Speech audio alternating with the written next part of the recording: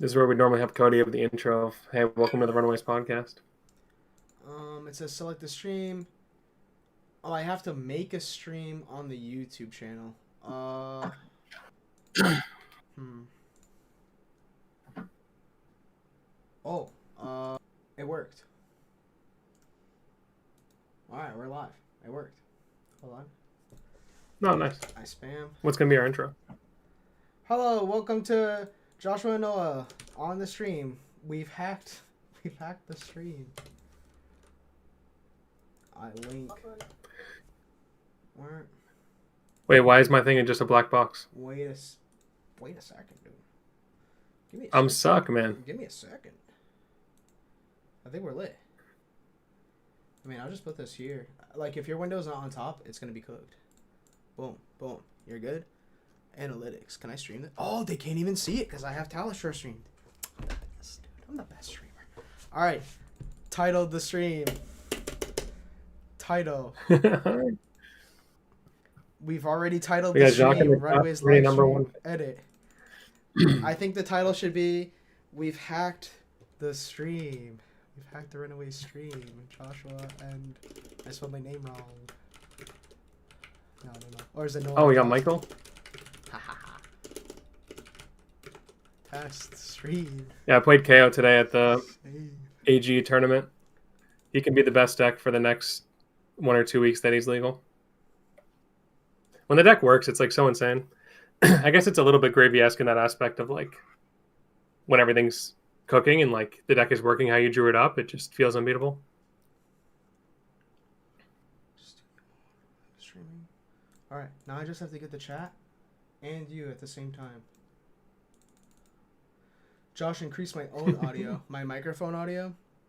No, it's louder? Okay, thank you. Let's see. Wait, is that a mistake to increase my audio? Think about that. OBS says I'm maxed. Maybe I just need to actually talk, then I'll be scared.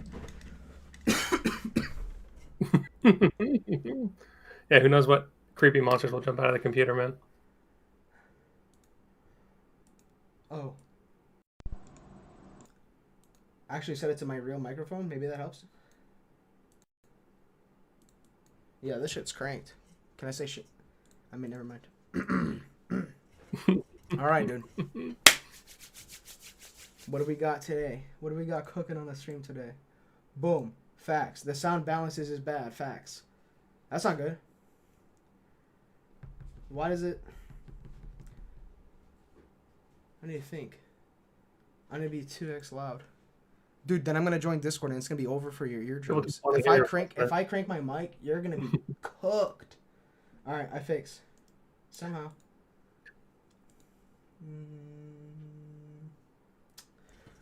Does...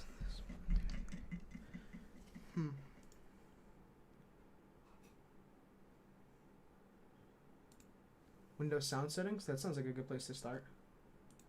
Oh, you know, I did get a new computer. Maybe I'm actually quiet. Well, they're telling me I'm quiet, so I must be quiet. Input volume is 100. Microphone test. Volume is 4%. What? I'm testing my mic. 4% is outrageous. Volume 16%. Why is it saying this?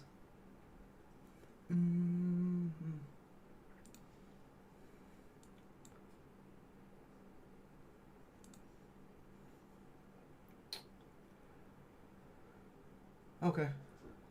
I don't know how powerful a decibel is, but I'm gonna put it up by 5. God be with us.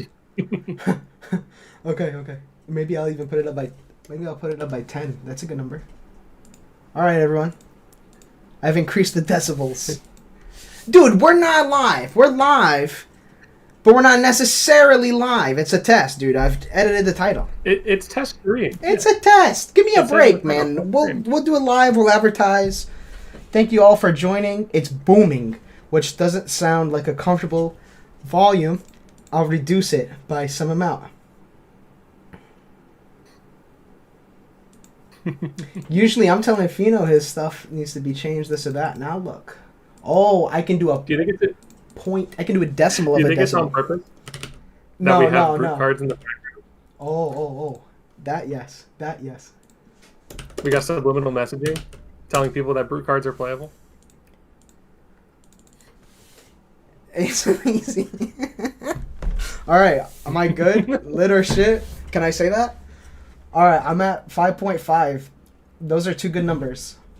Am I sounding perfect or what? Yep. Is that Eben? Did you play at the Connecticut RTN today? Derek was saying it was 40 people. It's pretty big. Josh stayed home and went to bed because we went to sleep at 5 a.m. last night. We went to sleep Played as Zero if... Flesh and Blood. Never mind, man. Never mind. It's the recipe for success. Like, when you go to bed at 5 a.m. and then wake up at 9 for the tournament, you know you're going to win.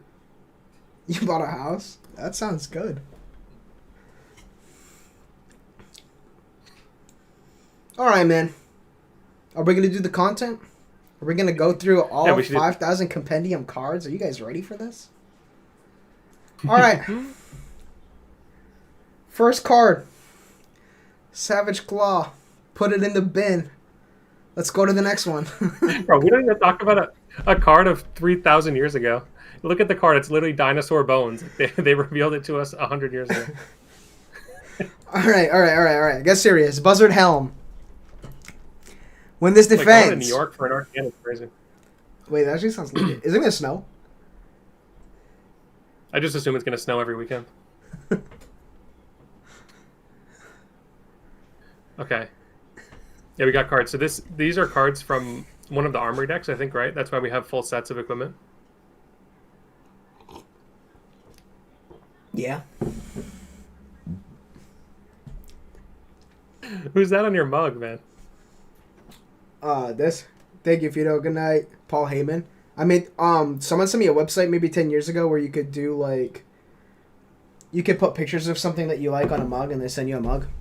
So I put Paul Heyman on it. He's from wrestling. Yeah. This is what you chose. He's a manager. Yeah. That's the Paul Heyman mug, okay. Man. I had to have it. Yeah. Buzzard Helm, dude. Focus, dude. You're not focused, man. Buzzard Helm. They're going to all leave the channel. Buzzard Helm, man. When this defends, draw a card, then discard a random card. If it has 6 or more... Huh? If a card with 6 or more powers discarded this way, it gets +1 this turn. Are we playing this or what? I think It's when it defends, so you're not proccing any value out of your heroes. Like, you're not making a might, you're not intimidating them. And you already have the KO specialization hat, which is just temper 2, no drawback. So I could see this being good. Like, there's some times where you're down horrendous and you just have to, like, draw discard with Skullhorn to have a playable hand, but surely you just build your deck to be good and you don't need an effect like this, so. You can draw and discard the miss on their turn so it doesn't mess you up when it's yours. It'd be lit, dude. Yeah, or you could go up to 2 misses. And you don't get +1. Yeah, this just seems terrible. This is good. This one's good, yeah. I like it. What are our other options? Just the block card? What are you laughing at, man? No, you put the card on the screen and say, this is good. This is good. They should know it's good. Look. What more do you want? Guardwell. Is that even... I don't even know how this works, dude. Guardwell. You just block 2 one time and it stays. It's like Battle Worn. But it's not. Yeah, Predatory Plating does work with Hellhammer. This is pretty cool. It's like in Leviah, you just get 2 block, and then no matter when you want, you just get a resource. So it's just like strictly OP Blossom of Spring in that you get 2 free life. It's a classic Leviah, just like having a bunch of free life and then still being trash. This is cool. Yeah, this type of a card where you're getting Spellvoid 3, it makes me a little bit nervous for the format if LSS thinks that you need to have Spellvoid 3 on your equipment in order to survive against a wizard. Like, they think that you're doing that much damage, because Spellvoid 3, and we'll see this effect as we go through more cards, is repeated, and I don't think we've ever seen that before on a card, right? That's true. Spellvoid 3. I mean, we've had, like, Ward, but... Yeah, that's true. Like, this just seems like an insane sideboard card. Especially in context of, like, if Wildfire continues to exist in the format in some way. Like, Spellvoid 3 on the Wildfire is insane. Yeah. Shamanic shin bones. Yeah, these are the shoes of disrespect. You can play them, but I'm playing these. I don't know. Yeah, I mean, if you want to play Null Rune Boots, yeah, you might as well just play these, I guess. And here's where the They good fit the cards class. go. We're gonna get some crazy brute cards that revolutionize the class. And I'm not gonna say this. I'm actually above this. Well, you want to do the Scara strapping doesn't actually have AB. It's just only spellvoid. So like well, the idea is like if you like play a card that has a discard for cost, like or not discard for cost, like you just start your turn by pitching to play a card. You've pitched a card already, so then your spellvoid is turned on. If you get to attack with your boots, yeah, that'd be lit. They make some like ways of throwing your equipment as a brute. It's kind of funny.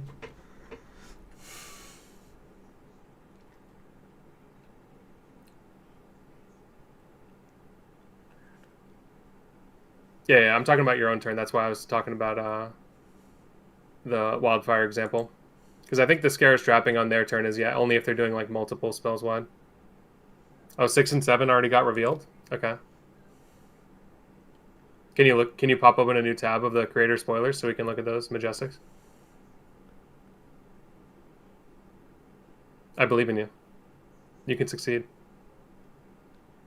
Aren't they usually just here on your spoilers? Scroll up, bro. Scroll up. Oh. Scroll up on the page, foo.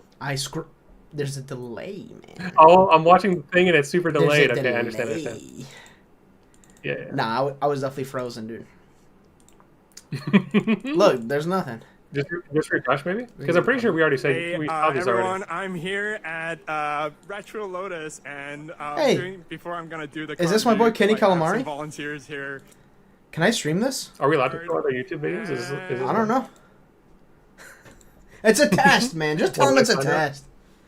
Background noise from my mic. It's silent. Lay down the challenge. Oh, we can't read this. I can read it. Well, I mean, I can't read it, but We I already can't know read what it. it does. Okay. We've seen it. We're Intimidate just target hero. What's up? You want to be a person of reading? You can be a person of reading. I was answering the question, but you were reading, and then we said the same thing at the same time, so I'm just letting you go first. Okay. Intimidate target hero. I'll mute the Discord call. Dude, we're getting so much helpful advice. Thank you.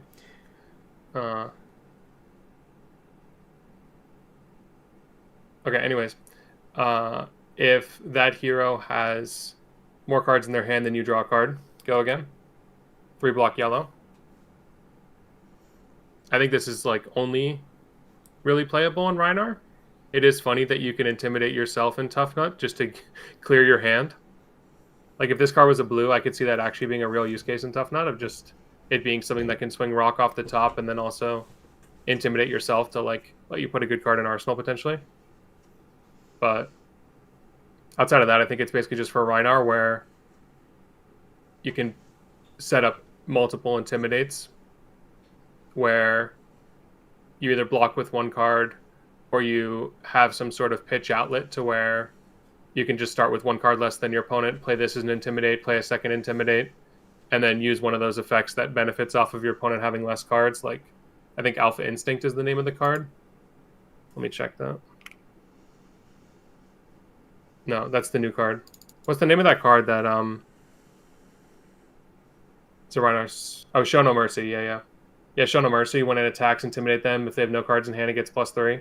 Something like that, just stacking the intimidates and then getting the benefit. I think would be really, really strong. But it's still Rhinar, so it's still bad. I can see. This one's lit. Your eyes have been opened. Look at this guy. This one's lit. Okay. Yeah, you talk about this. Tell me why it's lit. This is lit because look at how many birds are in the picture. 1, 2, 3, 4. And look how many fingers he's holding up. 3. Wait, there's 6 birds. Maybe in 4. Why'd you stop before? Oh, there's 6 birds. I can't see. I can see. 6. Okay. It's a test stream, man. All right, redo. So, this card is lit because there are 6 cut that part out. birds. Huh? We'll cut that part out in the post, you know? No one will know that you said 4 birds. But look it. Look how many fingers he's holding up. Focus, dude. 1, 2, 3, and what is this? What is this half of a finger? Because the expected value of this card, X, is 3.5, dude. Look how many fingers he's holding up. 3.5. Coincidence? Okay. Yeah, I didn't see that one. But come on, man. This card has to be a reasonable blue to play in RKO. If you're going to throw something with what? They only have that one card that's 2 power. Aren't blue's rates just 1 anyways? If you were going to throw a blue and use your hero power on it, this is probably a good choice, right? Yeah, it's interesting they chose this as the artwork when it seems more like an RKO card for sure. Yeah, Sure. I've been about the Intimidate card. I think you can definitely like arsenal it if your opponent is choosing to like you suss out in the first couple turns your opponent is just choosing to not block, and then you kind of like surprise lethal them by just intimidating them in the middle of the turn after they took some damage. It could be interesting, but it's definitely a risky card because if your opponent just decides to block when you're doing that, you're kind of just like screwed. But yeah, this Reckless Arithmetic, I think it's one of those cards that it's hard to justify putting in your deck because it's just weird. And it seems strange to play a card based around like rolling dice. But if you think about the actual EV, it's kind of like when Hamilton was playing KO. Like he rolled scabs a decent amount because he plays around math. And yeah, playing this card Reckless Arithmetic, like the math on it is actually not terrible in RKO, but it seems scary to do in like the finals of a Pro Tour. You're like, yeah, I'll attack with Reckless Arithmetic. That'll be the key to success. If your hand is all blue, though, this has to be okay. I mean, if you can't just block. Don't you think this is fine? Yeah, I mean, it's going to be like similar to a Flex Strength, right? If you think about the idea of a Flex Strength is your... it's like 2 base power and then gets increased by 4. No, by 3. Yeah, it gets increased by 3. So if you think about that the curve of that card, Flex Strength is 2 base gets +3. This is 1 base that gets +3.5. So if you can make the cost curve work out to where you can like use the resources better, maybe you have multiple vigor tokens, then this will be like equivalent power level to Flex Strength while actually having high roll potential. So nothing to like write home about or like make you want to sign up RKO for the next tournament, but it's definitely interesting.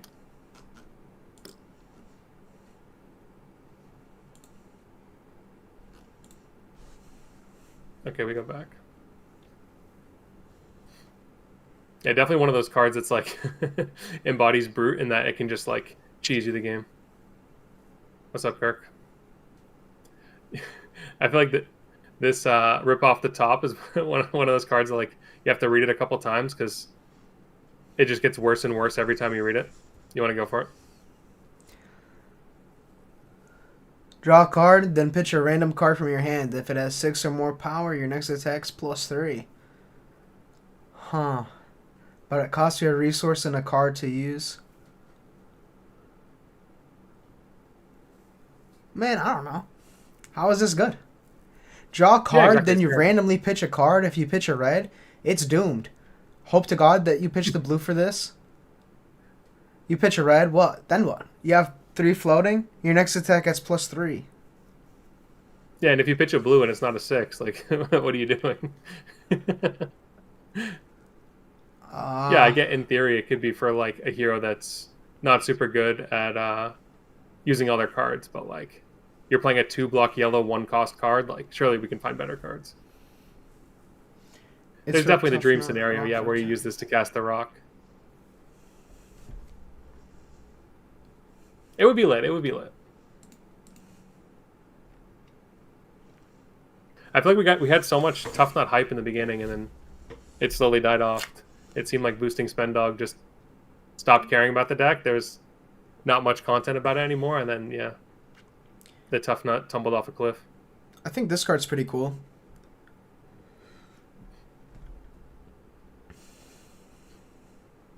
Yeah. I don't know, man. Talk about the art or some shit. Like, there's blood splattering everywhere. Can you say that? It's extremely gruesome. All right, dude. It's a Rhinar card. He's on the card. Look. Rhinar weapon. What's this called? Romping Club. It's lit. If you've intimidated, it gets go again. What more do you want? You can't discard Blood Rush. No Wild Ride. Just aggressive pounce. Use it with the chest, maybe? Who knows? It's definitely going to go crazy on a Blood Rush turn, right? Am I true or am I false? True or false? And it comes in a cycle. Do you think you can play anything besides the red? I don't think so, right? If you're Eugene, you can definitely play the blue. But I think you can't play anything besides the red in the real world. The concept of having it go again in Brute, that's... Wait, one sec. In Sage, you smell fear into this, into whatever else. It's nuts. Okay, I could see that. Yeah, I think just like one of the best parts about this card is that it lets you be a little bit greedier on your 6s because you don't have to do like a Wild Ride or Bare Fangs or something like that. Like, there's no mid-turn RNG with this card. You can actually like structure out your whole turn and go wide. I'm not sure in Sage how much you benefit off of going super wide in Rhinar. I feel like you'd rather just stack a bunch of Intimidates and come in super fat and like they can't block it, but it could be interesting for sure.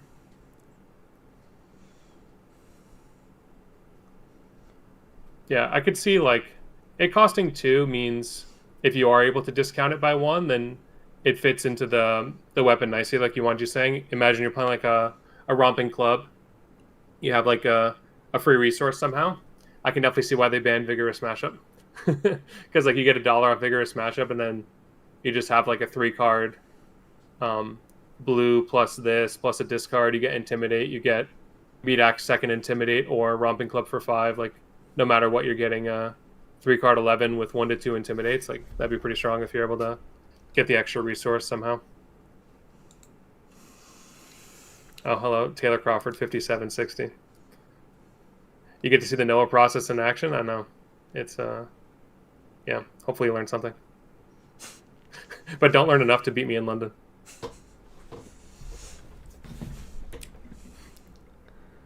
Dude, I gotta get used to this whole like stream being on a delay thing. You want me to stream it to you? I can just stream it to you. Yeah, it would be more lit. It would be more lit if I could see your face in the Discord or something, just so I know like when you're reacting. Yeah. Okay. Does this goof it up? Yeah, it's completely goofed. No, I've disappeared. No. It's good. Okay, wait, I'm back. To the viewers, they don't know. It's magic. Oh, they never knew? To you, you can maximize. Can you see? Yeah, I can see better now. And you can see me in real time. Yeah, it's beautiful. True or false? We're in there. Oh. Yeah, true. All right, dude. True or true? Bear hug. Look at the art. Look how happy he is to see Maokai from League of Legends. How is this any better than High Pitch Howl? Wrong one. What's the other one? Rough Up, where the guy's like punching him. Rough Up. It gets +1, but you already have to have the card in your pitch to be 6 or more. Play this only. So it's way worse than Rough Up and KO. Yeah, it's way worse than Rough Up and KO. And it's probably worse. Yeah, it's just definitely going to be worse than Rough Up in almost every situation, unless, I guess, into Prism it's slightly better, because it's a natural 7-popper. I'm assuming Prism won't really be a force in Sage, though. Like, the other illusionists seem pretty strong, but I don't think Prism has a place from what I've seen. Like, her common weapon is just so atrocious. I don't want to talk Bro, about I gotta say something of confirmation.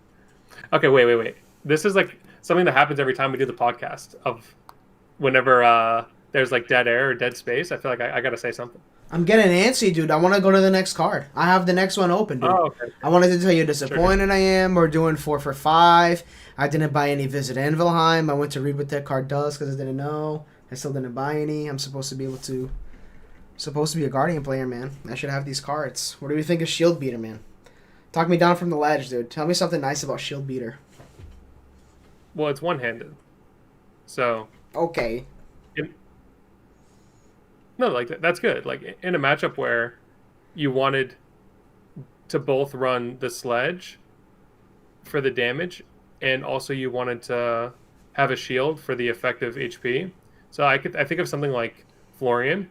Like if you're obviously Florian's is LL, but imagine you're a guardian into Florian. You want like the deck damage aspect of being able to swing, spending no cards from your deck and taking 1.67 cards from their deck. Sorry. But yeah, you want that power, but you also want, if they do happen to step on the gas, you are able to have a shield. Like, especially you're able to have the Stalagmite. Stalagmite's like one of the best cards ever, so this I could see making some sense in Yarl.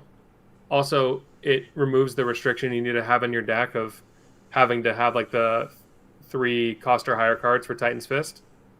So I think this card's like actually not that bad, especially in Yarl too. I'm thinking where you have access to Coronet Peak. It's like between Coronet Peak and this card, you have Coronet Peak if you just want to spend a blue, and then if you have the extra resource from Tunic, then you can swing the hammer for 5, and then you also still get to play Stalagmite. So, yeah, I don't know. I think it seems pretty good. I don't know if we'll ever get Summit? No, Summit costs 6. So what? The point of Yarl is like, no, the point of Yarl is like you play Tunic, and what else are you using Tunic on? Your 4 power attacks. 4 cost. If you're attacks? playing 4 power attacks, you've lost. Come on. 4 cost, man. 4 cost. I think Seasoned Savior is like, it's a cool card, sure, but now you're playing a card. When you start playing Seasoned Savior, you're basically playing Olympia, and I mean that in a derogatory way. No offense to people who play Olympia, but like, you're going down the rabbit hole of, oh, like, I'll play these bad cards, and then I'll hope to have this payoff when you could just play good cards, and it's fine. Like, I think you can just basically ignore the whole Visit Anvilheim. Maybe you include it in your deck as a new blue 3 block that you cast like extremely rarely, but it still exists in your deck. But I think the whole concept of like being Tekla and equipping Evos, or like being Olympia, changing out your armor, just like your game plan is to get more equipment block, is kind of like a meme. Like, you're taking damage to get equipment block. I don't know. It's like, doesn't seem that worth to me. You think if you're playing Guardian Mirror, you would sacrifice the point of value, because if they were going to block it, they'd have to give you 2 cards anyways just to have a shield, and the shield's only going to heal you 3. That's worth. That's something to get excited about. Yeah, I think it's a new card that, dude, okay. How long have I ranted about the fact that there's no weapons in this godforsaken game? Okay. Like, we need weapons. Okay. They finally gave us a weapon that's different from the other weapons, right? But look at the rate, man. 4 for 5. But 4 for 5 is fine. Okay. Because in reality, you're playing this in a deck where you're playing like 3 cost attacks or 2 cost attacks or whatever, and you're just going to be able to convert your 2 cards into normal abilities, while on your Tunic turn, just being able to turn your Tunic into 5. Like, but we can turn it into 6. Sledge, and man. then you stack 3 life. Fuck it. I don't know, man. Let's go to the Enclosed Fire Mine. I don't want to go to Enclosed Fire Mine. Let's go to Magmatic Carapace. Whenever you play an aura, tap this, pay a resource, make a surge. This is good. We've known this is good. Can I say that? I don't know. It's the test stream, dude. We're testing it out if I can say that or not. Okay. Yeah, the Carapace we've known about for a while. I think cards with Carapace in the name are like known to get banned. So, true. I have high hopes for that one. Volcanic Vice. Yeah, Volcanic Vice. Yeah, same as the thing from before, except your opponent can actually respond. It kind of has the same problem, I think, as the other one, where if you're creating a surge on your opponent's turn, outside of Majestic and higher cards, I'm pretty sure it's only cards that trigger when they defend, which means you probably would have already taken whatever arcane you're going to take, except into exactly Acilio. I could see this card being like pretty crazy into Acilio, where you like block with Crash and Bash, make a Seismic, and then they do like, their whole combo sequence and end with a big arcane finisher, and you're just like, okay, spellvoid 3. Like, that just seems insane. I have no idea how popular Cilio would be, but we'll see some cards later on that, that make you at least a little bit interested in the Cilio. In comparison to the Brute card, you could pitch, if they're going to spells Y for whatever reason, you could pitch and make use of it on their turn. Outside of the Majestic, can you help me think of some ways to make Seismic Surges on my opponent's turn? Click back to the chest. The chest is only on your turn, right? No, it's whenever you play an aura. Yeah. So like for example, you could do like the Pleiades aura. So you could like play out not Pleiades literally, but you know what I mean, like the Pleiades cards from Super Slam. The whatever it's called, Aura Suspense. Yeah. Like you could play out a Suspense aura, tap this, make a surge, and then now your gloves are online. That seems like pretty reasonable. I think almost everybody who plays Guardian was playing the 3-cost blue aura, Edge of Their Seats, as just like a good blue to convert your hand. So maybe you end up playing more, you play this chest, and then it ends up working out pretty well. I just read this and I did not retain. Now I understand. I guess this is a great example. The one that prevents 1 damage could also be pretty solid too. Yeah, if you're playing like actual Pleiades, I could see this being like a pretty sweet equipment loadout into an arcane matchup where you're just kind of like loading up on defense. Especially if you just end up playing that chess piece into like everybody. Okay, we can go to shoes, yeah. CC playable. True or false? If you play the chess, you can convert the 2-cost aura for the floating to surge. Yeah, that's true too. Yeah, exactly. Yeah. It just makes your 2-cost auras go better. And then you actually can fork your opponent as well, because you can have the situation you want to enter into is you do some attack with 2 floating, and then they don't know if you're going to pummel or do the aura. So like playing the 2-cost auras is actually pretty lit. Assault boots, yeah, I mean, just it's vanilla. It's good. Like Guardians have good shoes if you have the ability to make seismics. Do we have this? I think almost every Guardian can, if they want to play that card, they can figure out a way of playing it. Like they can just tech in some of those like 0-for-4 blocks that make the seismics. Are we still missing that card? I don't think we have it yet. That's a Kevin Factor Cap.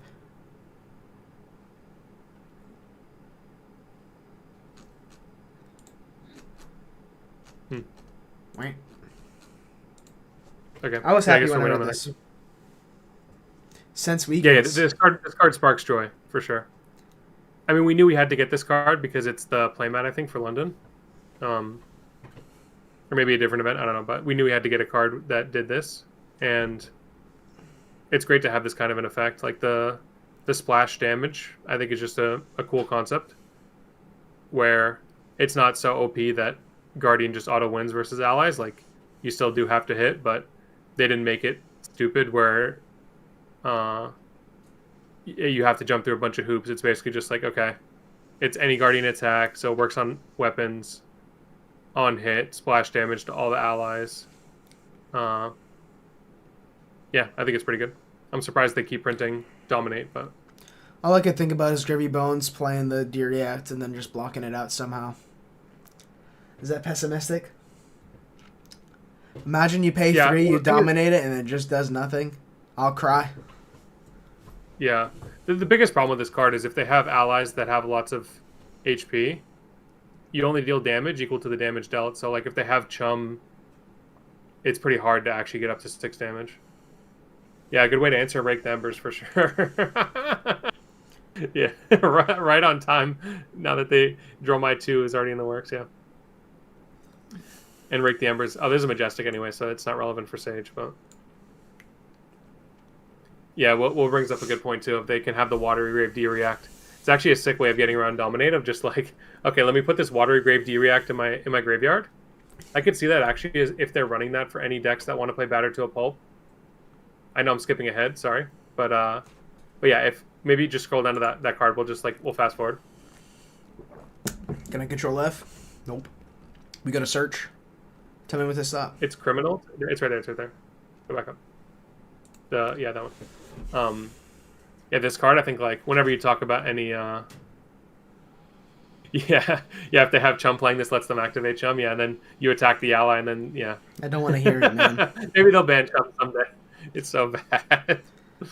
Uh, so yeah, I don't know how much that's going to be good into Gravy Bones, but for ally decks in general, it's nice to have. It's just nice that card exists, but yeah, it'll probably make no impact.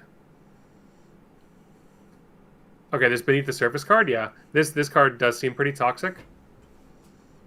Yeah, the fact you can discard it to Chum is a little bit ignorant. I don't know if that's like apparent on first glance, but yeah, you just like any Watery Grave card can be discarded to Chum. Like you can discard the potions, you can discard this. It's a yellow, which means you can discard it for your effects that care about yellows. You do want to take note of when you're either playing Gravy Bones or playing against Gravy Bones, the cards that care about Watery Grave versus the cards that care about allies. I'm pretty sure. Let me look this up real quick before I speak out of turn. Yeah, so like the Jittery Bones cards, those just care about Watery Grave. Let's see, Jittery Bones, Restless Bones, they care about just Watery Grave. But I think there's a couple cards that care about specifically ally. Listen to this. I had to search it before I looked dumb. I had to search what Gravy Bones does, right? If a blue card's put in your graveyard this turn, you can play cards with Watery Grave from your graveyard. So while this does have Watery Grave, don't we still have to meet the condition? Yeah, the idea is you just click Gravy Bones, and then discard a blue. Like you click the Gravy Bones pop a gold ability. On your opponent's discard turn? a blue. On your opponent's turn, yeah. And then now you can just invoke this out of your graveyard. And then on your turn, there's actually a downside? Gravy Bones has a downside? That's what you're saying? We're going to do this OP thing, but then you can't Gravy Bones on your turn. Is that fine? No, I'm saying this is like ridiculously OP. If this card's good. Like, you're just basically saying like, okay, as long as I have gold and I have this card in my graveyard, any Guardian trying to do like dominate stuff, it's just never going to work. So it's doomed. Well, it's doomed if you want to employ that strategy, I think, and the Gravy has enough gold. Okay. I like the picture. They're in Mountain Why Dew. is this live stream not coming up for Fab TCG? I have no idea. Maybe because it's a test stream and it's not Flesh and Blood in the title or anything. Maybe put like Flesh and Blood or Fab in the title. Okay. Hook it up, Chief. I edit. Flesh. Oh yeah, I guess you can be ignorant too with Blood on the Water.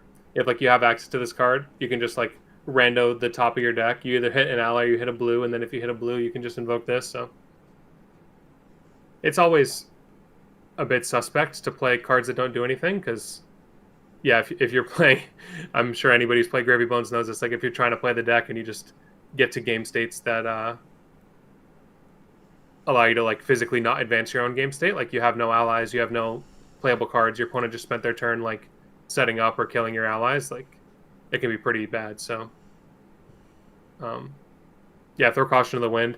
There's also that if they happen to close the chain, that card that you used to play against KO, Hold the Line I think it's called, like D-React, you may just want to consider like instant speed blues as ways of enabling this card. I think you definitely don't want to get too cute with it.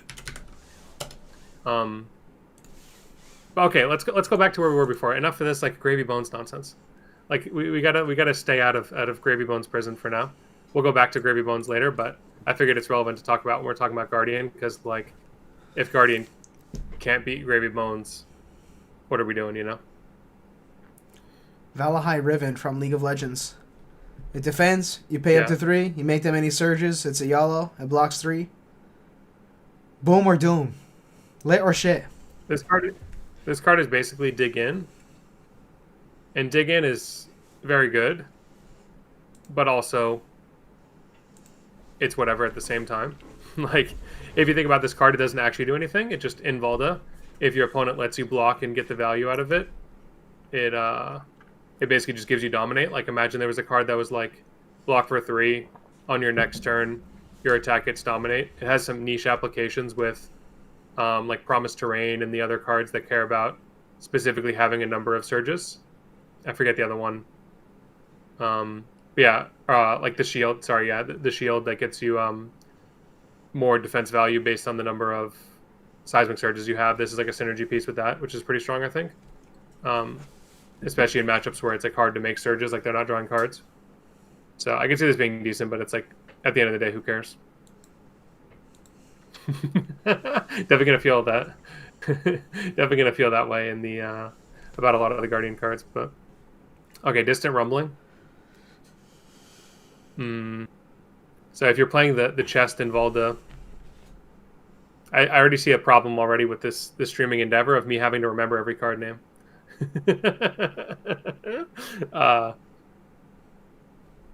Earthlore Bounty? Yeah, boom. I'm the best. Are you able to move the face cams down to the bottom of the screen? Sure.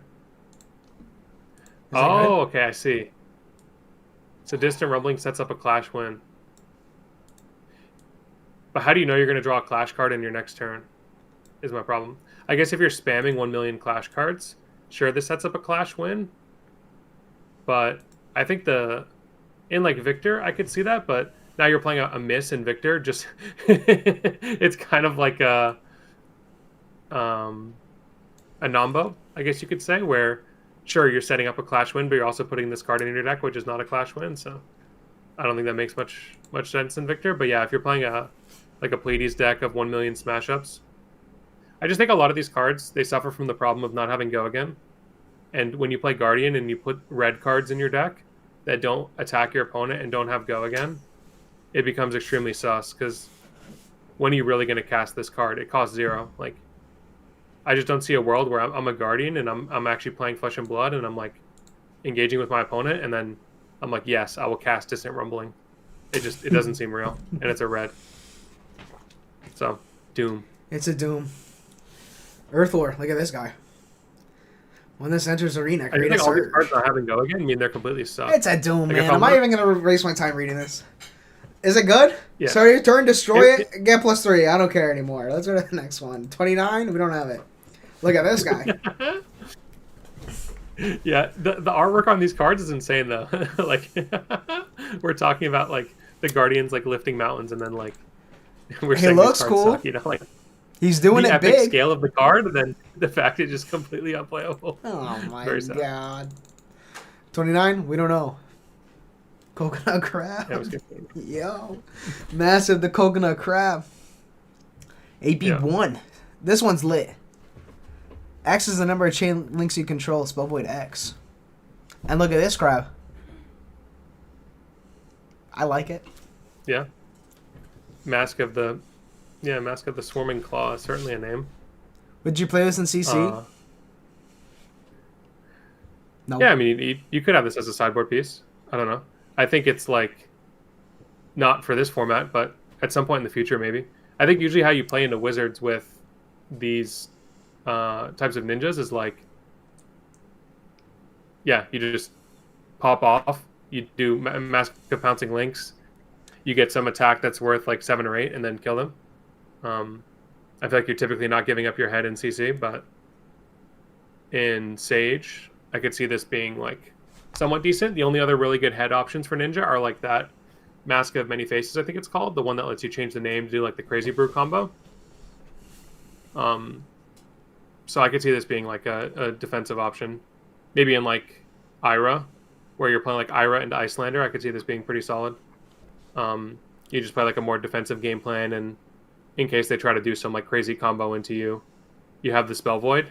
And I'm pretty sure the way that the Spell Void works is that it works through Frostbite. So like if they try to do like a big Ice Eternal combo on you, you still are they're gonna have to do it early, in which case you have cards in hand, or you're gonna have chain links. So yeah, it's interesting. Definitely not CC playable, but Sage fine.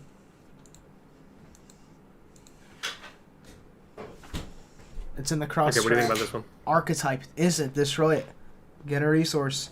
Activate if you've hit 2 or more times this chain. I mean, you get a resource and you get AB1. That's pretty good, right? That's like 2 cards in 1, but it's just for Ninja. You can play Blossom of Spring, or you could play Null Rune Robe. Would you do that? No. But if it's 2 cards in 1, I think you play this. True or false? But you can't. And you Sage. Can't, play this. And Sage. But you can't. You can't play this as your primary equipment. It's just a sideboard piece, right? Agreed. But it's better than Null Rune Robe. Against a matchup. Yeah, but didn't they already have the Edge of Autumn one? Whatever that thing's called. I have no idea what that is. What's it called? It's in the Aaru deck? I'm looking at it right now. Robe of Autumn's Fall. When an Edge of Autumn hits, destroy it, get a resource, AV1. So it's like, this is a very small upgrade. Obviously, it's better if you're playing Kodachis, right? Where you could never enable the Robe. But yeah, this is like, whatever, who cares? Sure, slight upgrade. Move on.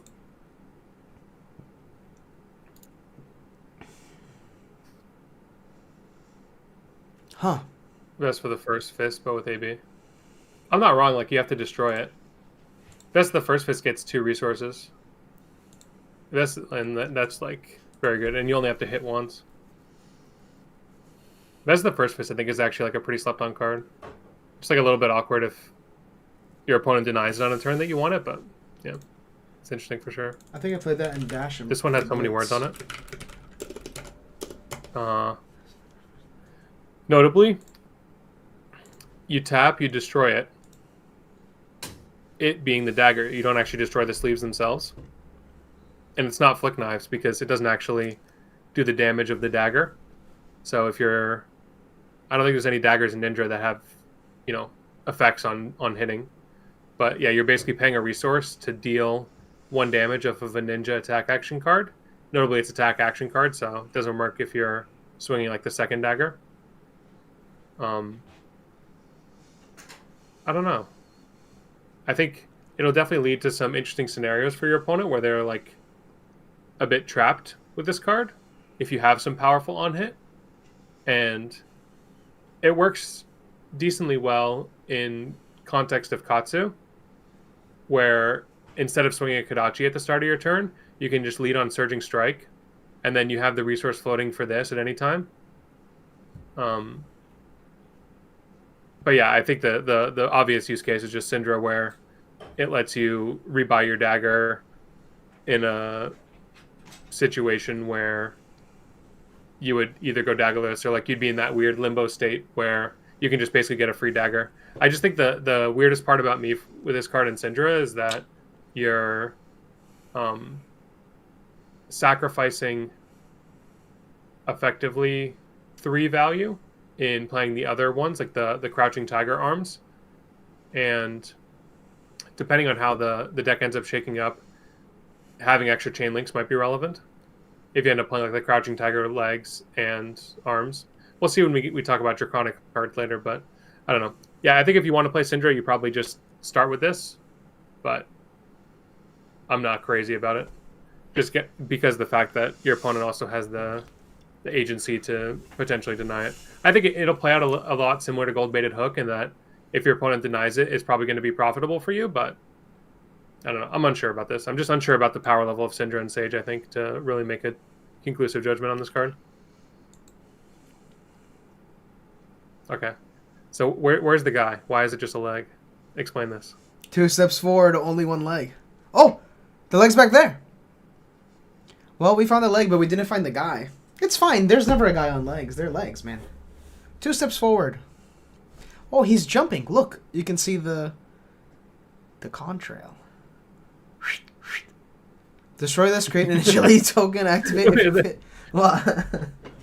It was a perfect moment to make some noise.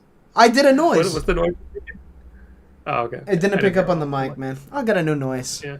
This is the test stream, man. When the real stream comes, I'll have a new noise.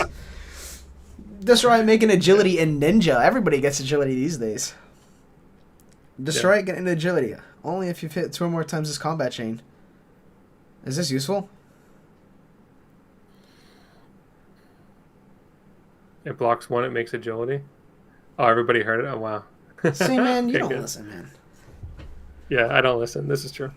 We've known this. 1 second. I gotta open a beverage. I'm thirsty. And I'm gonna need a caffeine as well. What's the Ninja doing with the agility? I guess you could start with Snatch. That's cool. If you can hit twice, and then set snatch. Make an agility. Is that cool? Sounds cool. It's just, I think that the Tiger boots are too strong. Unless they address those boots, like if they deem that the Tiger suite of equipment from the Ira like Professor deck is too good, which I don't think it is too good, but if LSS ever thought so, then I think, yeah, we could swap to some of these, but for now I think Pause. just like on demand, having Battle Worn plus a Tiger plus like Tiger buffs, like I think that stuff is just way too strong. Shane thinks this card's playable, but I think it's not good. Shane Vengeance.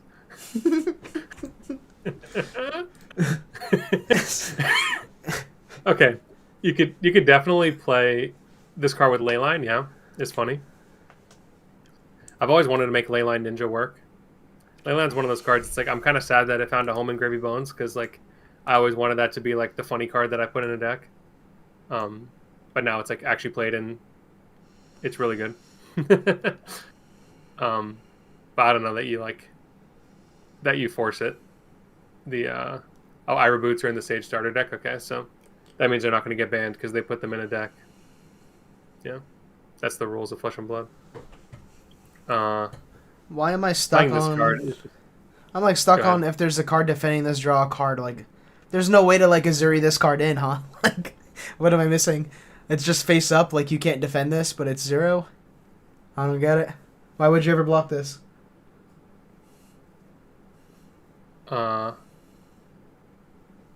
It's a 0 for 3. Okay, y'all got to explain why this is lit. Oh, it's called Vengeance. Is that relevant? A card with Vengeance in its name hits, you get back your Ira arms. Ah, okay, I see. Wait, so this is pretty lit. Okay, so because it's called Vengeance, it's lit. So it's interesting that they would print this in Sage. Like, oh yeah, Sage rare. Play it with Okana Scar Wraps Majestic. Okay, yeah, I see that. That makes a lot of sense now. Yeah, because Ira was hurting for more like those 0 cost blues. I at least see the point of why you would play this now. It makes more sense in my mind. Or if they ever come out with more like Anthem effects, I could see it being good. Yeah, just like blue 0 cost block 3. And yeah, you kind of like fork the opponent in the end game where like if you have an attack, react to threaten lethal, they have to now de-react this, but then you get to draw and then you threaten another thing.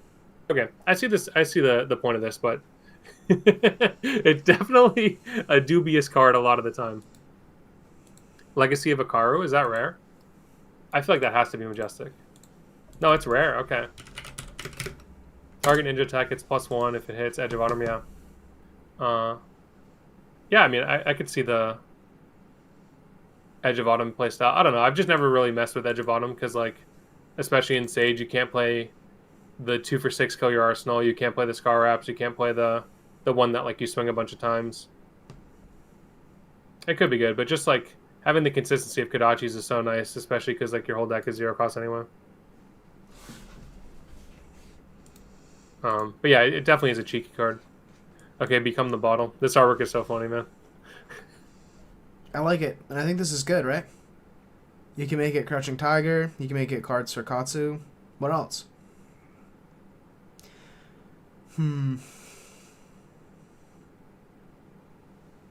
Is that it? Crouching Tiger? Make it Descend to Gust Wave? 100 wins? All those cards. What else can we do with it? Yeah, I think it's just Phoenix Flame. Okay, that's interesting.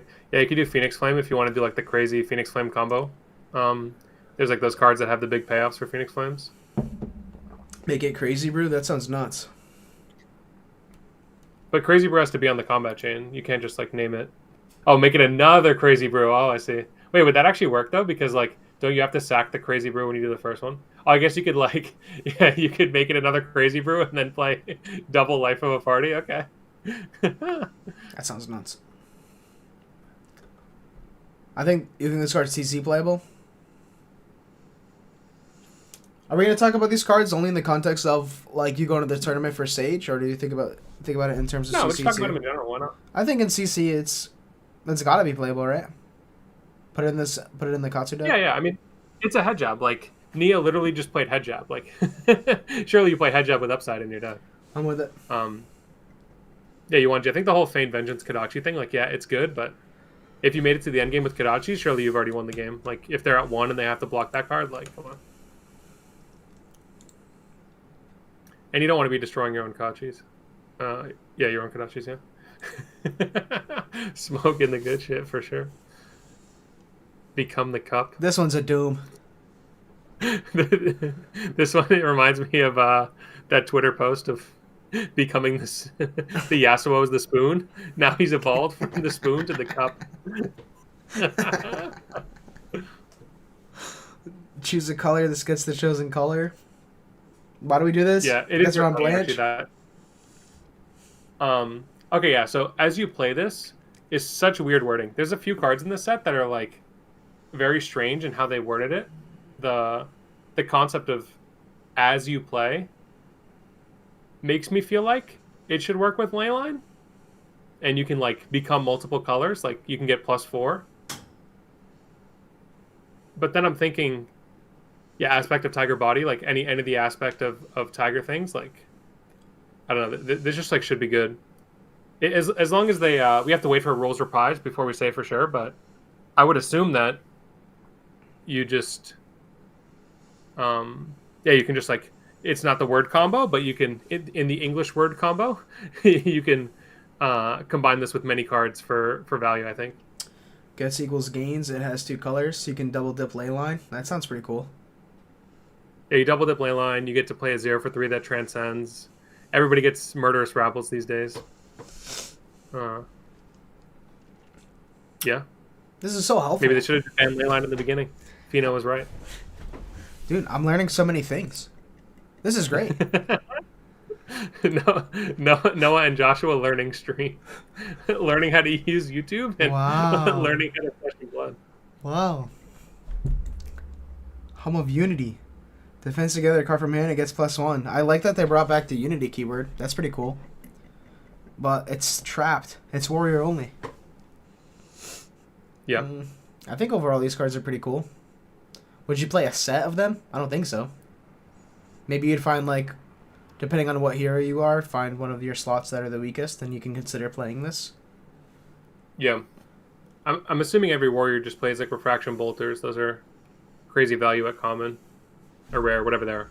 They're crazy value at Sage playable.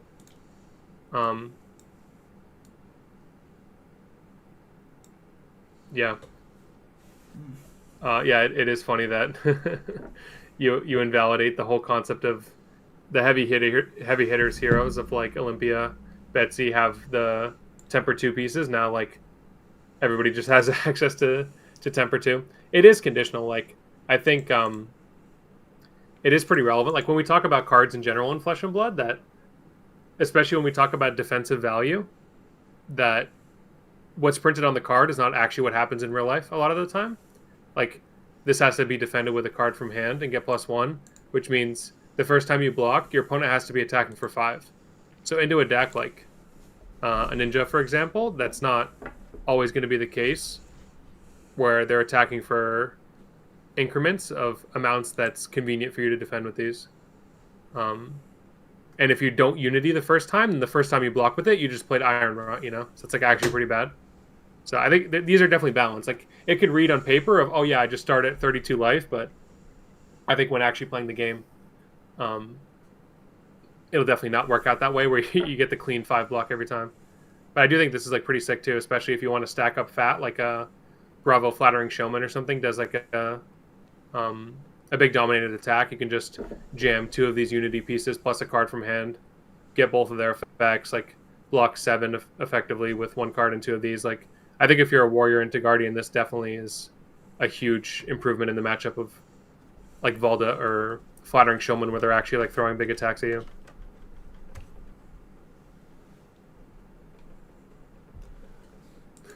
What's going on with your camera, man? Dan's texting me to like fix some stuff, so I was just trying to like. Okay. I guess I wasn't stealthy enough. 2 new cards you have to wait for. Rend Flesh. This doesn't look familiar. Until end of turn, sword hits. Remove a +1 counter from it. If they do, they lose 2 life. So when you read the cards that are warrior, 99.9% of them are completely unplayable dog. This fits into that 99.9% category. Come on. The fact you have to remove a +1 counter, like, you think, oh, I'm lit, I'm him. I'm going to do my Rend Flesh turn. It's going to be fantastic and fabulous. I'm going to do so many cool things. I'm going to hit with my sword 3 times in 1 turn. And then you realize every time you hit, you're removing a +1 counter yourself. But wait. So you're just like making your own swords worse. Doesn't Hala lose her, doesn't she lose the counter on Zenith Blade anyways? Who cares? Like, if you're going to pitch these to the bottom... We can't talk about Hala. Hala's not coming out until 2078. Oh my god, man. Just admit it, man. You didn't think about that. Just say it. Does she even lose all the counters? Or I didn't think about it on purpose. I intentionally delayed any thinking about Hala. Dude, it's warrior. Is that what her hero does? She definitely has to lose the counters, right? Okay, sharpen it. It gets +1. Yeah, remove +1 from the end of the turn. Dude, it's future proof. You get excited. They put a breadcrumb in for Hala. Okay, maybe this is interesting. I guess. Give me a break. You put them in a situation. It's the classic, like, people talk about. Oh yeah, like, you get them super low, and then every on hit just threatens lethal. But surely you already won the game if you got them to that point, and you're playing an attack reaction based deck. So, I don't know. I'm not crazy about it, but it could pop off. Target weapon. This card is just a complete meme. What are we doing, dude? we're playing two mana, get +4, or maybe get a counter. Like, come on. This one, yeah, I could see as maybe. You play this at, like, the blue is like another pseudo big reaction, I guess. Like, it's a 2 for 3. It's probably better than the card that they play now, Fatal Engagement. Sometimes people play blue copies of that. I don't know. I just think it's like, yeah, it's like overpower. Yeah. I'm still scared of Fatal Engagement from Heavy Hitters Draft. Aren't you scared of that card, dude? What if they have it?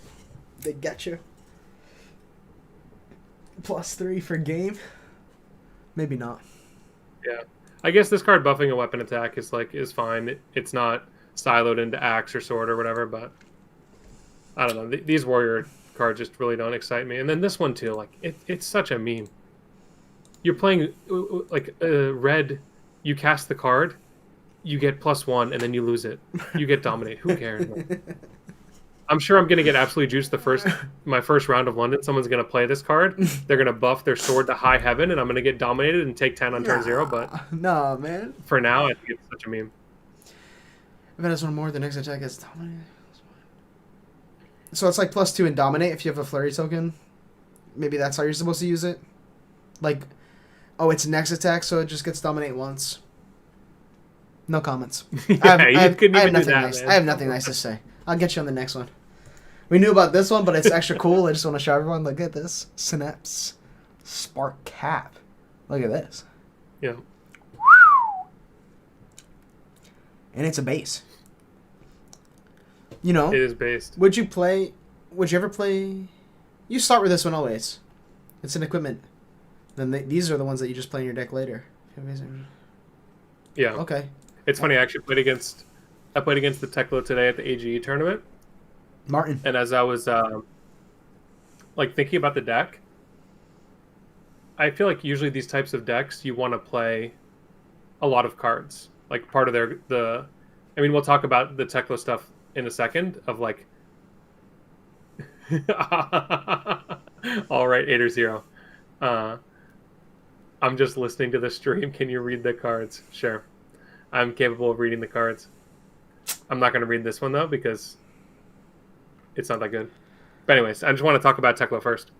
So, like, the concept of those fatigue kind of decks at like first glance is that you just jam like 70+ cards and you grind your opponent out with the eventually getting your whole, suite of armor online.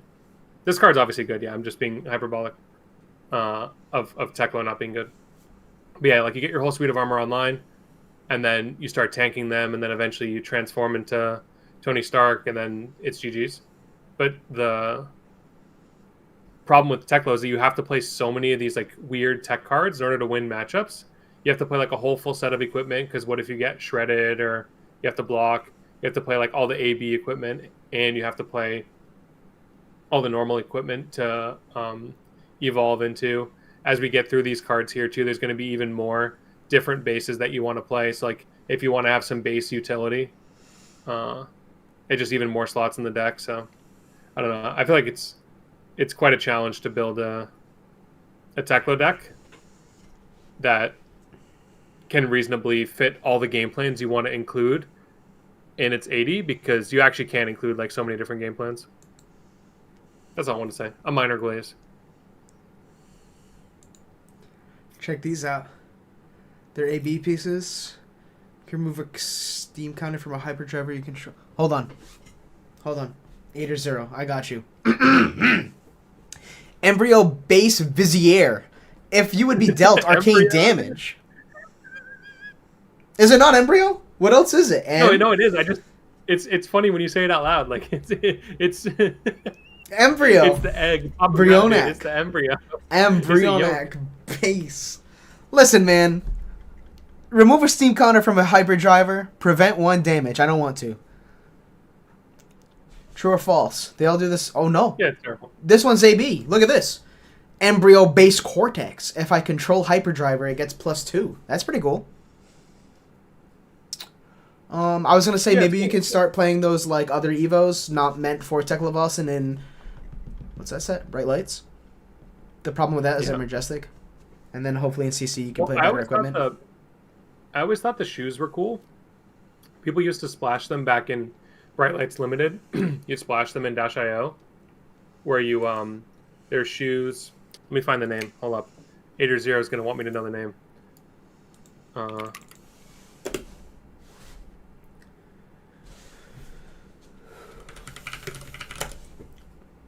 It gives you a quicken token. Not the Evo Thruster, are they?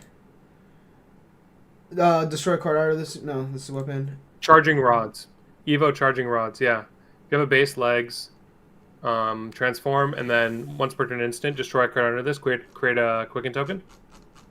And the fact that the Mechanologist weapons often are able to be shot twice is kind of sick. So. Oh, wait, you got a fan in the chat, Josh? What's up, Brett? Playing Prism. Oh, my friend Brett! Thank you for stopping by. Yeah, we did. That was still the best game I played that whole day. Thanks for stopping by, man. Nice.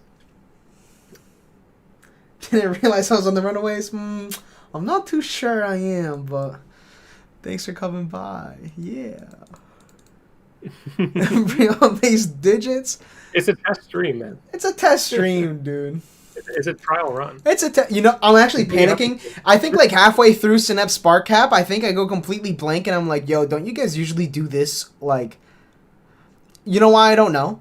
Because usually I watch you guys do this during the weekly podcast, no? Yeah.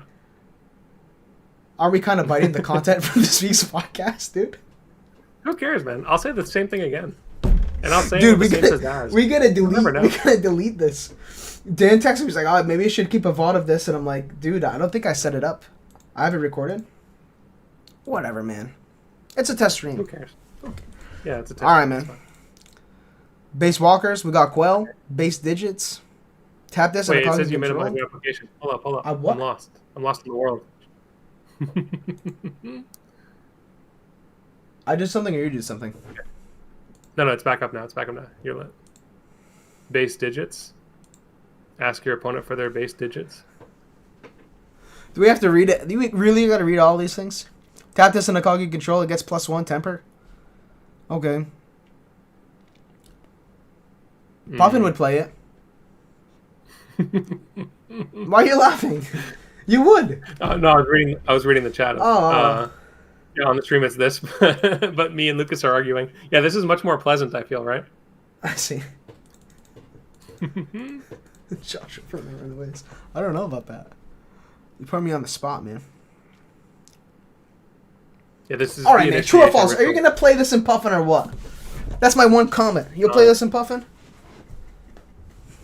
Well, I won't play Puffin, so it's hard for me to not? answer. All the great pirate cards we got. We can play Puffin.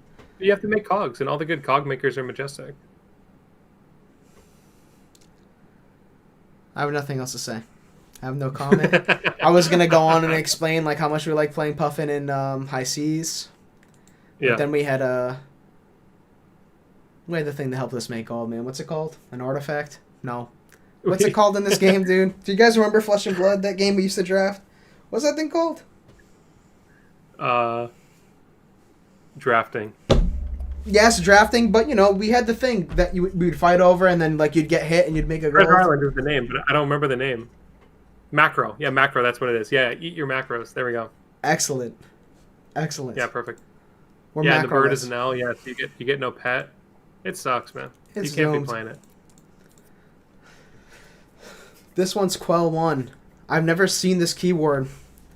One time someone had suggested we can just pitch your whole hand and just quell all 15 damage I was sending at him. I was like, alright, I believe you.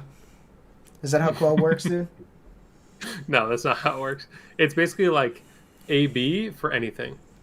Just Like once. you pay one resource to prevent one. It's looking doomed. Let's go to the next one. Yeah. Look at how sick this one is. We've known about this one for a while.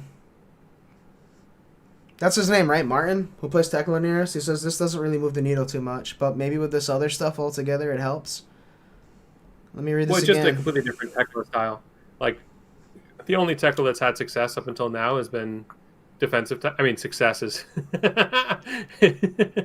putting it extremely nicely, but yeah, the only one that's done anything has been the Giga defensive Techlo. So this has to be played in the boost version.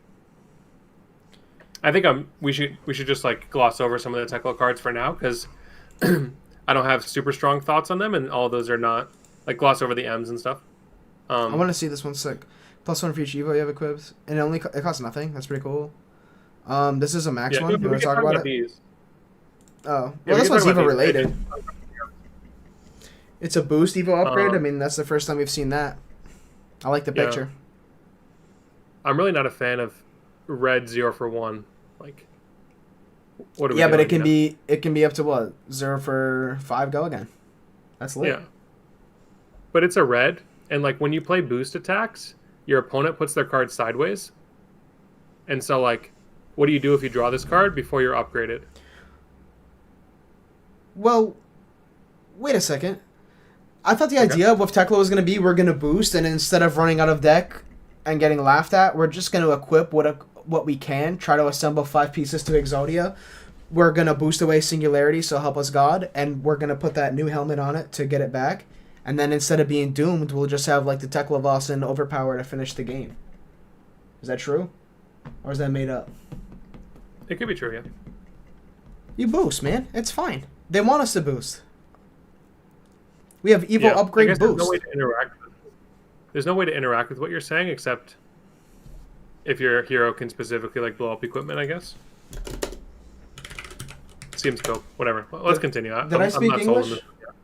What's that card called? It's a hat. It has a B. You put it on. It's a Come card on, for man. sure. Come on. That's what they're going to do. It's going to be lit. Techlo Voss and cards are gonna do bought that? out, man. Nope.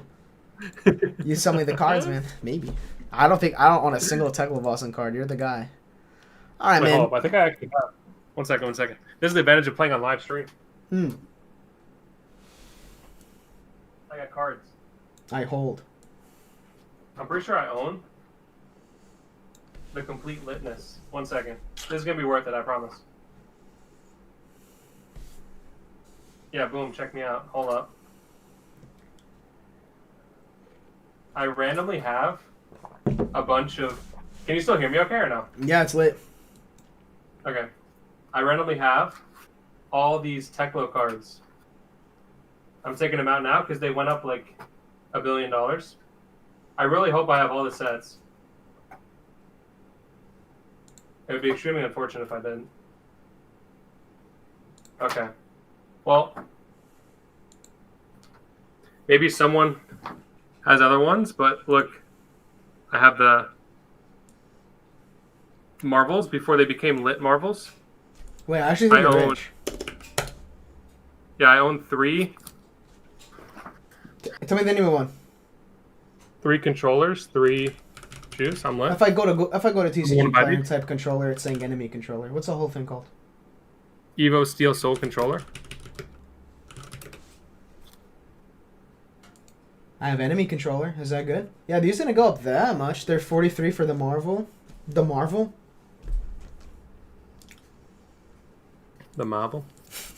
All right, man. Speed Demon, man. Focus, dude. You gotta focus. Speed Demon. This one's for 8 or 0, dude. Scrapping it. Okay. As an additional cost to play this, you may banish an item or equipment from your GY. If you control Hyperdriver, this gets +1. When this attacks, if it's scrapped Hyperdriver, create Hyperdriver with 2 Steam counters. I read it and I didn't understand anything I said. I know if Dan was here, he would point out one important note of you have to scrap a Hyperdriver, which means you have to start the game with Hyperdrivers in your deck. True. And if it doesn't scrap the Hyperdriver, then it doesn't get go again.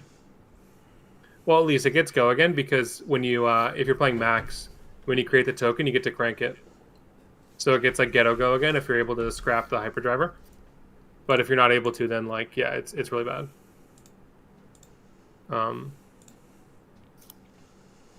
Yeah. But I think this card is like a very sick card. Like, if you're including Hyperdrivers in your deck, that's definitely one of the payoffs for it. All right. Check me out, dude. Yeah, like, definitely a super strong card. I think like it still is completely stuck. One sec, sorry, I'm still talking about the other one. I think it's still completely stuck to put Hyperdrivers in your deck, but this is definitely like a motivating factor to do it. Like, you get to play 0 for 4 that makes a new driver. Like, that's actually insane. And it doesn't boost too. One of the actual huge problems too.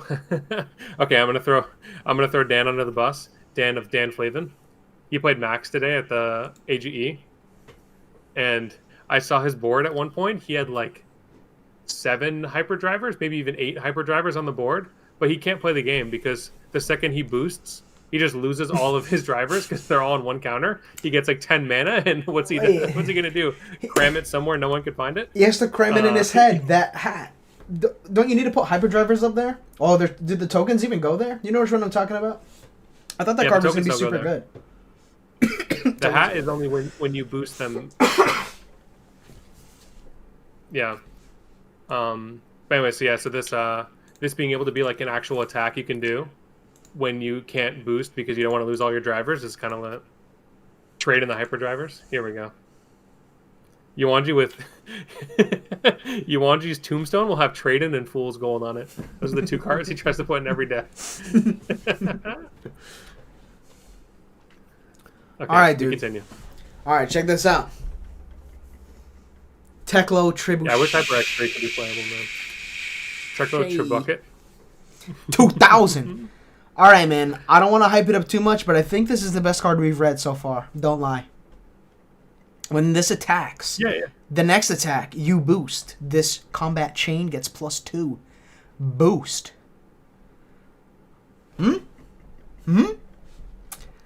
How about finishing the turn with Heist? That's pretty cool. And it's annoying. If you have a boom grenade up, isn't this annoying? Like, you attack for 1, who wants to block this? And then maybe putting the +2 on something that would make it awkward to block, like maybe attacking for 5. If you turn a 3-power thing into 5, isn't that obnoxious? It is, yeah. Any numbers like Once this. again, more classes with Murderous Rabble.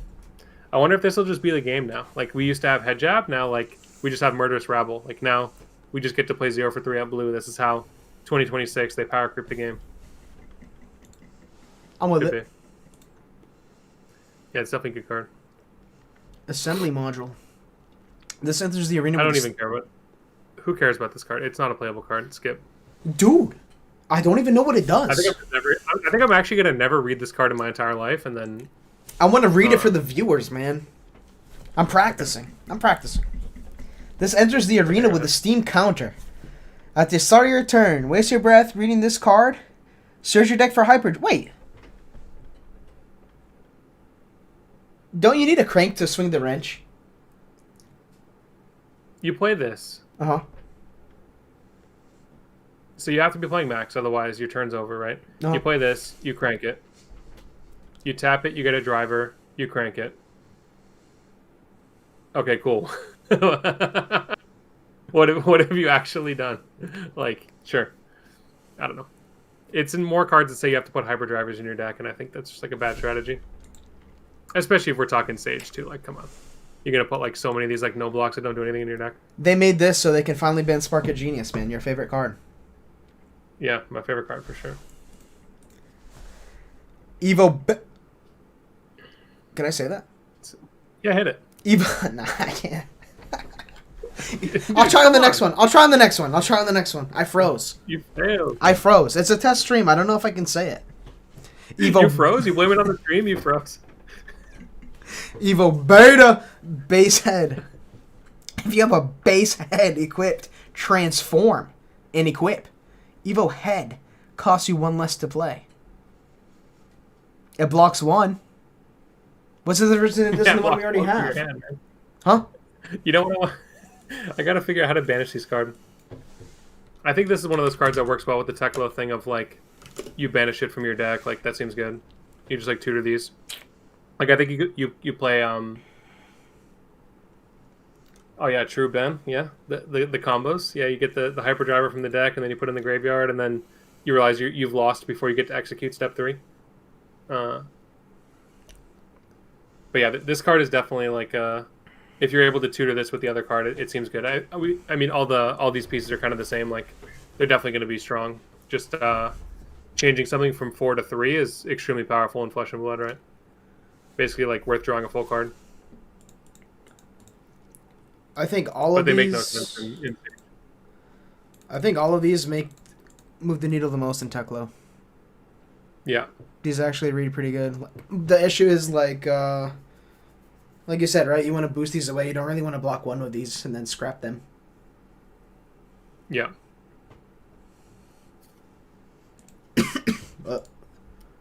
Yeah, I think they seem like just one of Yu-Gi-Oh style. Like you tutor them. Is the font size on the type line? Yeah, for real. You give it to your opponent to read. They pull out the what is the thing called? Wow, this would have hit if I remembered English. What's the thing you do to like look at coins? What? Like a loop? Yeah, you bring out the loop. You know, you whip it out. Boom, you got vision. That's what that's called? There you go. A loop, yeah. I'm learning so many things, man. Yeah, jeweler's loop. Thank you.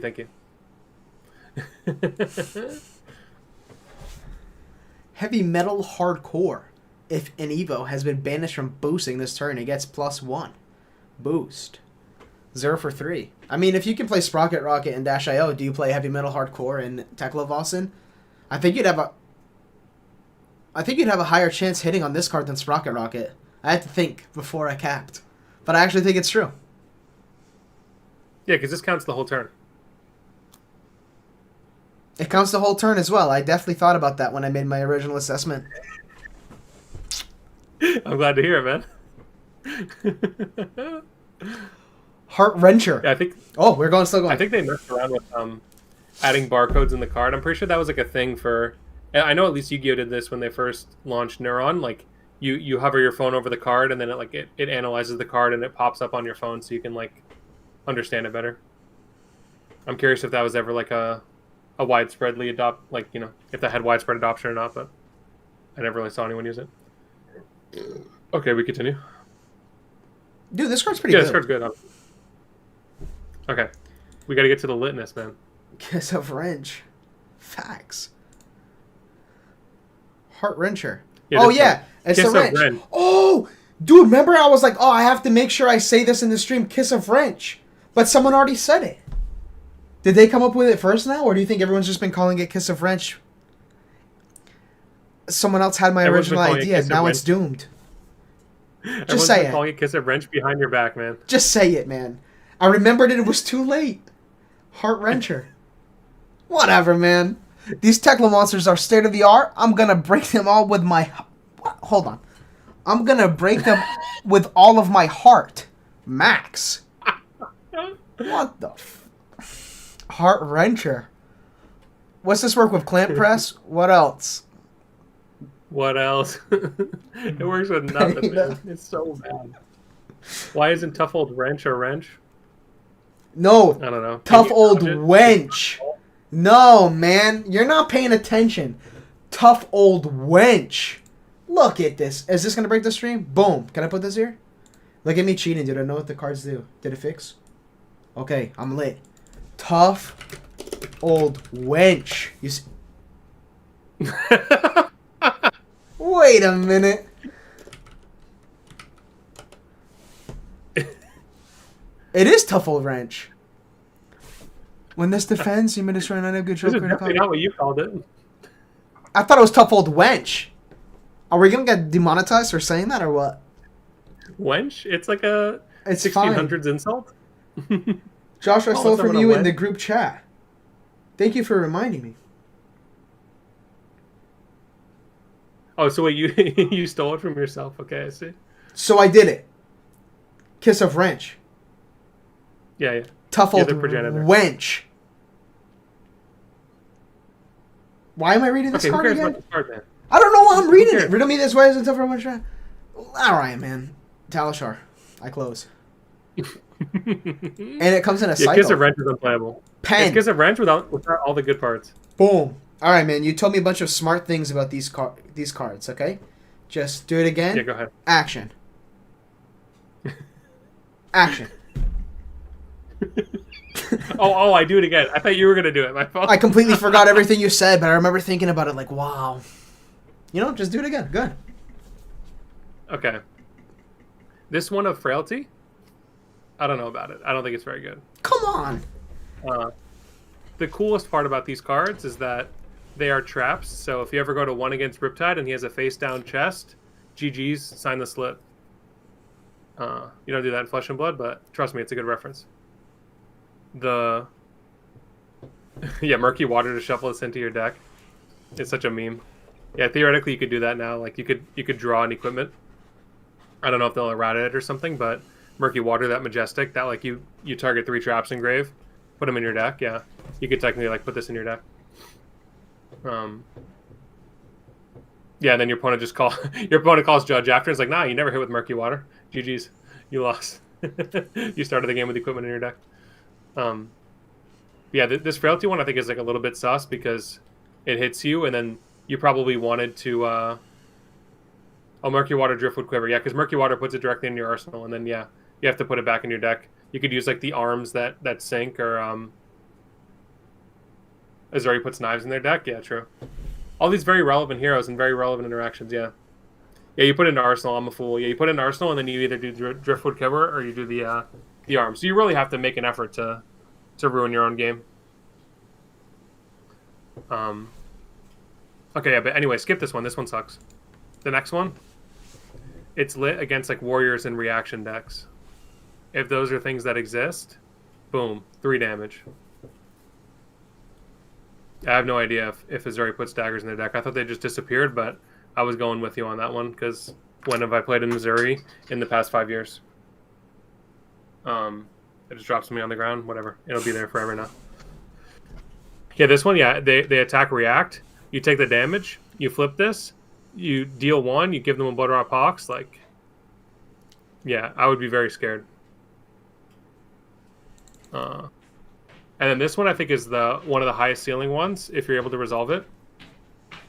This is the one I would say like if you want to just splash one of these into your deck and play like a resource chest or just like a straight up blocking chest outside of it, it'd be the most reasonable because this one has the potential of just being like what's that card? Collapsing Trap. This is like kind of like a collapsing trap. My understanding is that how Cloaked works is you get to choose when you want to flip it face up. I guess we'll have to wait for release notes, but I'm assuming that how like just the game system of Flesh and Blood works is that you're not forced to do something if it's in like a hidden information zone. Like I'm pretty sure if it's face down, you're not forced to reveal the hidden information until you want to. You still have to do it in the trigger window, but like yeah, I'm pretty sure you're just allowed to do that. If it doesn't, these cards are like completely unplayable. But yeah, I assume you can just like flip it whenever you want, and then yeah, this one just being able to deal 1 to your opponent and get rid of a card is lit. How good of progress are we making? We're like a third of the way through. Perfect. Towards the I hope bottom, this is I'll hit the entertaining at least. reprints. I think we're doing good. Yeah, fair. There's 350 Yeah, we cards. haven't even got to like the lit cards, man. Bolton Boots. All right, We go know back. about it. We got to make progress. Huh? Our release notes are up already? Oh, sick. I know Tim said he was going to edit them today or something. Is there anything good in there? Should we read that? Wait, can you pull up Defeated? Let me pull it up. What is you know that reviled hat Oh. of Defeated?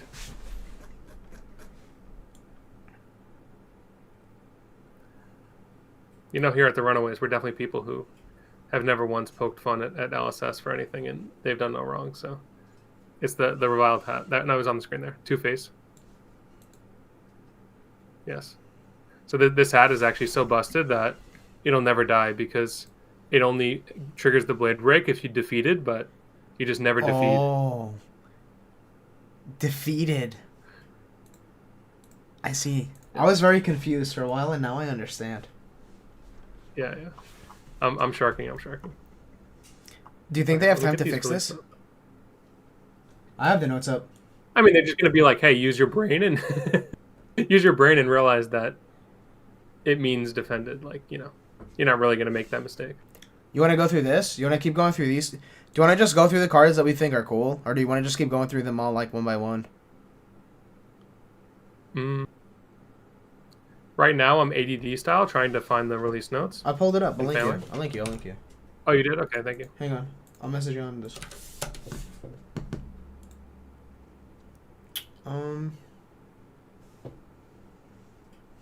I'll use my second monitor because I'm a person who lives in a society. I'm lit. Second monitor. That's it. Boom. Compendium of Rathe. Yeah, I might get up for a second. I'll be Okay. back. Schwink. Okay. We all got darkened.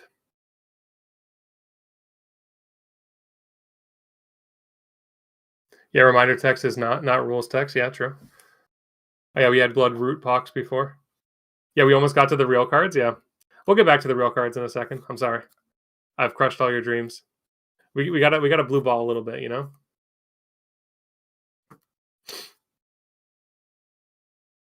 Okay, let me look through this release notes myself and see if there's anything interesting while we wait for Josh to get back. Also, thank you all for joining. I had no idea we were gonna have people actually here. We were just gonna do this as like a test to make sure things worked. Oh, we roasted Warrior into the ground. I'm sorry. Warrior had yeah. Maybe when we get to Bolton, we can get a little bit of hype, but I do not really have high hopes for Warrior, and especially Hala coming out too. Like, what are we doing? That hero just seems so terrible.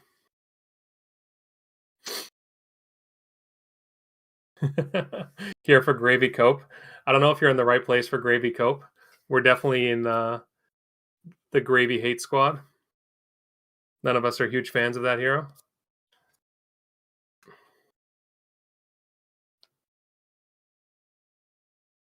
Wait, the building with Grave Troll caught fire. Oh my. Okay, first I have to say the thing that immediately came to my mind of like, I really didn't want to play Fab tomorrow because I need to go to bed and get sleep and catch up. But like, also, that seems terrible. I hope that everything's okay. The building catching fire and like the snow, that's just like a terrible combination. Wait, that's awful. What'd I come back to? Yeah. Someone posted in the chat that the building next to Grave Troll caught fire. Okay. The second floor is ruined? Okay. Tell me not that the second floor of Grave Troll is like the Pokemon Center in Pokemon Emerald, where like you don't unlock it. It's like a mystery that doesn't actually exist. What? Okay, anyways, go back. Let's look at some more cards. Let's get to the real Riptide cards. Okay. The traps. Goo trap. Yeah.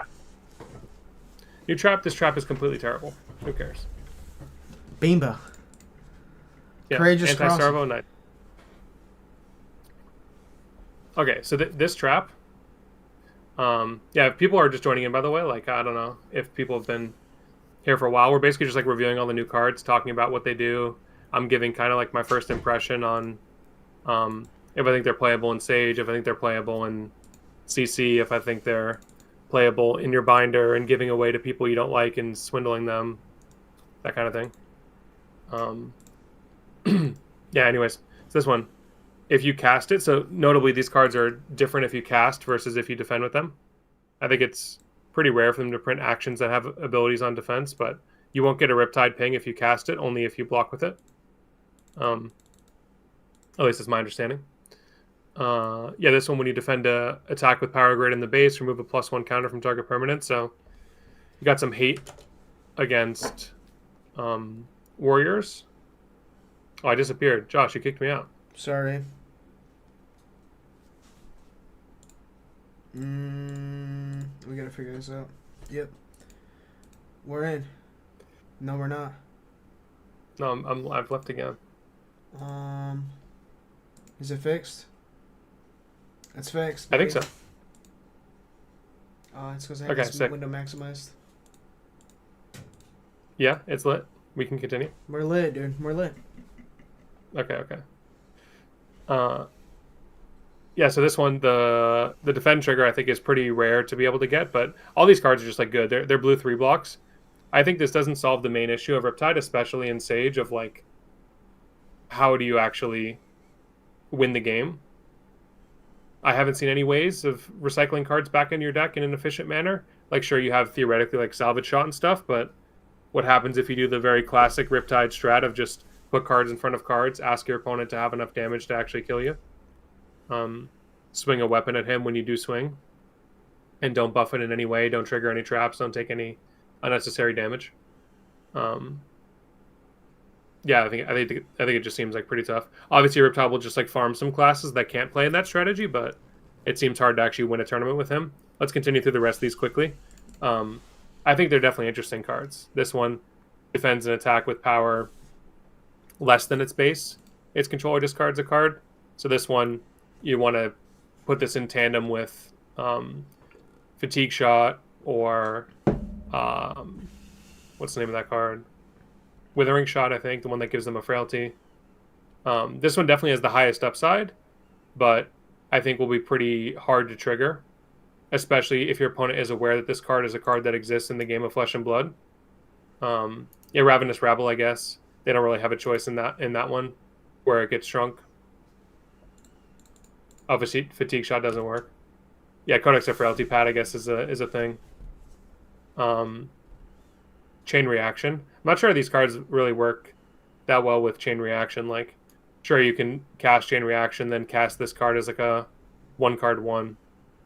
I don't know. I just think casting any of these cards has to be a meme. Like, you're playing them as blue 3-blocks that, sure, you can cast, but most of the time you're just using them for their defensive value. This one, tapping their thing, could actually be kind of like insane if your opponent leads with like their intention is to swing an ally after when they lead with like a Jittery Bones or something. I don't know. I could see this being decent. It's extremely niche, but yeah, it definitely could be something. And just like getting free pings, the fact that they changed the rules now and when you block allies you get pings on your opponent with Riptide is definitely some stonks, but I don't think any of these cards change the fundamental problem with Riptide of just like your opponent blocks you and doesn't trigger your traps themselves. How do you win? We continue. I didn't even realize these were a cycle. Yeah, it's strange the other ones are just blues and then this is a cycle, but I think it's just because these are block 2s. This one has the upside of when you cast it, it's on rate. Yeah, giving yourself Quicken is like fine, whatever. Like, you cast the card and you're not crying, but like, what are we doing? Like, you're giving yourself Go Again. Unless you're playing like Rain Razors, like how good is the Go Again really at countering what beats you? This one, yeah, it blocks, makes a Spellbane Aegis. It's cool. It gains you alive. If you're blocking with a 2-block, you probably already lost with like Azalea. In Riptide, I guess it's like maybe fine. Yeah, Take the Bait. If I ever put Take the Bait in my deck, you have to ask if anybody has seen me in real life, because I've probably been kidnapped. Maybe my mind has been sucked out of my skull by a mind flayer. Like, there's no shot I'm ever registering a tournament with Take the Bait in my deck unless I like lost my fantasy football season or like something catastrophically wrong has happened in the world if Take the Bait goes in my deck. But yeah, That's putting it mildly. The Grimoire. Yeah, it's cool. Makes a It's champ. lit. Nice and good. You're- Consistent. It's instant as well. It's pretty sick. So like you can you don't have to break the chain if that ever matters. Helps you block with reduce the rune chant. Is that lit? Lets you block with reduced to rune chant. Did I But say then the you wrong paid card? one for this. But you pay one for this, so like why is that even lit? Because, dude, I forgot you had to pay a resource for it. But I'll fix it, dude. I'll do it you style. I'll just pretend I didn't make a mistake and fix it. I'll just tunic, man. Then you have 2 chants. powerful. Then you go to your turn and you banish a card. Then you can rune gate for 3, man. Think about it, dude. Am I right or am I right? That's an I guess okay it does play. like plus you 1 mana there, yeah. If you're entering their turn with no chance, yeah, and you do reduce. It's something you can do, man. And It's yeah, probably not the best thing you can I'll do, leave but the whole chain thing is definitely important. Yeah, like you often don't want to break the chain. Like being able to make this as instant is actually like super big. Okay, next we got some head. I sleep. Helm of Might and Magic. You know what this reminds me of? Did you ever play that game? No. Heroes of Might and Magic. No. It's like old school on like PS1, I think maybe. It might have even been on like Super Nintendo games before that, but I don't know. They just like reminded me of it, like X of Might and Magic. As a lit game.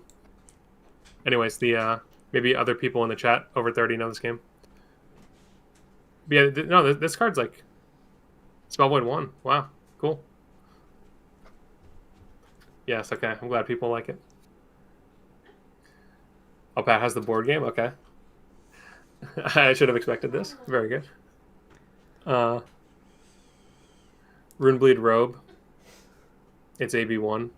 Okay, next. Okay. We don't know what the... Oh! Wait! We have this. Did they explain what it is? I mean, we know what it is. Do you know what I'm It's talking like a about? beckoning heart. Oh. Yeah. Is everything okay? I heard a noise of windows. I searched, but I misspelled, so it got mad at me. Is that okay? Can I do that? Yeah. It's a test stream, man. I can misspell on a test stream. I'll never come up again. Okay. And or the cost value is 0. Yeah, okay. So it's as we thought. Like you basically have to do like the double pay thing. So yeah, so it's completely suck if you're getting anything that costs money. Like you're just basically using this as like, okay, I pop my gloves, I pay 1 resource, I get back an aura. The fact it doesn't have go again is definitely, yeah, it's definitely suspect.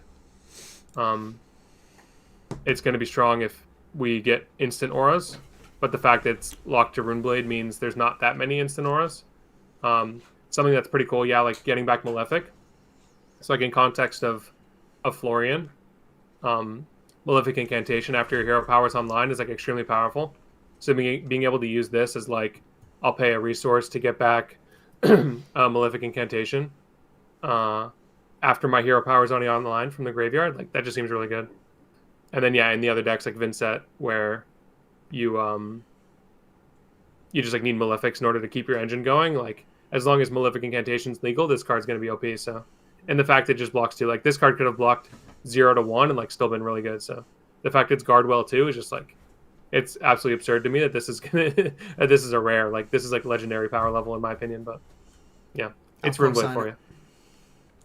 Runeblade already has OP gloves, so I guess it's fair to make this because like, are you really going to cut Grasp and CC for this? Like that's a real downside because Grasp is so OP as is. Blackstone, Blackstone Greaves. Blackstone Grill. If you dealt arcane, it gets +1 temper. I think it's good, man. I'll play this. Will I? Well, what's the other one? Suede Hides that gives go again? I think you play this sometimes. Yeah, I think this is good in Runeblade. The Runeblade Shoes and Sage are just not super strong. And this also could be played in CC Runeblade. If there's ever a deck that's like defensive that wants to play, we'll get to the new... Actually, you can just click on the new card. Click on the one below.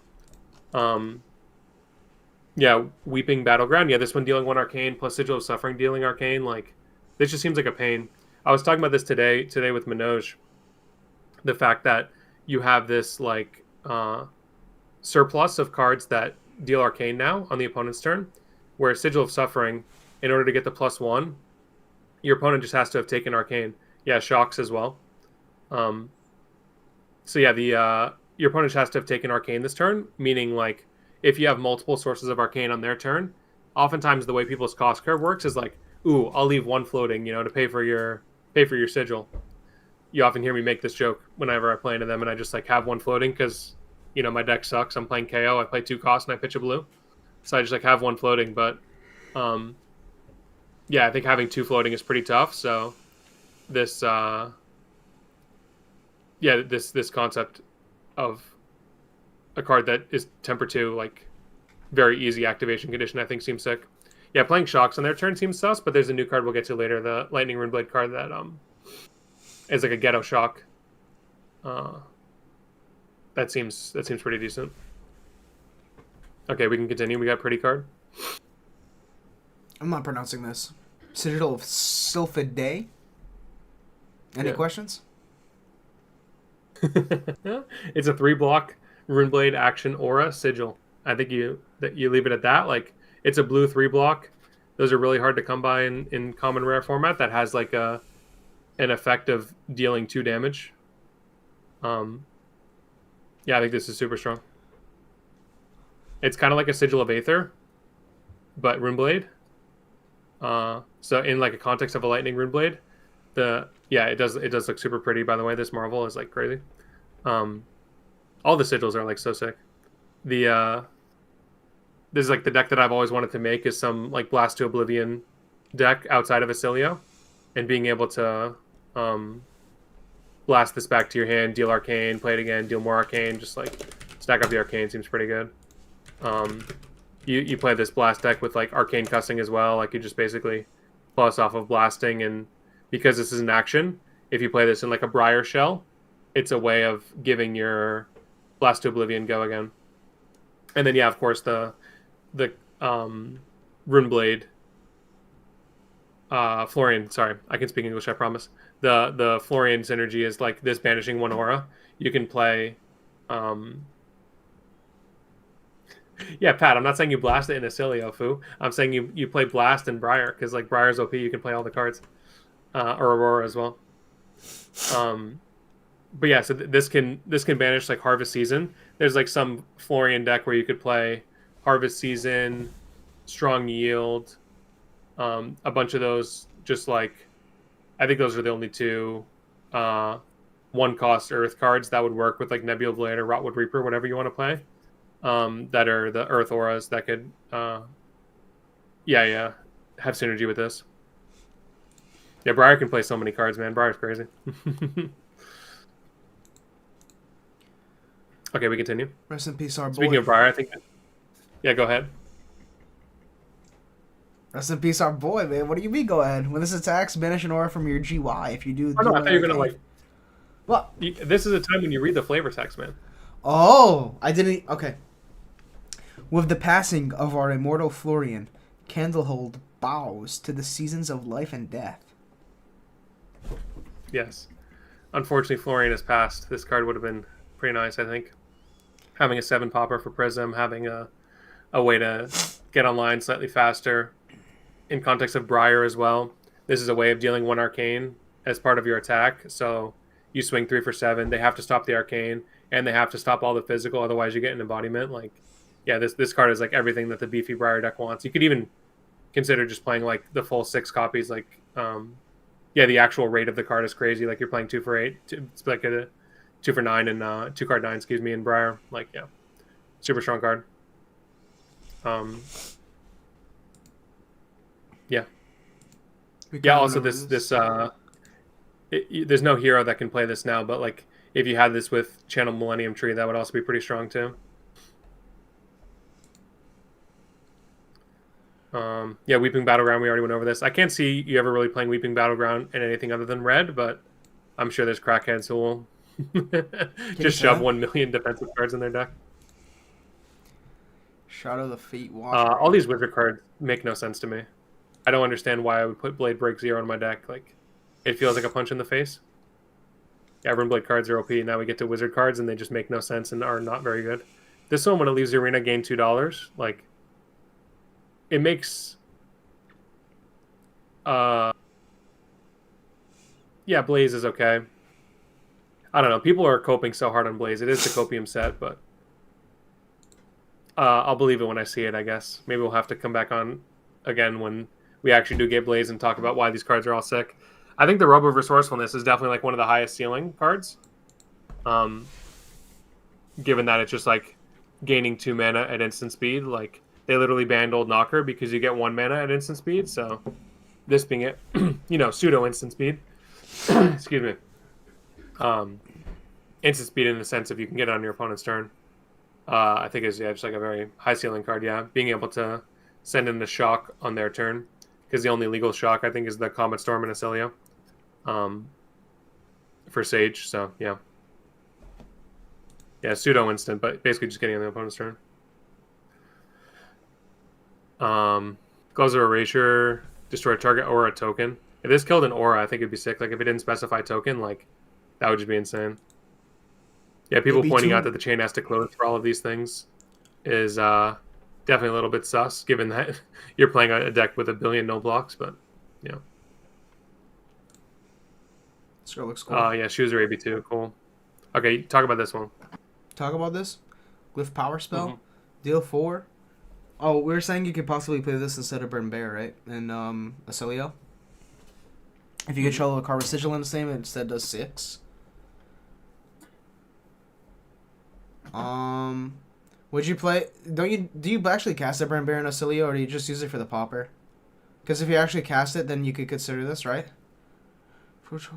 I think this card is just like completely nuts beyond belief. Because it attacks for 6, but your opponent can't put 2/3 blocks in front of it. Like, it's just ridiculously OP, no?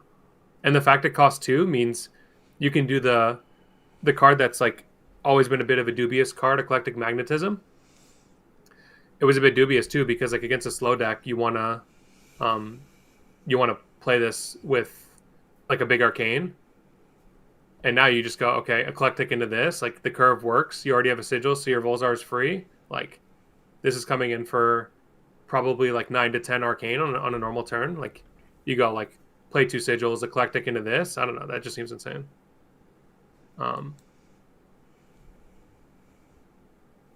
So yeah, I think this is just like a super nuts card. Just like a 2 for 6 that when in context of having Sigils, like the concept of Sigils is like, oh, Sigils are temporal, like they go away. But then oh wait, can you actually do Sigil of Solace?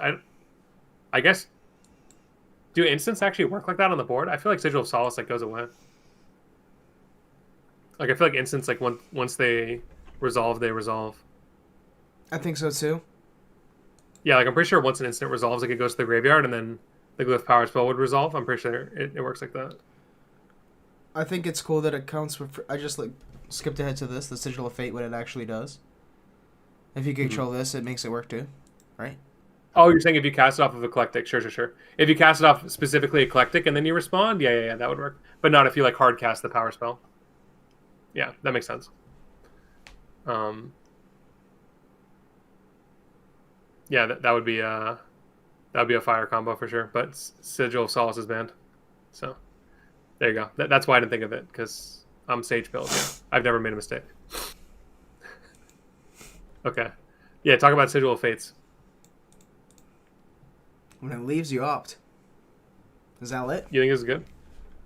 I have no idea. Yeah, probably. You get to see what you draw when you Acilio. What else? Well. What do you mean, what else, man? Listen to the people. They want Blaze.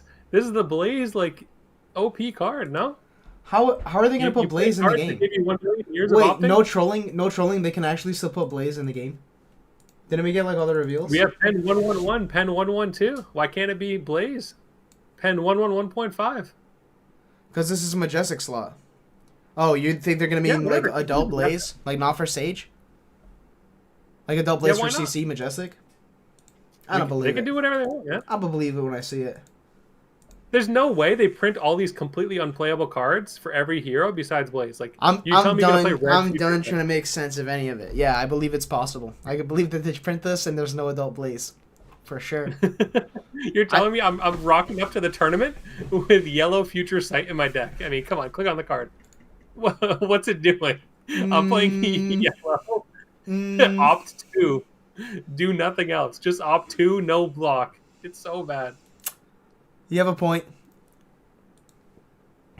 Yeah, I hope they put Adult Blaze in CC. That'd be cool. I've never played Wizard before. Well, I played Verdance once. But playing Blaze kind of sounds fun. Mm-hmm. Oh, yeah, what up, Jose? I think this card's lit, dude. I didn't see this one yet. Yeah, it's super lit, yeah. Painful pre... Huh? Okay, what do you notice Painful about this card at first? premonition. It looks like that Pokemon that's made out of the blocks. Stack Attacker? Yeah. Also, look at these fish. Are these fish? I noticed these fish. I like this one, the fish. Deal 3 arcane. Create a sigil of fate. I think this is Okay, fine. what do you notice? It has a cool Wait, border. notice something specific. Man, About the wording what? of the card, like the effect. Oh, it's painful and it's a red 0 for 3 like the other Runeblade one? Nah, it doesn't care about Surge. They stopped doing Surge nonsense. You just have to deal a damage. They made a Wizard card that's like a real card. It's not like, oh, if you jump through 87 hoops and your opponent sneezes, you get an effect, dude. It's so nice. Oh, yeah, Garganackle. Yeah, that's the other one, too. Dude, I dug deep for It hit that. any target, you beam the ally, you get the effect, dude. It's too lit. It's too lit. Dude, give me a break. That was good. I brain blasted for this. Look, 0, 3, it's red, has painful. No? No, I'm gonna get no credit for that? Whatever, man. I don't care. No surge, sorry, fine. It was no surge. Fine. I'll get it next time. Wait, oh no, it comes in a cycle. No! Alright, cut that out of the video, man. Cut that out of the video. Future Sight. 1 for 3, opt. I don't want to talk about this anymore. Yeah, click off. Yeah, get out of Future Sight. It's bad. How about this? Become LL Hero. I don't want to talk about this. What do you got to say? We got Janna on the art. Wait! The one thing I have to say about this is weren't people speculating that this was Icelander coming back and it's Cheyenne instead? It's Shyvana instead. Isn't that slightly disappointing? Janna at first. It does look like Janna. But Shyvana sounds It's like both Janna and Cheyenne. Shyvana. It's the Janna Shyvana duo. It's the new augment. It's everybody besides Icelander. Yeah. It's everybody but what we wanted. These have Ward. And they make Ponder. Is that good? What are those Dromai hands they play that are just Ward 1? Is it better than that? This makes a might, dude. Tell me that's so weird. How you make a might in Illusion? Oh, I thought they all pondered.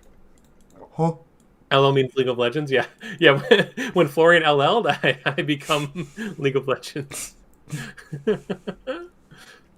Yeah, I think these equips are like, what are we doing, man? Like, Ward 1 is just so cheeks. The Wave of Reality was lit because, like, you could just let it die and then you start with a shield and then, like, your Astral Etchings are turned on, but yeah, I don't know. I'm not a fan of these. It's just too easy for your opponent to cheese them and then you get no value. Shimmering Mirage. This one, so first thing about this is they printed Mirage again. I don't know how I feel about this. Like, it's definitely strong, but at the same time, Mirage is a pretty hefty downside of you could literally just play a card and your opponent either attack reacts or, like, just on the turn cycle you wanted to block with this card, but your opponent attacked you with a 3 for 7 or something. Like, if we think about the context of Sage, you never know what your opponent's going to do. This card has a high ceiling. Like, the only reason I'm talking down on it at first is because it definitely has a high ceiling, but, like, the Mirage keyword is not to be discarded immediately because it's very easy for your opponent to just pop this, and then when it's destroyed, my understanding is, like, when it's destroyed, you're out of luck using it. And the other thing too is that in Sage, not every deck really cares about the chain that much. Like, there's no Mask of Momentum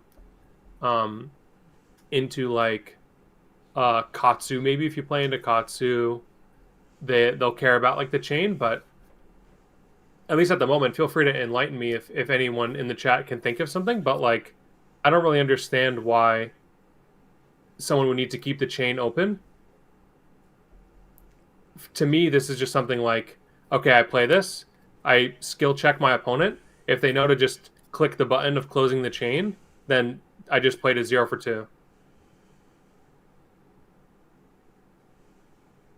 Like, yeah, there's like Fi, there's Syndra. Wait, everyone's saying read it. Am I reading something wrong? I feel like you're wrong. Am I allowed to say that? Yeah, Fang, I guess, is like a little thing. But it's like extremely niche. Like, this is not like an auto slam, ooh, I'm getting like 4 to 6 value out of my blue.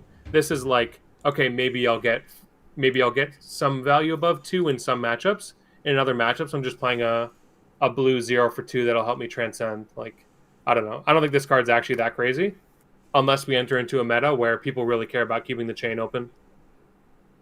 Oh, okay. Jacques typing in all caps. The Mystic Chest stops you from closing the chain. Okay. Can we just put this kitten to bed? Go to the Mystic Chest. It's not a playable card. Is it down at the bottom? I don't know. I mean, it should be on the bottom because, like, who cares about this card? It's not a playable card. We got to take this one out back. Dunk them in the snow. I don't want to miss it. Oh, these cards look so cool. Oh, this one. They look very mystic. Yeah, okay. So you'll notice this card says instant, pay a chi. Uh-huh. Okay, now you don't have to read it anymore because it says instant, pay a chi. Okay. And then you're not playing this card anymore. It's 1 billion% cope. You had to have already flipped the chi, and then you're spending the chi on this instead of spending the chi on your hero power or doing anything proactive. And you're just like looking at your opponent as they're laughing at you, like toying with all your cards. Like, you're flipping this up, you're flipping it back down, and then you're flipping your phone out of your backpack to check the I lost button. Like, it's not real life. Wait, I'm so lost. How do you flip this face down? There's a card that flips it face down. Why are we reading this? Amount of opium. Why are we reading this? Yeah, we don't need to be reading. All right, man. It's not real life. Okay, we go back. Now Mr. Capital Letters has been sated. How does it flip down? Okay, one sec. Go back down. I guess we'll explain. We'll give him 10 more seconds of time. Enlighten Strike. Nice. There's a card receding hairline. What is it called? Oh, choose an equipment that's cloaked and turn it face down. Oh my god, man. Yeah, this one. Recede to misform. Yeah. Receding hairline, you're bald, you're not playing it. Come on. A power of make-believe. It gets +1 for each card with 6 or more defending it, and it's Mirage. The power of make-believe, man. This card is pretty lit. I won't lie. Yeah. It's 3 for 7. And that's good. I don't know. Who cares about this card, man? It's 3 for 7, and then sometimes when you block with it, it blocks 0. Yeah, who cares about poppers? What do you mean poppers? It's just a 3 for 7. Your opponent says, okay, cool. 3 for 7. I'll sleep. I'm playing Brute. None of my cards blocked anyway. Why do I care to block this card? Like, it's trolling. And if you're playing this card into Brute, now you have a card that literally blocks 0. Wait, why are people saying 3 for 9? I'm so confused. It gets +1 for each card defending it. 6 or more power. If I'm playing into Guardian, I put 2 cards that say block 4 in the corner and have no power, so I block it out completely. Or if I'm playing into Brute, I just don't block because I'm playing Brute and I kill you in 1 hit. Yeah, like, I think this is a complete troll. And if you're playing this into Guardian and Brute and you draw like 2 of them in your hand, what are you doing? You can't block with it because they come in fat. Yeah, they come in fat and now you're fat. Chill. That's the moral of the story. It's no good. I'm being hyperbolic, of course, but yeah, I don't see the vision. Yo. Shuddering Spectre. When this is attacking your defending, when this leaves arena, make a special shield. Huh? Okay, now this card. Now this card I can get behind a little bit. See, this card, one of the strong cards of times of old is Battlefront Bastion. Especially, I mean, you played MST Limited, right? Battlefront Bastion, that card put in work sometimes. Thank God this is a test stream. Yeah, true. This one I think actually has a place because it's better Battlefront Bastion in that you get a shield. And when you play Enigma, you get to cheat the game, and shields can attack. And attacking is OP, especially when you don't pay any money. Oh.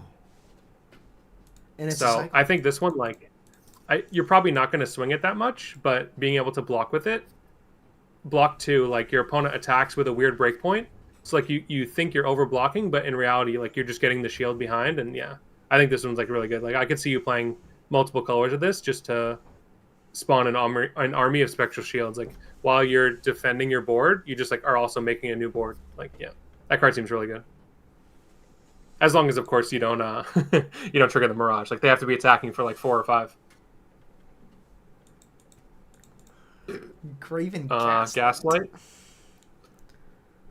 This card would look lit as a full art, I feel. So I think we can just talk about this card once it becomes full art. They'll come through for us.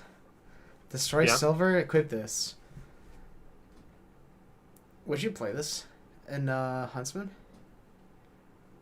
Why wouldn't play Huntsman? So it's hard for me to answer that. Come on, man. Once you see the rest of the cards, you'll be sorry. You'll regret saying that. Oh, it's a full art in the gem pack already? Okay, that's super lit. Oh. I love gem pack cards. The cowl? Yeah. This is good, right? I think that card's good, by the way. Sorry, I don't want to disrespect it. It's actually good. Like this is it's spellvoid 1 and like there's a chance you get it back. Like it's a fine card. It's like a sideboard card. Yeah, it's whatever. Okay, now we continue. Now we got the other Gravens. Can you afford to play Draven's this? brother Graven. Could you afford... it's a hybrid of Graves and Draven. Could you afford to play this in the Mark Hero, Slippy and Marionette? I don't think so, right? The Gaslight? Yeah. No. Huntsman? No, we continue. It's not good. It's not good. All right. I'm thinking, man. It's I'm cool trying it to exists, think, but it's not man. good. I'm trying to think. All right, man. Graven Cowl. Draven's Cowl. Well, it's in GY at the start of your turn. Okay, we know what silver does. When this is equipped from other than GY, put a -1 counter on it. Mm-hmm. So it starts at -1, but then when you do its effect, it comes back at 2. And then it keeps coming back at 2. Yeah. This is lit. This is lit, man. Give me a break. Yeah, I think if people are hyping up Graven Arms, I think Graven Arms as, like, in my opinion, you probably just play 1 slot of Graven. I think you want the other equipment slots to all be something that's proactive. Like if you're playing a deck that cares about marking, we have the hat from the Slippy Armory deck that's doing marking. You want to play a chest that gives you resources. You have the gloves that the art is super fire. I agree. Like all this art is insane. Like the whole concept of like the corrupted spirit visage. I mean, come on, it's too lit. Tell me not that's like what Shadow Spirit visage look like. Facts. But anyways, so all this stuff is sick. Like I think you just play 1, you just get it back. Like you're probably gonna make 4 silver, maybe 6 silver in a game of Sage, just being like tempering expectations, being realistic. So having an equipment that translates your silver into basically 1 life each, like yeah, it's super sick. It would be cool if they made set bonuses for this kind of stuff. Like I understand why they didn't, but I think it would be cool because like, why would you ever play all 4 of them? It would be cool if there was some kind of bonus if you did. Since like you're taking a neg of not getting any utility out of your equipment, you're all just playing the same thing. But yeah, maybe at some point in the future they'll make set bonus type stuff. But yeah, I think you definitely play at least one of these slots in your deck and just farm up the life. We continue. Miss Hunter. Mist Hunter. Yeah, this card is like, I can't imagine playing this card if it had been legal back in Amsterdam. Like, it would have been so degenerate. Like the new mirrors, Azuri versus new, like new versus Zen. Like, it's just so silly if this is a card that exists. Luckily, it only searches for the chi that have already been flipped. So if they draw this early, then it's not going to be super impactful. Like it'll still probably get silver tokens because the Mystic Heroes play so many blues, but the fact that this thing actually hitting in like the mid or late game, banishing like 4 flipped chi. Yeah, just like it's insane. Oh, I guess I misread the first part where it doesn't actually banish the top card of their deck on hit. It only has the on hit into I'm not realizing this. It only has the on hit into Mystic. Okay, so this card is like completely trolling unless you have some combo that the second card banishes a lot. Like you do this, you play like Hiss on it, and then you play Double Trouble or something and hit some blues. Sure, I guess it's okay, but yeah, this is like purely focused on just hating Mystic. So if New ends up being a really good deck, and then you end up playing the mirror match with this card, it's going to be a little bit silly. But it's like whatever. I mean, it's 0 for 4. It says the word contract, so it's at least like playable as a sideboard card. But the fact that it does literally nothing in anyone else is a bit strange to me. I mean, on hit, your contract diminishes blue cards. Yeah, on hit it literally does nothing unless they're Mystic. How do you complete the contract with another card? No, itself because the energies are blues. I see. Can't you NCC? Can't you use like coercive on this, or use coercive on a different card? And yeah, you could. Yeah. Complete this that way. I mean, it's something. Even if you're not against. Yeah, but more 0 for 4s that let you get easy silver. I think with coercive makes sense. Yeah, I didn't think about that. Excessive blood loss. This one's for reds, but it costs you 1. When it hits a hero, but it's the top card of the deck. Repeat the process once. I think these cards are super cool. Yeah. The fact this costs 1 is like so annoying. Like, I wish this. I mean, I hesitate to say I wish this costed 0 because because then I'd have to play against it, and like you could reasonably run even more. Oh, hello Jesse. But yeah, any deck that plays reds, this is gonna be, if you think about it, like a 1 for 7. The biggest problem is when you play assassin, you're almost never going to convert the other 2 resources efficiently. You're going to be converting them into something like a spider bite, or I guess if you have some like way of paying 1 for a go again and then paying 1 for something else, or in CC you can use Tunic to cast this type of thing. I think that this costing 1 is a little bit sus for Silver Age. Definitely very strong in CC, helping you recur the Graven pieces, but the fact it costs 1 for, Graven Call for 2 card 7. But yeah, Graven Call is a Majestic, so, not Sage playable. But yeah, in CC I can see that making sense. Is this good in Sage for Briar? I think just like any deck that plays reds, like you're basically just going to play this card if you're playing an assassin that cares about contracts, and that's that. Just because the upside of the card is too high. This card looks so cool. Mm. Knife through. I don't know what's happening. What? Tell me what's happening. With what? Like, what's happening in this artwork of this card? Oh, Azuri's like walking the plank and she's slicing them up, dude. She's AoE. She's got 2 knives dicing them. There's like a bunch of dudes. She's slicing them all up. She's on her merry way across the plank. Okay, she's slicing and dicing. Yeah. Knife through. Yeah. Like, there were some things there. She used the knife, and now she's on her way through. True So or it's false? yellow cut through, basically. It's stealth of yellow cut through. So what? True or true? You do flick knives or danger digits. You give it go again. Stealth, if you hit with a dagger this turn, it gets go again. If you flip into another card, that card doesn't get go again, right? That's not how it resolves. Go again resolves when the chain link's With done. Azuri, yeah, that's correct, yeah. I guess the strength is with Azuri, right? Like you do the mix up, the Philly fake out. I don't think you can say that one. Oh, okay. Whatever. Yeah, it's just another like card. But I mean, at the end of the day, you're playing Azuri, so what are you doing with life? So Wait, I think you it's don't fine, have to just play whatever. Azuri. It's Assassin. But AJ, who cares, man? If I swing the dagger and then I swing this, what am I doing? I'm doing attack for 1, attack for 3, and then like a 1 for 5. You're like, not seeing the vision, man. You're not seeing the vision. The vision. Ultra wide Slippy, dude. Ultra wide. We're gonna hit with Kiss of Death. We're gonna do Creep. We're gonna copy Creep. And then we're gonna do this, dude, and Kiss of Death hit. It's going to go again, dude. Then what? We're going to go ultra wide. Then we're going to get 5 resources on the chest. And we're going to swing that Guardian Hammer you showed me, dude. We're going to be playing that one, too. Think about it, man. Yeah. We'll spawn it in. Yeah, why not? Bard. Yeah, I think it's an interesting idea in Azuri, but at the end of the day, like, sure, you can do the flick knives technique, give a go again, or danger digits, like you said, but, like, I think it's asking for a lot. Bard? It's asking for a lot for very little payoff. Like, you do all this work, you get head jab. Nice. This one, who cares? It's Bard. Bard. You don't roll for Bard anymore. It got nerfed. Oh, man. Carrion Husk? Discard ally. Wait, I don't want to read these cards. Let's read them. Discard ally. Destroy this. Draw a card. Man, I don't know.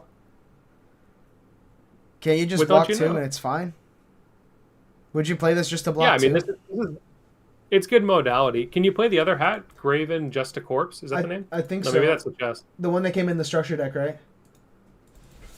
Yeah. No, is it like Headstone?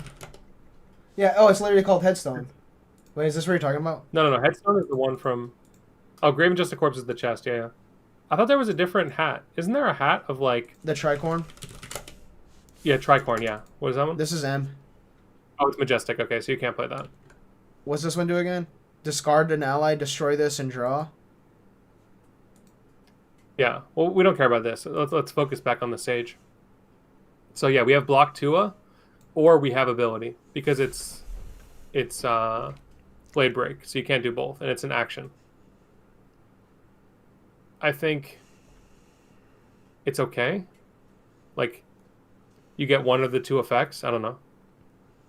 It seems like whatever. What else would I'm you sure play? it's like it's What are the maybe hell that new would you gold play? hat. Oh, yes, that's right. The new gold hat we'll get to later. I think this thing's That one could blocking be 2 lit. is relevant. True or false? Yeah, but the new gold hat like also is going to block 2 most of the All time. right, but check this out. Morphle Casket. Oh, it has a different effect. Okay, chest. It blocks 1. I don't even know how to read, man. I thought they were all going to block 2. All right, Morphle Casket. If an ally has been put into your graveyard this turn, it gets +1. Oh, so it does block 2, man. See? I know what I'm talking about. But it forces you to gravy on their turn. Fuck it. Is there an easy chest? Do people know? Is there an easy chest of getting resources in Gravy Bones? Is there a lit chest in Sage of getting money? Definitely not this. I mean, you're never playing it in CC. Trench Someone of in defense, you Water pitch a blue. Pitch a blue from GY. Yeah. I mean, maybe you play this chest in Sage. I feel like in Gravy you just want a resource, and like, if you get resources, you can just have a crazy big turn on offense, and who cares about having extra life on your chest? Like, the resource is going to be super powerful.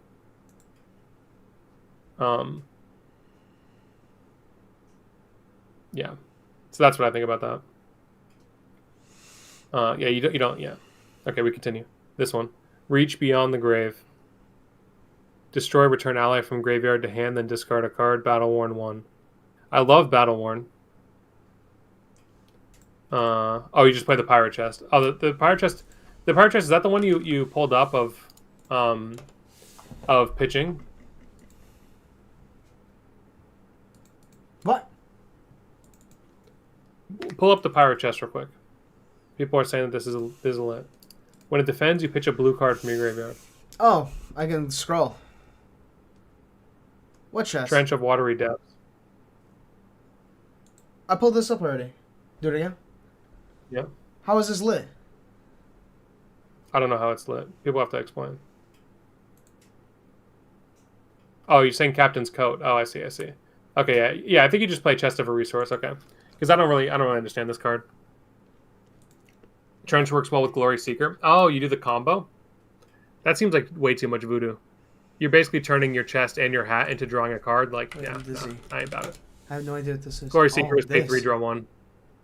You play it in Draw My to make 3 add. It's so bad. Yeah.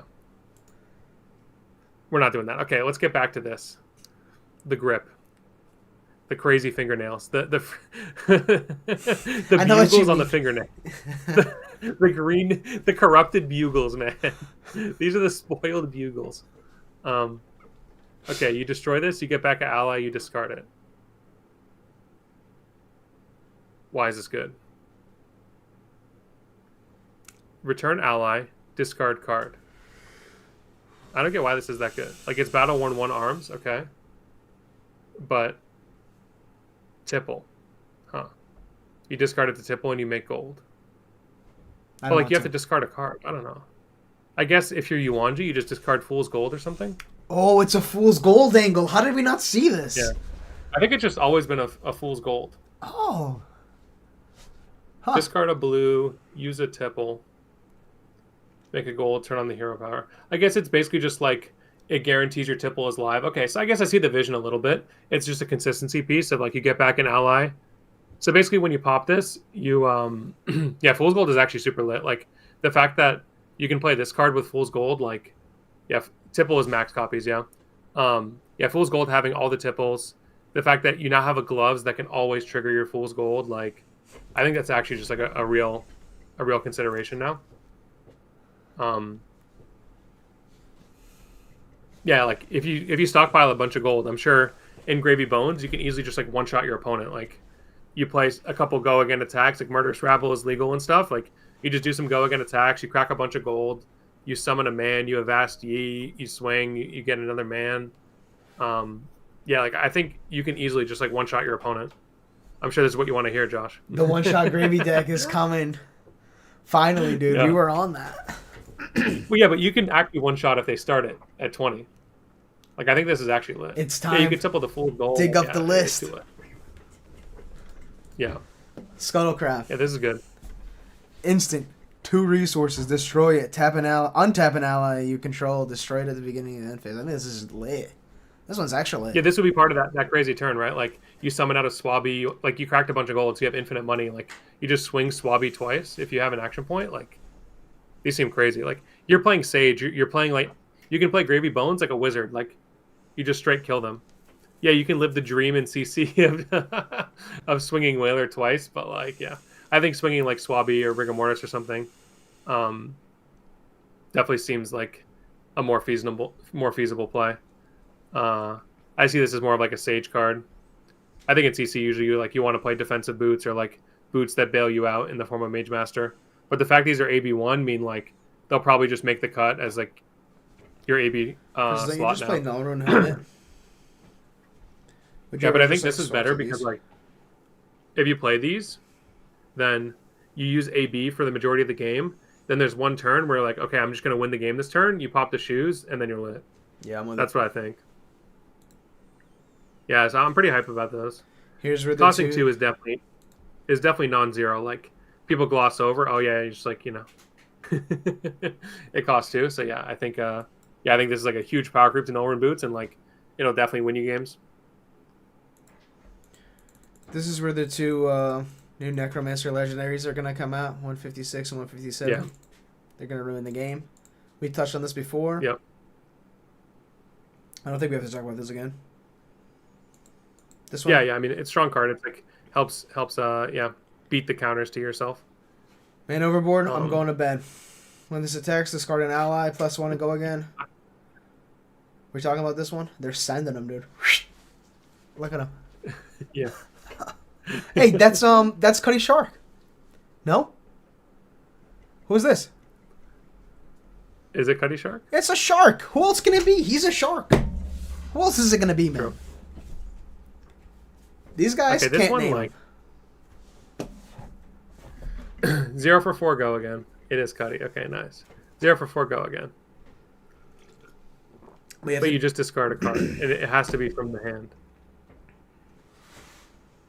I don't want to play this. It's the fact that it doesn't have any upside like the boneses that can kill from the top of your deck. I think it just kind of like you don't need this card. You already have enough ways, like because you have all the tipples and the boneses and stuff. Like yeah, I don't see you playing any of these. Maybe you play the blue, but like I don't think you need that many of this type of effect in your deck.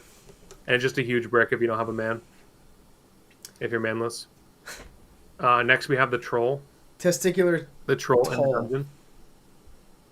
Tentacular Toll. This card just has to be a meme. Like, I guess the red and yellow are like they should be shot behind the barn. But then the blue, I could see like... Okay, tell me not. You play this card, you put a whaler in your graveyard. And then you realize, I don't actually need whaler to win the game. I can just like, if I have 7 gold... Oh, wait, it only makes 1. Oh, I thought this was Midas Touch. Oh, wait, never mind, it's unplayable. Let's go to the next card, yeah, man. I sleep. Yeah, it's terrible. It's terrible. Golden Sky Warden from High Seas. Chibi version. Is it the same text? When this is defense, destroy an enemy control. If you do, it gets only plus lets you 1. do it once. Okay. It's chibi. He does it once. I think this is really good. Yeah, it's good. Yeah, I agree. The harpoon? What more do you need? Yeah. Huh? Yeah, I agree. Yeah. Okay. Okay, now we get the harpoon. I said, huh? I thought for like 5 seconds. I heard everything you said again, and it made sense. There we go. Pseudo's Is that back how here. talking works? He's waited 2 hours for us to talk about the poon, man. Okay. Where do I begin with this card? So this card says, if you've activated a cannon this turn, this gets, when this hits a hero, destroy a card in their arsenal. Unlucky you don't get to destroy both with New Horizon. If you do, create a gold token. Okay, number 1. If they have a card in their arsenal to be destroyed, you destroy the card in their arsenal. Okay. Now that may sound simple. However, it's important to know that the other harpoons, they can have cards in their hand, but the text doesn't happen. Now, when they have the card in their arsenal, it's never a defense reaction because you ask your opponent very nicely to not put the D-React in their arsenal. You don't have to worry about that. It'll never be a defense reaction. No one would ever do that to you. Now that that's out of the way, you destroy the card in their arsenal and make a gold, and this is a yellow, which means it's not a brick when you draw multiple of it off of your 3 of a kind. You can still... yeah, you could still allow yourself to play the game because it can pitch for your other harpoons, as well as everyone's pointing out, it's the best Codex harpoon. Notably, if we're in a meta right now with Mario, maybe people are able to fit tech cards in their deck. It does get owned a little bit by Overcrowded. Overcrowded just being like not the best card into Marlin because it doesn't get around Overpower because, you know, it's still an action card, but if they have that, that definitely makes this a decent amount worse. It's a gold to tip target. This is pretty important because gold to tip, if you're resolving it to make a gold, is like an insane card. Like people literally play Loan Shark, 1 card, deal yourself 2 damage, make 2 gold. Instead, you could play gold to tip, 1 card, deal your opponent 3 damage, make 1 gold. Like that's a pretty significant upgrade, resolving both of those cards. And the most important thing is this is just a card that says Harpoon and attacks your opponent in a non-embarrassing way. Can you open a new tab and pull up Rusty Harpoon? It's embarrassing. Rusty. This is a card in the game of Flesh and Blood. It has no text on it. But it's full art. It's a disgrace. It's a disgrace. It shouldn't have full art. It should have no art. It should just be like it should be like a child drawing on here. That's like how much respect it should have. We play every single other card in the game that says Harpoon. And now we get another one to put in the deck. We don't have to play Rusty Harpoon. Get it out of here. Nice and good. So now we have Shallow Water Shark Harpoon. Way too many words. Did not need that many words. But it's lit. Every card with Harpoon, put it in the deck. So yeah, I think this card is like very, very good. I hope that Pen 167 is another card for Marlin. Maybe another buff, maybe another Harpoon. Yeah, I think the existence of this card definitely buffs the deck. Yeah, make the Marlin read, yeah. It's more like make the opponent read because the opponent's not going to know what's happening. I feel bad for opponents of Marlin because if the Marlin's casting this card, it's you're probably in for a world of hurt. And the 5 versus 6 breakpoint is like not super relevant. Typically when Marlin's playing, like they're buffing their harpoons with overpower, so like you're either able to block it or you're not able to block it. Yeah. A quiver here would be it's awesome. That quiver, yeah, a golden quiver would really tie the whole thing together. I'm with it. This one? Yeah, 13 with big game trophy shot. Like, yeah, you're just buffing it very big. It's good. I want to do this one. Fortnite. It makes no sense. Skip. This makes no combo sense. with the hat. This is just like not a good card, man. You really think this is a good card? I don't know. You tell me. This is a face-up yellow and in the arsenal make 2 gold. What if you set it up? You're paying 1 mana. Yep. In Sage? You're playing a card. Can we do it in Sage? You're making. What if we set the Harpoon from Marlin? True or false? Okay, I have to understand something maybe. Okay. If this card works, Mm-hmm. if there's no cards in any arsenals that are face down currently, like say for example, I like popped a gold, I loaded with my Marlin hero power, and then I cast this card, I make 2 gold, then I guess it's okay. But I feel like this is the type of card that you play because you have to, not because you're excited about it. Like, this card sucks, but you're if you feel like this is the stage that you're at in life that you have to play this card, then sure, you can include it in your deck. But, Do you have to play this in Sage? yeah, to make I some don't money? think in Sage, yeah.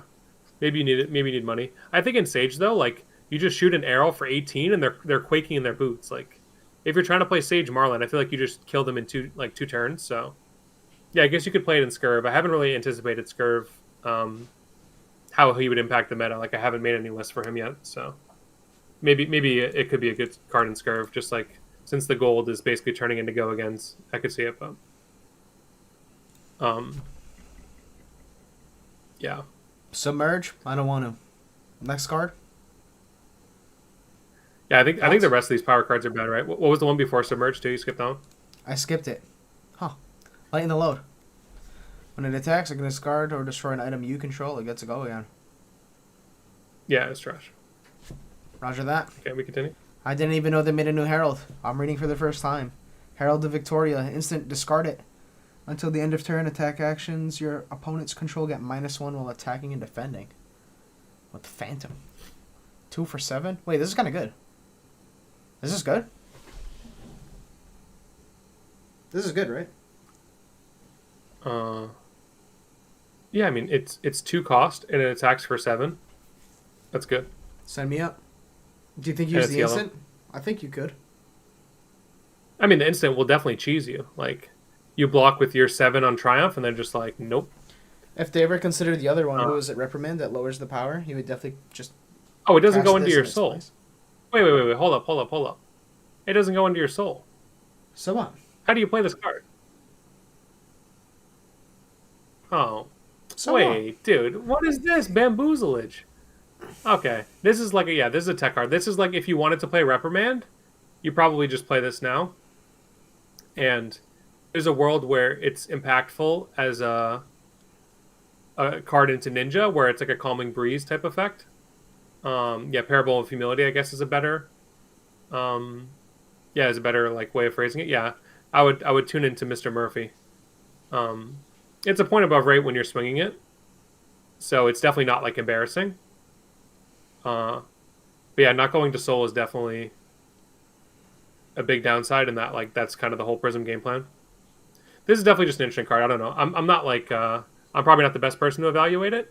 I just think Prism will hopefully LL soon, and we won't have to worry about it. But not going to soul is a downside. The fact that you play it over Reprimand because it's still a card that blocks and attacks. Yeah, I think it's basically just if you wanted to play Reprimand, slot in this card, call it a day. Roaring Beam. It's a card. All right, what do you think about it? I need to drink some water. It's good if you have no card in your soul. Other than that, I don't know what you're doing with it. That's my idea. I think if you play this... So something in Sage, I think, is because there's no Lumina, there's no real chance for, like, getting a fat soul. I think you can probably play, if you know that this card's in your deck, you can just play for, like, Tempo Bolton, where you're just, like, every turn cashing in the soul that you put in that same turn for value. Maybe you're getting, like, +1 soul on a turn sometimes if you end with, like, Illuminate. Um, so I think you, yeah, I think that this is like a card that will be powerful in continuing that game plan. Yeah, this with Beacon of Victory, sure, I guess is okay in CC. I think the self-contained nature of this card with Raiden, where like you just naked swing the Raiden, play this card, you make a Courage, it comes back to your hand, you charge. Now you basically did 1 card 4 that gets you +1 soul. Like, yeah, that's definitely very strong. But the fact that you have to have no soul to use it means there will be definitely times when it's bricked. So I think it's definitely strong. The fact that it's a reaction as well, meaning you can like have a soul or two. And something to note, by the way, too, is you can activate Bolton as many times as you want. So like if for whatever reason you really wanted to make sure you got the effect off and you had 2 soul, you could just like click the Bolton button twice, get down to 0 soul, and then you charge it. So I think it's kind of like a situation where you're in a good spot regardless of like you either have soul and you're lit or you don't have soul and then this card saves you. So yeah, it's a good card. It's not like Bolton's the best deck now, but it's a good card. Okay, we continue. We're making very good progress, man. We're about halfway through, Okay. and we're 2 hours and 30 minutes in. Is that lit? No, we're more than halfway through. Dude, 180 times 2 is 360. That's how many's in here. No? Yeah, but there's a lot of like nonsense. Believe it. All right, go back to where we were, Pooh. Okay, give me a break. Soul Ray Plating. If you be dealt damage, banish a card from your soul, prevent 1. If you do, destroy this. This is terrible. It's unbelievable. Okay. Okay, next. Can I say it? No. Blessing of Themis. Say whatever you want to say, man. No, I can't say it. We're going to get demonetized. Blessing It's after midnight. It's after midnight? Does YouTube abide by that rule? I could say it after Yeah, midnight? I think YouTube abides by the rule. Okay. It's after midnight. Say what's on your mind. I could say, nah. I'm scared, Okay. dude. I'm scared. Maybe Blessing next of the stream. mid. When this enters the arena, name a card. Turn all kinds of banners on the card, and the name is banished. Arena, finish down. I don't want to do this. Whatever this says, I don't want to do it. Do we agree? How are we going to use this, man? Yeah, I mean, it's a sideboard card. Like, they banned Chain, which was definitely the primary target of this. If Vincent becomes playable and you're playing a light hero, boom, slap it in, call them silly. Especially when... Yeah, it is pretty funny to print. I mean, this is kind of just thematic of, like, they print light cards. I don't think it's necessarily having to do with Chain. Like, back from Monarch originally, they printed, like, the, light cards that hate on Shadow. This is more broad... Like, it's more broad application in that it doesn't just hate on Shadow, it hates on anything that cares about Banish. So I think the fact that at the start of your turn you put this in your soul... 1 second. I know we have to make it through an essay first to get to that bottom part, but at the start of your turn, put this in soul is actually just, like, unreal. That's so good. I think you probably just, like, could play this card in almost every single slow matchup as well. It's like a soul food that blocks 3 and has go again. I think this actually might be really good. Like, getting the first soul in Prism is huge. I could see this just being like a card you play in a slow matchup that just guarantees you a soul. Yeah, it could be Earth Hate as well, too, yeah. Imagine Florian Verdance is on 4, boom, flip it face down. And then also, like, if they're just stacking up on the same Earth names, like they have 6 Autumn's Touch, boom. Yeah, this is actually kind of lit. Okay, I didn't I'm think hyped about on that. this It's actually card. kind of good. I take it back. Whatever I said, I take it back. I was wrong. It Yeah. sounds kind of cool. Oh, Techlo Hate, too? Oh, True. Dude, everybody plays from Banish now. It's basically Yu-Gi-Oh! whatever I said, Wait, I this take is it lit. back.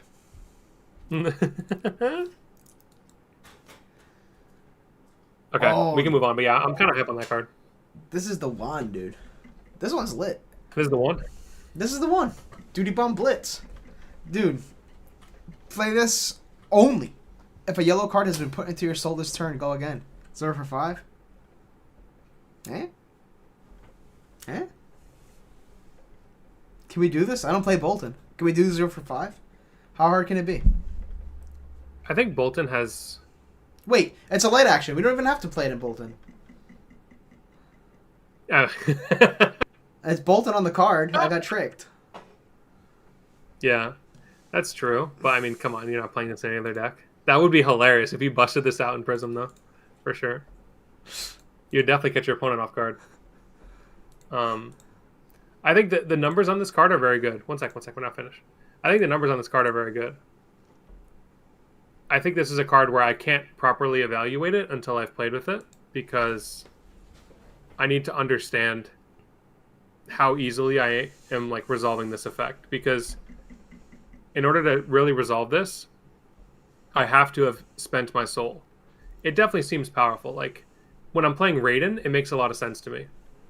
But if I'm talking about like a Sage context, I don't think it's very good. Because in a Sage context, like there's a lot that has to happen. But in a Raiden context, I think it's pretty good. And Bolton has a problem as well of like, you don't want to play red cards that aren't very high impact and easy to resolve, because so many of your cards care about yellows. I remember when I played it for a brief period, this is a problem of like, sure, like E-Strike and Snatch and CNC and like Erase Face at the time, these are like lit cards, but the cost of having a red card in your deck is like extremely high, especially one that, yeah, like Oath of Loyalty, similar idea. Like it's high ceiling if it resolves, but it definitely has like a huge downside, I think, of just being a red. So, and because you can't play Raiden in Sage, I don't know how much this card actually like moves the needle. We continue. Soulbond Belief. Tax, reveal the top card. If it's yellow, get lucky. I mean, it's just a high roll card. Like, if it works, it's obviously really good. It's just like another, whatever that card's called that I hate. Light of Soul. Yeah, it's like another Light of Soul, basically. It's Illuminate, but it's Illuminate, but it just ignores your opponent from the equation. Like, I'm sure this is a card that you can get sacked by, but like, I'm not super excited to put this in my deck unless I'm playing a mono banana deck. This is definitely another card, though, that could be scary, like you said in Prism, mentioning the fact it's a light action. It not having Go Again is definitely bad, but just something to keep in mind that there's so many easy ways to get Soul now. Wouldn't the idea be, like, to give it Go Again with Bolton? Yeah, it gets a +1, doesn't it get Go Again? Is that how Bolton works? Yeah, that's how it works, yeah. Bolton. True or false? You give it Go Again. You haven't charged yet, so you lose out on the Bolton aspect of... Wait, this doesn't count as charge because it doesn't have the keyword charge? It doesn't say charge, yeah. You're kidding me. No. Oh my god. Let's go to this, man. Pound of Flesh. Yeah. There's a reason why Bolton is suck, man. Okay, Pound of Flesh. Why would you play this card? You would play it, I don't know. Isn't banishing a 6 important when you play Levia? Or you can play it when you have no cards in your hand. That's kind of cool, right? Yeah, like this is the last card you play in your hand. You're basically paying 1 life to tell your opponent that their cards are worth more than yours. Like you're both, if you play this as your last card in your hand, you both lose a card. And you both lose a life. Is this card just good? I don't think this makes sense with how Levia wants to operate. But maybe there's a build. Like, yeah, I get in general it's like a call, but it's different than call in that you have to actually cast the card yourself, even if it's the last card you play. You're basically just both trading a card for a card. I don't know. This is another one I'll have to see in practice with. I think a proactive graveyard filling card. Graveyard / banish zone. Like, you can always turn off Blood Debt in a pinch, too. Yeah, it's definitely good. I guess uninteractable disruption in Fab is almost always good. Just like you force your opponent to play on a smaller hand. You can play some setup. Like, this is pretty good setup, too. You, like, maybe you play, like, that Smashback Alehorn card. You set up some tokens. Then you play this. You remove a card from your opponent's hand. They come at you with way less heat, and then you have, like, a big turn next turn. I could see this being pretty strong. Okay. Yeah, I'm in with this card. Again, similar with Prism. It's not, like, I'm no expert on Levia, so I don't know if this makes Levia playable, but I'm sure people will figure that out. Okay, this one, another paragraph. This one's good. It's Runegate 4, so immediately it's not good. No, it's However, no, it's good, but it's Runegate 4 in that it's extremely hard to resolve. However, this one, if it does resolve, it's insanely impactful, right? You're immediately hating on Gravy Bones. You're hating on Syndra if they have daggers in grave. You're hating on 5 Phoenix Flames. When you, yeah, I'm all about the Gravy hate. When you consider the fact that this is a blue as well, it's got some utility in that maybe the version of what's it called, Sage Vincent plays more like 1 cost and 2 cost cards. So I could see like the fact that this is a blue actually being relevant. Yeah, I mean, this is like a really good card if you can resolve it, but it's a 4 cost. So if you're trying to play this in a format without Revel, it seems a bit hard. But yeah, if you can resolve it, it's obviously like super high impact. And the fact that you get to recur, I mean, the obvious part, even not into Gravy, is that you get to just banish one of your own blood deck cards. So you get to like recur call and call them a 4th, 5th, 6th time. It's good that they put the stipulation of you have to banish this card face down. So I think this is one of those cards. It's like it's going to read good on paper, but in practice, it's a 4 cost rune gate. So how often are you actually resolving the text on it?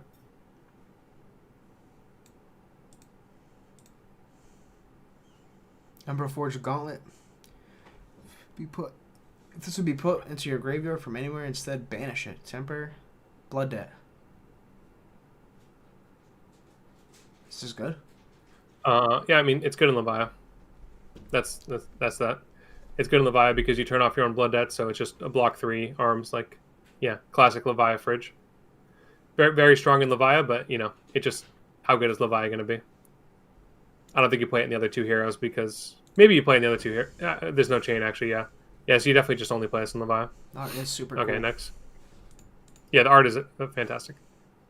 This one, I can't believe this card's a rare. It's definitely strong in that it's a yellow 0/4. It's a lot weaker in Sage because you can't replay it from Banish because Plasma Fet's a legendary.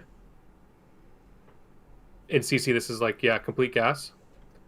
It does turbo you up to Hexagore, so that's another aspect of when Claw's LL for CC. You can play this card, like, yeah, it turbos you up for getting the Hexagore online, so it's not damaging yourself. And in Sage, having 0/4 D-React, the game goes like short enough to where you hopefully just can kill your opponent before they can get you to a game state where you die to your own Blood Debt. I think yeah, just like you just said, the fact that most of the other classes don't have such easy access to 0/4 defense reactions makes this card like pretty strong. But I I don't know. I still think Levia needs like a fundamental change for her to actually be like winning tournament deck. And since Ethan can't play in tournaments anymore, and Jacuzzi's been bullied by other people to not actually register Levia for tournaments, I don't know who's going to actually go out and win a tournament with Levia. Someone's got to do it and prove us all why we're wrong. Okay, this card's Rusty Harpoon next. Fasting Carcass. This one looks great. The next red you play this turn gets go again. Go again. The next red action card you play gets go again. Okay. So this is a bit weird in that it's Blood Debt, but like I don't understand. You don't understand? Like why does this have Blood Debt? The same thing with the other one. Like, I was lost when you guys were telling me, oh, this card sucks. Like, it has Blood Debt, but you can't play it from Banish. Is this new? Have they made this before? Blood Debt, but you can't play it from Banished? They have, yeah. And all those cards collect dust in like boxes in people's basements. Okay, gotcha. Yeah. This card is definitely strong. Like, I think the idea behind this in Vincent being a Shadow Block 3 is really good. Like, people play Shadow Puppetry it gets +1, sure, but this gives you the utility of blocking 3, and like this lets you pay to Vincent as well. In Leviathan, you can play with Plasma Fed. Yeah, for sure. Go back. We have to roast people for a second. Go back to Depths of Despair. Yes, you can play this from Banish. So can you play every single other card with Blood Debt that actually has text on it. Okay, now we continue. Continue, or this continue? This? Yeah. The Carcass, I think, is pretty lit. Yeah, it's a small risk of like, okay, someone banishes it, whatever. But yeah, the fact that this just works on any action card, I think, is a pretty high ceiling, and you can do this on like your call and play the call with Go again. If you play it as an instant, you get the thing where like you cheat the action points. I think that this Fasting Carcass red is actually pretty solid. I'm assuming the other colors work on the other colors. Yes. You probably end up just playing the red. Yeah, the red of this seems actually very solid. Okay, we skipped that. It was in the Terra Armory deck. It wasn't playable then. This one, Caesar Strength. Yeah, who cares? Arc Bending. This is one of those cards, like, you look at it and it looks amazing, and then you realize it says Arrow on the bottom, and then all your hopes and dreams are shattered. So you can only play this in Lexi currently. It's definitely good in Lexi. The awkward part is you have to pitch a lightning card to play this. So if you load this with Death Dealer, you pitch the card to do the Death Dealer. So therefore you don't actually get the go again because the card's already in your pitch zone. So I don't know what they were really cooking with this. I guess it's like if it's in your arsenal, you flip it. You don't even need to flip it. You just pitch to play it, and then it buffs the rest of your combat chain. But one of the strange parts is because it's an arrow and there's no Voltaire. Okay, let's imagine a hand of like you have Arc Bending in Arsenal, right? You pitch a blue lightning card to cast Arc Bending. Then you cast, like, dream scenario, right? You cast like a Fry, and then you have to close the chain if you want to load and shoot another arrow. So I guess it's only lit if you do like exactly Arc Bending Fry into another lightning, but then what are you doing with the other two floating? I guess like maybe you have like a 5 or 6 card hand or something crazy. I don't know. I just think the fact that because it's an arrow and there's no Voltaire, so you have to break the chain, like, it definitely hampers the ceiling on this card a lot. But this is a card that's like, it could be majestic, but I think the fact that they restricted it to being arrow with no Voltaire is like sus. But it definitely could be cool in LL Lexi.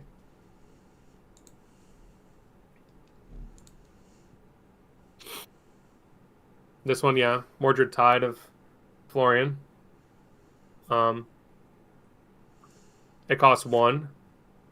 Costing 1 is costing 1 million. The fact that it makes Aura token and it's a non-attack with Go again means it enables your Nebula Blade. It enables the Rotwood Reaper. I think Nebula Blade is probably one of the stronger weapons you can be using, just given the fact it's like 2 for 4. It's one of the better rates. It forces blocks out of your opponent. Otherwise, it threatens 2 rune chance. Like, they just have to block that. And this would threaten making even more on play. If your hero is already online, you make 2 embodiments. I think this is one of the bigger problems with cards, though, is like stacking up embodiments is only good in some matchups. So it'll probably end up being a polarizing card in the sense of like Florian will be very good into certain matchups, like the Guardians and Going Tall. Yeah, and you can do crazy combos. Like, yeah, if Florian was still legal in CC, it would have been cool to play this at least for like 1 week, right? Just go crazy with these new cards. You could go absolutely ham with the amount of chance you could make. You beat 3 Ripple ways. You can make so many chance. Yeah, I think just like this costing 1 makes it, and being a 2 block and not being an Earth card is like, I don't know. I'm not sold on this being like the thing that propels Florian to the top of the meta. We continue.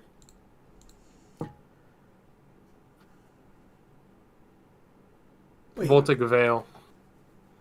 Oh, you have to pay 1. Go ahead. I was gonna say this is really good, and then I read you have to pay 1. Yeah.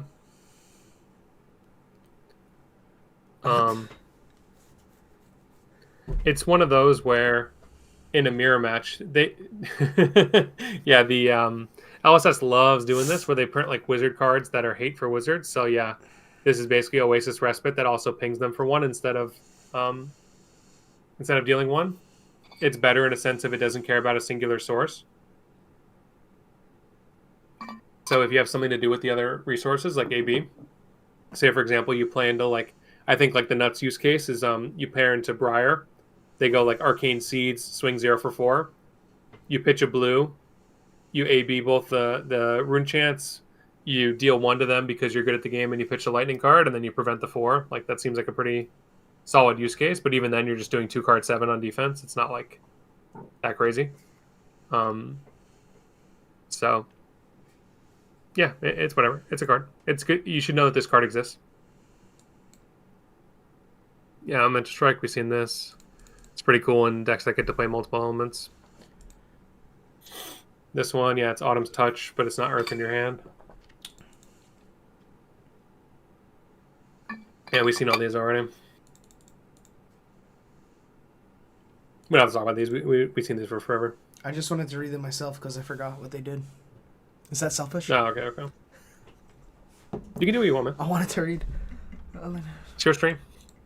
I think so. Oh, it's my test stream. Your next attack this turn gets +3. Earth Bond, make an embodiment of Earth, 1 for 4 pretty much, but it's a 2 block, and it's on an Earth. I sleep. Yeah, I mean this is another one of those cards that just fits in that archetype of doing the Nebula Blade, but all these cards are just like, they're so clunky if you ever draw multiple of them. Like you're basically just blocking. Yeah, it is funny that Florian can theoretically make Frostbites with that the whatever it's called, Colors of Aria card. I always thought it was funny when like Florian doubled up on like Quicken tokens or Ponder tokens and stuff like that. But yeah, anyways. Wait, how does he make it? How does he make you pitch it to do the Frosthaven Sheath. Oh, okay. It's bad. It's not actually good, but okay. You could do it. Or you pitch it to play any of the Ice Bond cards, basically. So yeah, okay. So I think the Bond... the Bond cards are definitely high ceiling in a sense of they're effectively like 1 for 4s. I just think it's really awkward to play these types of cards when you have to actually play the game of Flesh and Blood, and you just have this card that's like very restrictive in what it does. Like it's a red 1 cost 2 block that doesn't attack. It has to buff a subsequent attack, so you just have a lot of conditions that need to be met in order for these cards to be good. So there will definitely be times when you can justify playing like 1 or 2 of this type of effect in your deck, but you can't load up on too many. Okay, we continue. Do you want to go over these Laden ones we were talking about? That's what I was talking about, yeah. They're all the same thing, it's just they have the problems like I mentioned. Damn. Okay, sing some praises. Rest in peace, our boy. He's gone. Is it enough to make him playable in Sage? We'll have to see. You decompose, hopefully make 4 chance afterwards. Maybe you can play this and after you play the 3 for 7, banish 1, and then just do this. Is that lit? Make 4 chance. Yeah. Make 4 chance.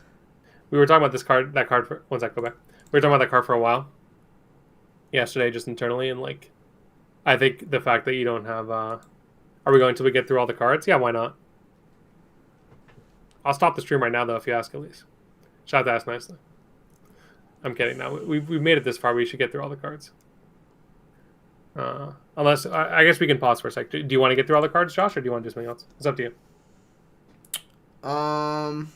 We can get through the cards, but it's getting kind of late. Okay. Is there any that are like worth saving? Maybe we just look through here. Let me pull up the page and see if there's any that are worth talking about. I think we're finally just getting to the lit cards, to be honest with you. I'm more excited about... Maybe I'm just more excited about these personally, but... I like this card. I would have loved to play Dave Florian if he was around. Maybe in Sage it's enough. I think this Sowing Thorns cards, you could definitely say a lot of good things about it. I guess I'm biased. I like Earth. What else? I think, yeah, sowing... the fact that they finally made Decompose of non-attack action is just crazy strong. The capability to, like, not have to attack your opponent and Decompose is, like, something that should not have happened. Like, they banned Rootbound, and then they're like, actually, you know what? It's fine. We ban Rootbound, and then we'll just print these cards that still let you do it anyway. And the fact that it's just, like, that one is insane value if you're able to use the other two floating profitably or get $1 from somewhere. And then the Sowing Thorns just, like, Tutor's Ring of Roses, so now you just have 4 Ring of Roses. Yeah, it's definitely crazy strong. It's just good to Decompose without having to attack and let your opponent block. Not letting your opponent block is OP. Okay, let's proceed. Gloves. Whatever. You play the other Runeblade gloves. Invertance, maybe it's okay. Doubling Season. I could talk a lot of shit about this card. It's 3 mana. It attacks for 0. In order for this card to do anything, you have to have a 1 card make 6 mites. If you show me a card that's 1 card makes 6 mites and does it every time, I'm down. Otherwise, I'm not down. Next. This thing, it's not going to be playable ever. You make 3 embodiments. It costs your action point. Maybe you make 4 embodiments. I guess it's good into Guardian, but surely you're already beating Guardian as Florian. Like, you just stack up a million chance and one-shot them. Sprout Strength. This card is Yellow Flourish, but a little bit better in a sense it's not awkward to play. So I think you definitely play this card. You just treat it as your next attack gets +3. You don't have to worry about the fact it's separated. Like, it's almost never going to be relevant. It's only for the doubling season thing. So I think, yeah, you just 0 for 3 red that buffs any attack. It's good. You send Snatch for 7 and Briar. It's good. Iced Tea? Iced Tea of Rick and Morty, yeah. Choose 1 or more. I don't believe in this whole frozen thing. We got to get more information on, like, how we're actually freezing, but putting cards like this in my deck, the fact it's an ice blue is good. 99% of the time, this is going to be an ice blue card. And if you're able to set up the freezing thing, it's going to be strong. The ability to destroy... One second. Go back to Ice Tea. The ability to destroy your opponent's equipment. This card costs 3, right? I'm not crazy. It's 3. Yeah. So it's frozen to death. One of the biggest problems of frozen to death is that you have to fuse it with an ice card, and every ice card is completely dog. And so then your frozen to death becomes a 3-card play, because, like, what are you really doing with the 3rd card? Occasionally it's a good card, right? But I feel like oftentimes the ice card that you're fusing is, like, not the best card. So the fact that this is an ice card that's, like, it furthers your game plan of Yarl, it gets rid of the equipment if you're able to freeze it, is just, like, it's more efficient than the frozen to death in doing that. And if you're able to freeze multiple things off of 1 card, yeah, what does that new channel do? Go to that new channel. How many things is this thing freezing? 1. Yeah, this freezes 1 thing, yeah. So I think this is my biggest problem with these cards in general, is that it only freezes 1 thing. It does change at the start of your turn. So, like, for example, you play it, you freeze 1 thing. This doesn't have go again. Then at the start of your next turn, it freezes a 2nd thing. That's when you play the Iced Tea, ideally.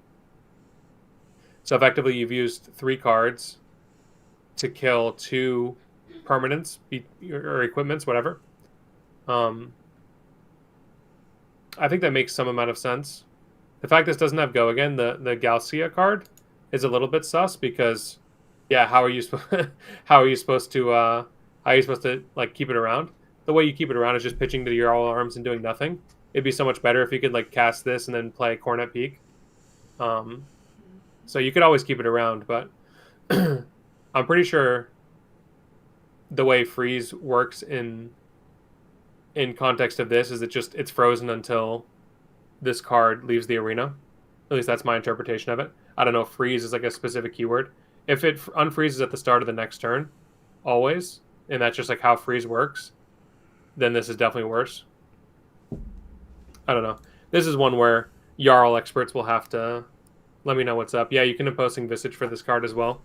Being able to tutor for this card gives you much more utility. And just the more good blue ice cards you have, the better your ice deck is going to be. Like, ice decks just want blue ice cards, so if we have options among them and we don't just have to literally play every single one that exists, then I think that's always good. And it's also non-attacks too. These decks typically run ways of generating Embodiment of Earths and want to block, so having non-attacks is also nice. So yeah, I think once we get all the free support, we can reevaluate this and maybe something comes together. But as of right now, it seems like you're doing a lot of voodoo to actually not really accomplish anything. Wizards got Yarl ability. This one is, yeah, it's the Yarl ability for Icelander. Yeah, it's whatever. I was excited for this one. I don't know if it lived up to my excitement. Okay. When it hits a hero, they pay 2. If they don't, destroy a frozen card. It's like the same thing. Like, we don't have that many ways of freezing their stuff. Yeah. Is this good? Yeah, I think you're basically just going to spam every way of freezing and then just run a few, excuse me, run a few ways of, like, payoffs of after having frozen their stuff. Just because of the fact you're going to include most of these cards in your deck. And if you're playing the game in a sense of, who cares about reducing my opponent's life total to 0, I just want to make it such that they can't play the game, then it's all right if you're spending your turn cycles just killing equipment, killing their permanents, just like I feel like you're really embodying the playstyle that it was intended with these cards of just like you're chipping away at your opponent's will to live, like you're getting rid of everything that they own.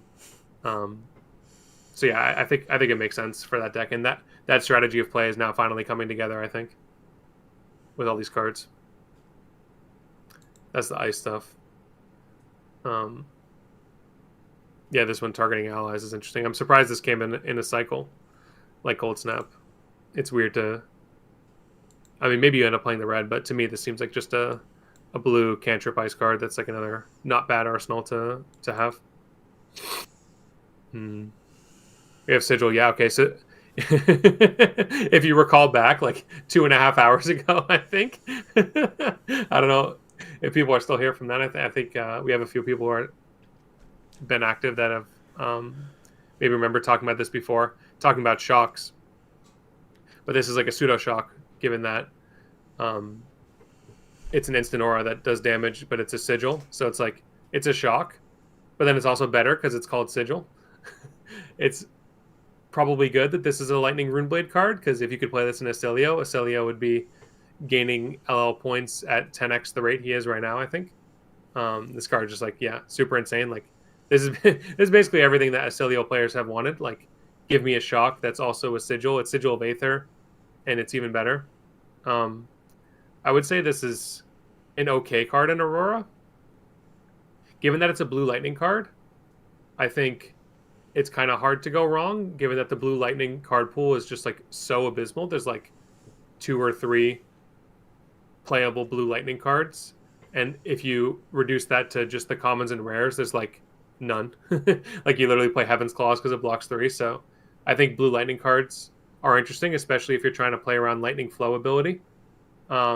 It's another ignorant card with CLV in that like you can play it on your opponent's turn, you ping them, they have to give you a card, or you draw off CLV the start of your next turn. You draw off CLV, so glad that that's not something that exists anymore. For now. Yeah. What's up? It doesn't exist. For now. Yeah, for now, for sure. Yeah, unfortunately, it'll come back at some point. Yeah, I think you definitely just like slam this in Aurora. It's just another card too that like you have a density between Burn Up Shock and this that if your opponent ever goes to 1, you're like, okay, I just have like 4 outs in my deck in a 40 card deck of you went to 1, you're dead. Yeah, let's continue. Voltaire Strike twice, yeah. Yeah, it's the same as before. Does arcane to any target. It's great. If you've already done damage, you play it as though an instant. It's just, yeah, it's snapback, but it's a lightning, which means it charges up your Volzar. So you can abuse people who have low AB. I think it's, yeah, Pretty solid card for Acilio. You can't run too many cards that cost money in Acilio, but I'm sure you just play this card. It's efficient arcane for Sage. And in CC, it's like a 1-for-4 that you can play as an instant, provided you don't arcane. Yeah, I think it's probably just good enough to play, given that it's a 1-for-4. I like the art of this. I don't think you play 3 in CC, though. I'll have to come back to that one. I think you definitely slam as many as you can in Sage, but in CC, it's maybe a 1 or 2 of. Voltic Vanguard. Yeah, it's the shoes, but it's a head now. Whatever those shoes were from Limited. It's okay.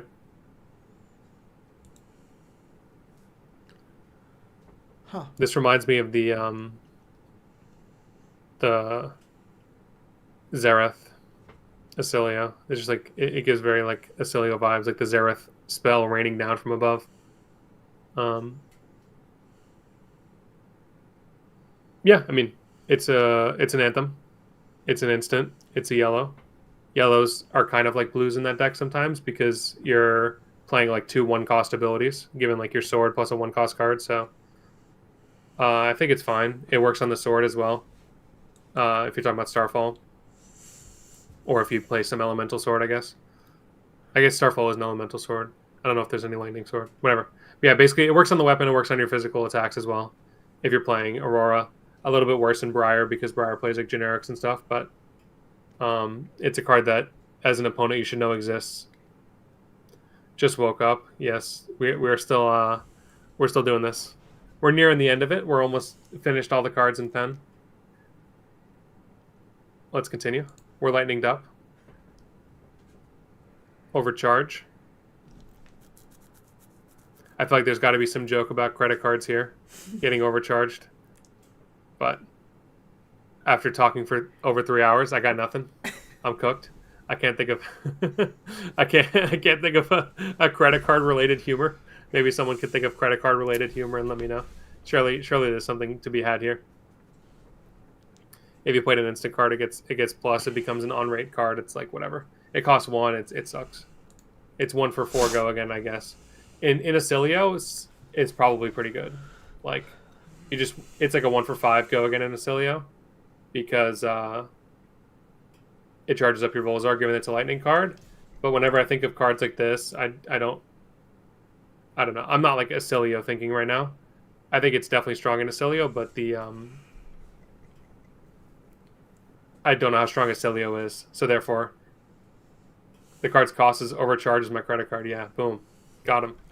I like it. Your credit card is overcharged by 1. I'm with it. Cloud Cover, it's sick that we got this at red now. I think the red is like definitely a card that could be played in Acilio. Is it good? No. But it's a card that can be played in Acilio. It would be nice if this is one of the ones that spread out the damage, not like preventing the 3 from one single source, but we can't always have nice things. The artwork is nice, though. Okay, your turn. Come through with it. I was waiting for Haboob, man, the whole time. At the start of each turn, put a storm counter on it. Then destroy it. Unless you destroy an ash you control for each storm counter on it. Did I even say English? Did I read that right? At the start of your turn, put a counter on it. Destroy it unless you destroy ash. Equal to the amount of storm counters on it. Okay. Attack actions get -1 while attacking or defending. Yeah, shouts out to Mike from Blockout Party. He always comes through and asks the questions about, not always, but I know he's definitely asked a question before about how many different types of named counters there are. I think this is the first instance of a storm counter. Someone can correct me if I'm wrong, but I'm pretty sure that we've not had storm counters until now. Yeah? Storm Striders, man. Okay, very good. Put a storm counter Storm on it. Strider, yeah. Put a storm counter on the Storm Striders, okay. it means you're dead. Yeah, the fact that this minuses your own attacks is like a little bit suck. I think the idea behind this card is just a 0-cost card that you wait a second. You have to destroy Ash. Wait, this card is so bad. This card is completely unplayable. How do you have Ash that you're just like freely able to destroy? Are dragons attack action cards? No. Is that why they made this? Yeah. The idea is that it's anti-phantasm. It's just like a cheese card. This is one of those... we gotta... At some point, we'll develop a list. I'll have a list of all the cards that I think are completely suck, but someone will play against me and I'll be tilted because it's really good in that one moment. This is definitely one of those cards where it's super suck. It's the equivalent of bottoming a red from your pitch, but you can build up a banish for it. Yeah. Yeah, like...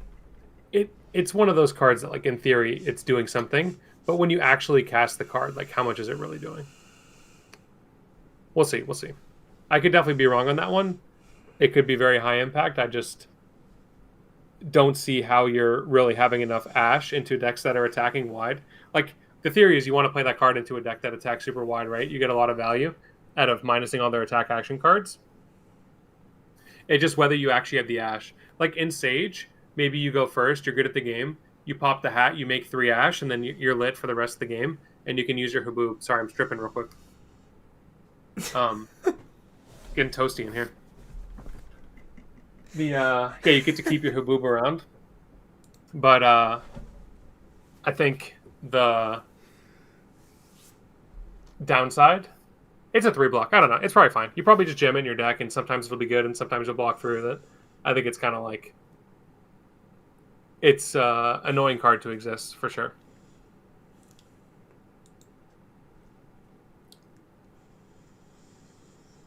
Inflame Firebrand.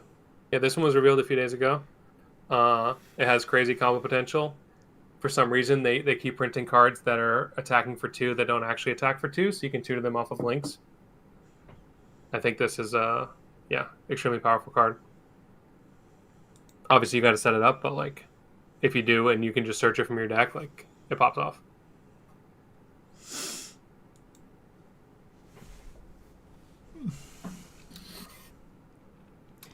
Target wrench attack gets +1, and when it hits a hero, deal 1 to him. How did you get wrench out of that one?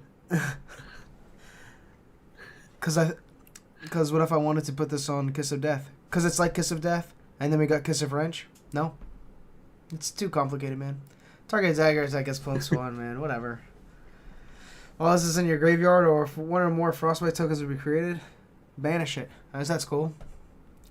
It's a warrior attack reaction. I didn't notice that before.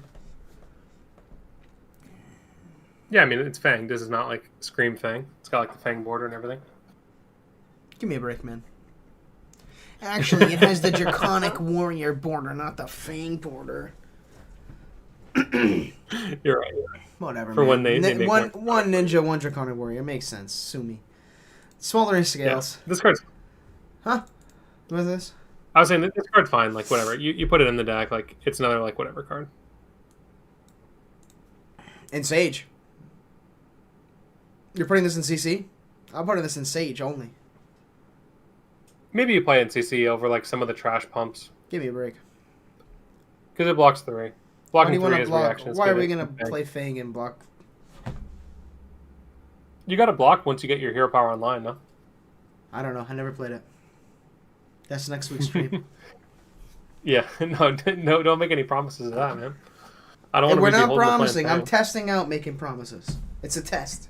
Oh, okay. It's This a is test. all... It's a test of the promise. After the stream goes offline, it's like it never happened. This is just a test. What? I don't know about that, man. How come? I don't know. There's Spoiler 82 people. scales. They'll remember this forever. No, we're gonna zap them like Men in Black. Men in Black style? You got it. 4 more Frostbites would be created. Destroy it. It's block 2 a chest. If you want block 2 a chest, put it on. This is pretty cool. I think it's that simple. If you don't want money and you want block 2 instead, yeah, put it in.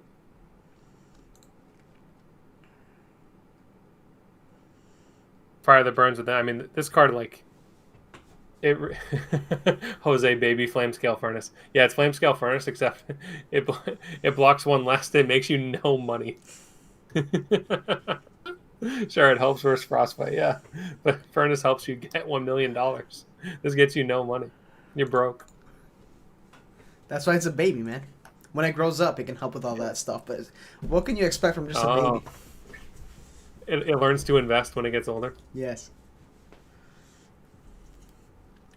Yeah, Fire that Burns Within, it's lit. I mean, it's pretty obvious. You read the card, it's like 1 for 4, go again, draw a card. Like, come on, what are we doing? We're going again. 4 feathers, 1 crown. Phoenix Bannerman, who's that? It's Phoenix Wright, but Phoenix Bannerman. You point to your opponent and say, boom, objection. I object to you defending my attack.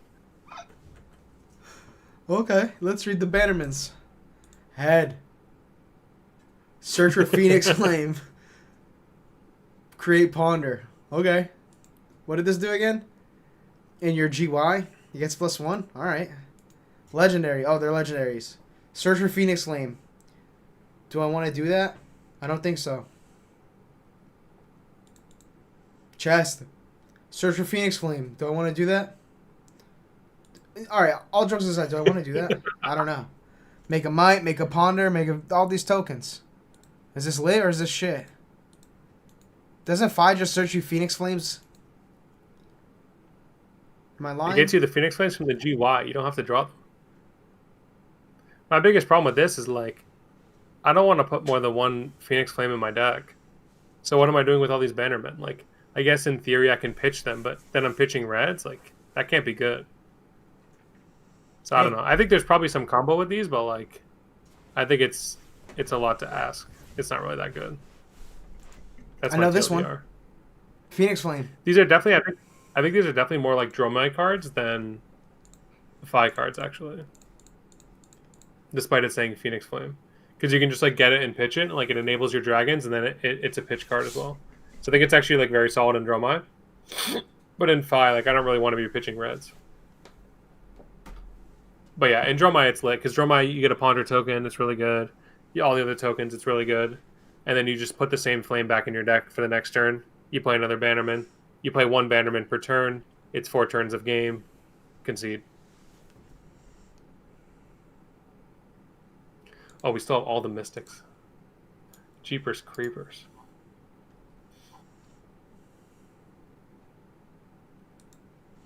Okay, we can do it. We're actually almost there. You're lying. You're lying. Serpent's Kiss, man. Okay, what do you think? Huh? There's so much graveyard disruption. Surely need to play multiple. Yeah, maybe. Okay, let's become activated. All right, I'm ready to go. You know what I need? What? 1 second. I need to break out the Nerd's Candy. I need to become sugared. You're taking all these This buffs. will become Man. like. How about going to sleep? How are you gonna have all this stuff and go to bed? You've energy drinked. You've sugared. But I think the tournament is canceled tomorrow, so who cares when I go to bed? Dude. Is that not true? Isn't that how life works? Like, if you have nothing to do in the morning, you can just go to bed and wake up whenever. I guess so.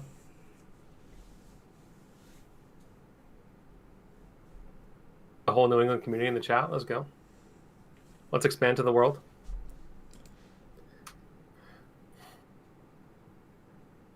Okay. Serpent Kiss. We got this new card. Wait, also, 1 sec. I got to comment on this Nerd's Candy. Someday Nerds will sponsor us. Look at this. Josh made a comment the other day about this Nerd's Candy is like something that came out of Willy Wonka's factory. Like, they cracked the code on candy. It's this. Like, once you get this Nerds, you know what's up. I'm giving you all the credit for that. I hope you know that. I've never tried to steal that credit, and I've told many people this already. Wait, I said that? You said it, yeah. It was genius. What candy? The Nerds. These ones. I just showed it. Remember I bought them at the tournament last week. I swapped inputs. I didn't see it. Show it up again. A third time? Really? A third time. The clusters? I don't think I said that, man. I think Dan said it. I'm giving you so much credit, man. I think Dan said it. I don't want to take the credit. It's too much credit. I think Dan said it. Call Dan. Wait, Dan said it, really? I think Dan said it. If Dan doesn't... If Dan doesn't take the credit, then like whatever. I said it now. I'm the one who said it like 4 or 5 times already. Big shouts But out I to feel like Dan. I was not The clusters. You didn't have to show. originator. I know the clusters, man. I could close my eyes. I visualize the clusters. Looks like the Jimmy Neutron candy. Think about it. Yeah. Serpent's Kiss, man. Look. New sex scene. Stealth. When this attacks, make a Fang Strike and a Slither. 2 of them if you transcend. Yeah. When it hits, look at their deck. Banish one of them. It's good. It's blue. You transcend. Banish one of their deck. It's good. Next one, man. Come on. We gotta get this shit going, dude. It's 2 in the morning. Shouts out to Will the way it's 1 a.m. in the morning. A.m. Wax and Wane. Choose one or both. Just choose both. Search for the chi. Beamba. Shuffle it, put it in the top of your deck. Are you playing this? +1 counter on blue aura. +1 counter on target aura with ward. Doesn't block. I'm playing it. Fuck it. Shapeless form. Call Zen. This is extra lit. Whenever you play an attack action with ephemeral, choose a name. It gets the name. I think all these cards are lit. Bring Mystic back. I miss Mystic. It was just a little too OP. Here it is. The new Mystic Majestic. What if they just made one Mystic hero? Like, if they can make Blaze... No, because... Look at these. They're for the old ones. These are stage support for the ones that exist. Sad. I have no idea what these two could be. The Cloak. I'm not reading this garbage again. Don't even ask me about this one, bro. Fluid Motion. If you've created a card, this gets go again. I don't want to. Manifest Muscle. Wait, why don't you want to? I don't want to. I don't want to. I think. Why don't you want to? Because I don't want to. 0 for 2. Go again. But I don't want to. You transcend, and then you do Zen. And Zen makes a Tiger. It's creating a card. You want to do this? I'm sure there's people in the world who want to do this, man. I don't want to do it. I don't want to do it, but if somebody does it and it's good, then I'll be like, you know what? That was pretty cool. Maybe I want to do it. But in this moment, I don't want to do it. You do Enigma, yeah, like the guy's saying. Spectral Prowler with that Phantasm. You attack. Your opponent can't pop it. You make a shield. You do the shield. You swing for 2. I don't want to. Okay, I want to. An Enigma? Alright, yeah, Enigma, yeah. That sounds pretty good. It sounds pretty good. I take it back. Everything I said, I take it back. Just like that, I'm absolved of all sin.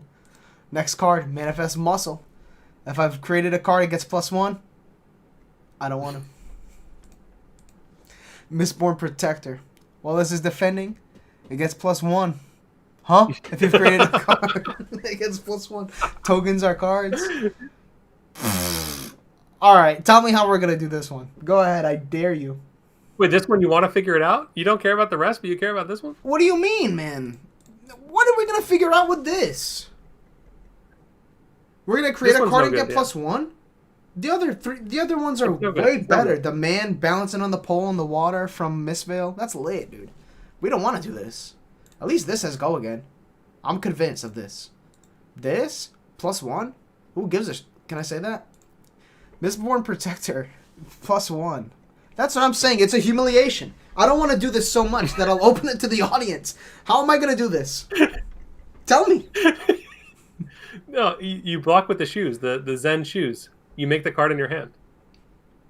I don't want to. And then what? You're going to transcend? Then you're going to transcend on their turn and do what? What's so important? What's so important? So bad. Yeah, no, it's so bad.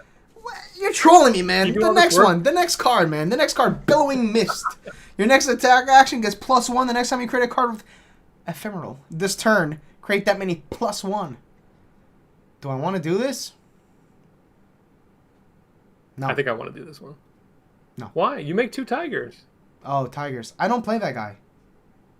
I don't know about tigers. You need to learn. You think make it... Oh, you make gotta it 2 tigers learn the is way good. of the tiger. Oh. Chase the tail? Chase the tail is good?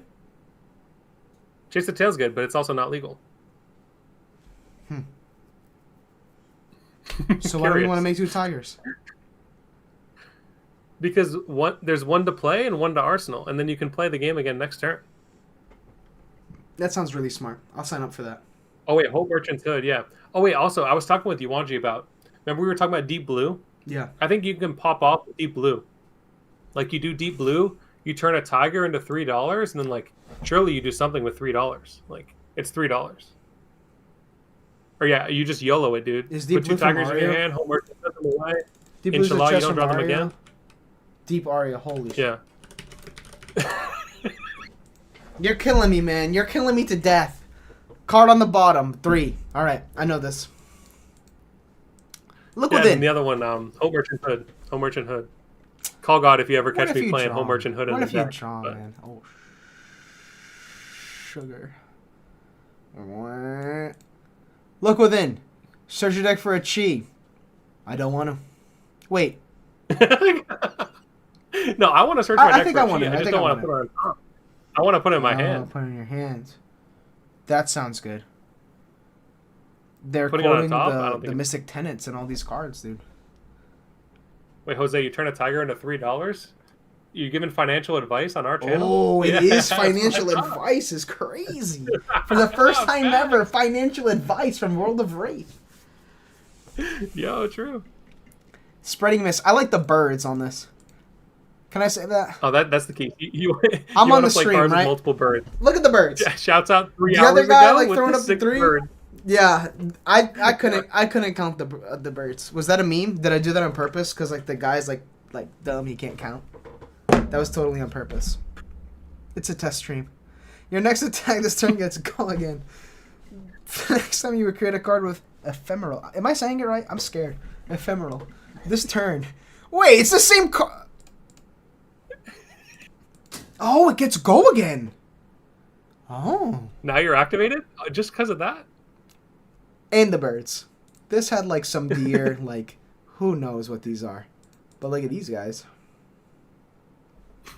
I think it's nice. So something cool to know, by the way. You're a person who enjoys playing new, right? I am, yeah. I am. Okay, yeah, I'm glad you agree.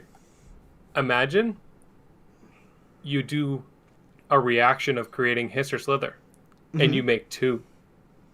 You slither them now. I think I said hiss or slither. Those are the same thing. Yeah. I meant slither or fang strike.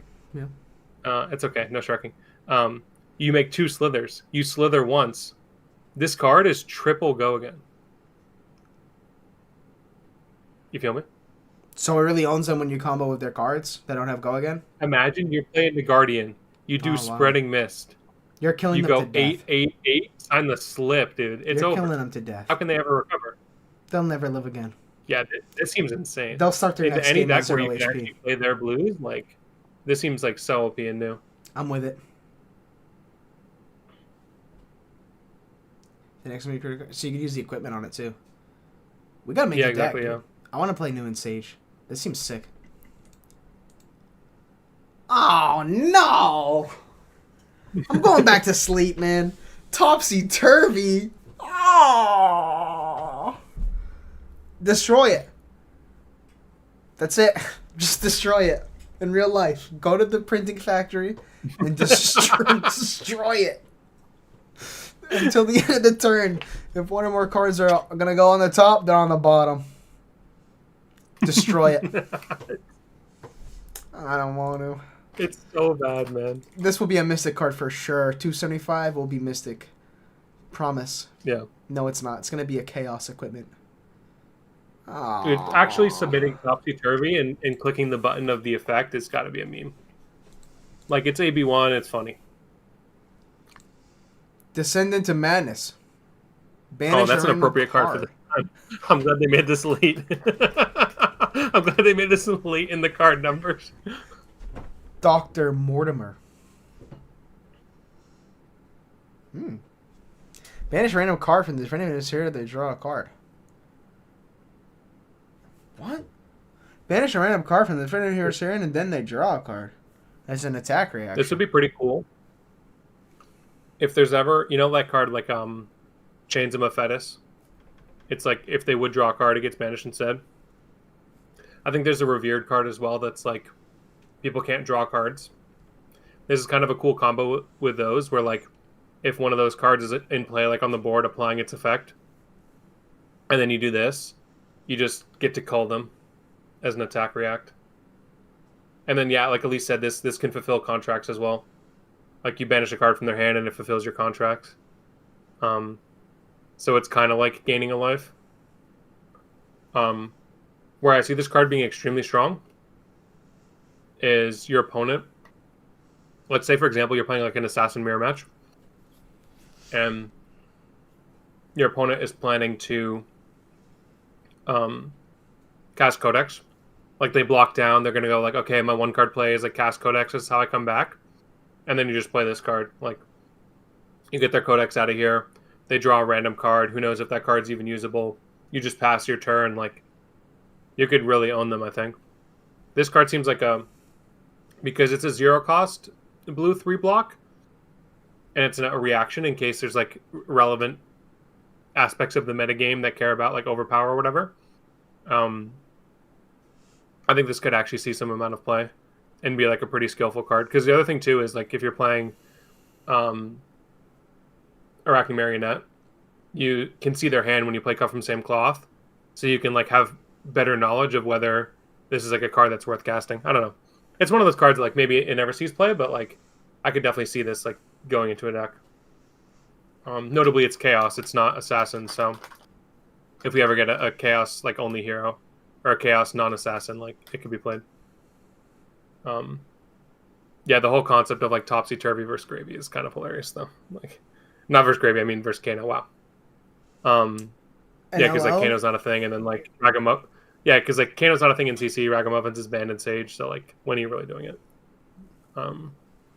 Yeah, we continue. We go further down the descent into madness. Concoct disorder. Mm-hmm. Wait, this is actually cool. Tell me not. This is Denji from Chainsaw Man on the right. You think I watched that show? You don't even need to watch the show. Come on, you've seen the picture. Of this on the right? This monster? Pull up Chainsaw Man, Denji. Can I do that? Is that safe? Yeah, why not? Yeah. What if it comes up with, you know... I don't know. Oh, it looks like the monster? Like this? Yeah, when he goes like chainsaw form. Tell me not. Okay, okay. With the teeth and stuff and the little like hat thing? Wow, you got rid of that quick. Oh. What's wrong with that? No, it's fine, it's fine. Look. I'm a streamer. Look at this. I got stuck because see the eyes? See the eyes on his body? Isn't this from something else? I think it reminds me of this. I got lost in the sauce thinking about this. No? Okay. But isn't this from another Chinese cartoon? It reminds me of the Jose would know this. The Gurren Lagann, when they go to the anti-spiral and it's like the guy made of totally eyes. That's the one, right? Sounds familiar. Yeah, Gurren Lagann anti-spiral. That's definitely that guy. It's not that color, but yeah. This is the content you need.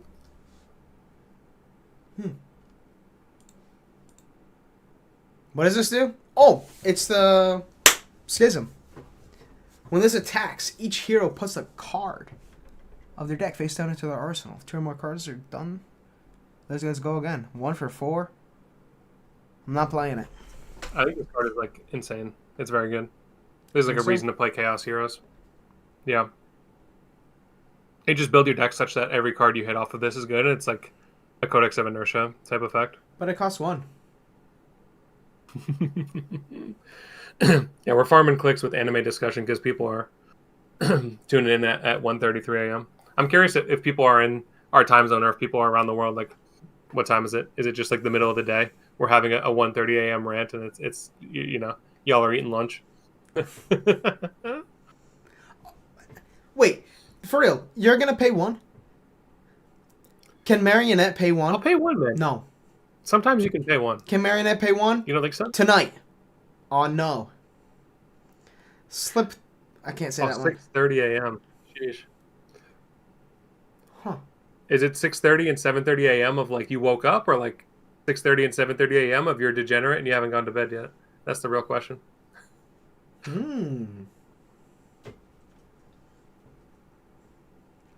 Yeah, this Concoct Disorder card, it's definitely good. Oh, no sleep. We got 1 and 1. Just woke up, I see it. Unlucky. I got owned twice. Look, man. Are you going to play this and slip through the cracks? Don't lie. Probably not slip through the cracks, but... Actually, no, definitely slip through the cracks. No, you know what? I'll just play this in any deck. And I'll play it. And this is one of those cards that it just reads really good to me, and I want to try to make the deck work around it. And if it ends up sucking, I'll just be sad and I'll cut it. But it's fine. But for now, I'm hyped about it, okay? I'll let you live. I hope it works out. Thanks. Wow, we really got people in every time zone. This is good. We're lit. Everybody's got to know. Hyperinflation. Look at the guy on it. This card looks insane. Just like the artwork looks like... like literally I'm going through like an acid trip. Like what is even happening in this art, right? Look at the bird. When this attacks, cards cost 1 more to play. It's pretty cool. Yeah, I'm coming to London, by the way. I'm flying out Wednesday night, get there Thursday morning. Gotta like scramble. This is why we're doing this exercise now. Hopefully I can maybe discover some stuff in this during this time period of, you know, craziness the next few days. Break the format, go to London, win the tournament. The last world premiere I did well, so I'm hoping I can run it back this time. But yeah, this hyperinflation card is too lit. Like the play patterns of, yeah, people have mentioned where you just pump, play this, swing the dagger. But I don't get it, dude. The dagger costs 1. Now it's going to cost 2. Is a dagger it's a card? The cards you play, man. What do you mean? Are you playing a dagger? I don't know. No. I'm not? Trick question. So Callisto's going to cost 1. Do you have a dagger even in your after I play hand this? that you play? No. Okay, I learned. It's just 0 for 4. Like, I think it's not that deep. Like, this is just 0 for 4. And imagine this was a 1 for 4. Yeah, see you there, man. Imagine this is a 1 for 4. It's still good. Who cares? And, like, imagine I have to pay 1 more for my next card that I play. Who cares? And in a situation... It's 1 for 4? Mm-hmm. Go ahead. No, go ahead. And in a situation where you have no front pumps and you have all reactions, you're going to have a panic attack? I won't have a panic attack because I'll just play 1 of my reactions, or even 2 of my reactions. Well, let's imagine. I'm going to be pitching to swing my Chelicera, Chelicera. and I have 2 reactions. Yeah. And I have 2 reactions, right? Yeah, I'm seeing them. A 4-card hand. Okay. I go hyperinflation. Mm-hmm. I pitch to swing my Chelicera. Mm-hmm. I have 2 floating. You have a blue in this hand. I still play both my reactions. Factor cap. Yes, Will, I'll just have a blue. Then you did 2 for 4 go again. You want to do that in real life? Now we're out of the imagination and we're back into real life. You want to do 2 for 4 okay, go it's again? 2 for 4 go Give again. me a break, man. Give me a break. Okay, I mean, okay, give me a bad. break. Yeah, you're right. It's bad. Okay, fine. I tried to cope. Maybe it bricks replay your it. D-reacts? Okay, wait. I'm waiting. Now let's transform into a new universe. Okay? You ready? There. Yep. We're in a new universe. We're on Namek. I'm skilled at the game. I'm him. Mm-hmm. I cast Cut from Same Cloth. I see their hand is 4 reds, including 2 D-reacts. Oh. Hell yeah, I'll play 2 for 4. GG's. Okay. So it's definitely niche. It only really bricks their D-reacts if they have multiple or they like have an arsenal already. This is gonna sound so corny, bro, but it's a chaos card. It's just the perfect name to describe it. It could be like insane, or it could be a huge chaotic. backfire. It's chaotic. Same could be. And the fact these cards come rainbow. The fact these cards come rainbow too is definitely interesting. Like maybe you just end up playing the blues as like, if you want to do something weird, it's a blue. Nah, mean. If you have... Okay, we wait, hold on. Remember when we played Tunic and Slippy and it's like, why the fuck are we even playing this? Can I say that? Why are we even playing this? Because, you just use it on Spikecore Blood Rot. What else? You don't really play Retrieve. How do we use Tunic and Slippy when you need it for CNC, maybe? Is that cope? Like, can you just play a card, play this in the middle, and then just use the tunic to pay for the last card? Is that cope? You can, but I think we're still thinking more like Sageless right now. I think this card is... Wait, why can't you Actually, do no, that but in you're right, Slippy though. and Sage? Oh, because there's no tunic? It's time to go to bed, bro. No, but also in Sage, who even plays 0 for 4 D-React, right? Yeah. Like, let's be real. Like, 0 for 4 D-React is not something that you do. Yeah, it's a ponderable blue. I agree with that. Like, for example, you just play the blue of this. It's too lit. Like, it's just 0 for 2 blue. Like, I think it's probably fine. Okay, yeah. 0 to blue. You know what I mean? Like, it's probably fine. Okay. Like you do your turn and then you attack with this at the end and then you pass. You do 2 instead of doing 1. There's no way it's. Oh yeah. good, Also, man. At least pointed out. Sage Slippy is in chaos. Yeah, it's not even. Oh chaos. my god. It's solitary confinement. It looks like the Chainsaw Devil specifically from the manga. Yeah, thank you. I knew I had this like thing carved in my brain, and then Jamie couldn't pull it up fast enough. You know. Who? It's okay. Tough as a rock, man. I'm making it. I guarantee at least 2 people in Tough the as chat a got it. rock. Okay. Look at this guy. This is my kind of card. Look at him. It's got Pot of Greed on it. He's got forearm strength. If you have less health than the other hero, this card's base is 6. Otherwise, it's 0. Tough as a rock. I like this. Yeah. These kind of cards are great because when you're playing Tough Knight, you're always losing. So like the effect will always be online. Okay. Very good. Energy Tell me not. of the audience. If I have less life than each hero, this gets +1 for each aura of suspense you control.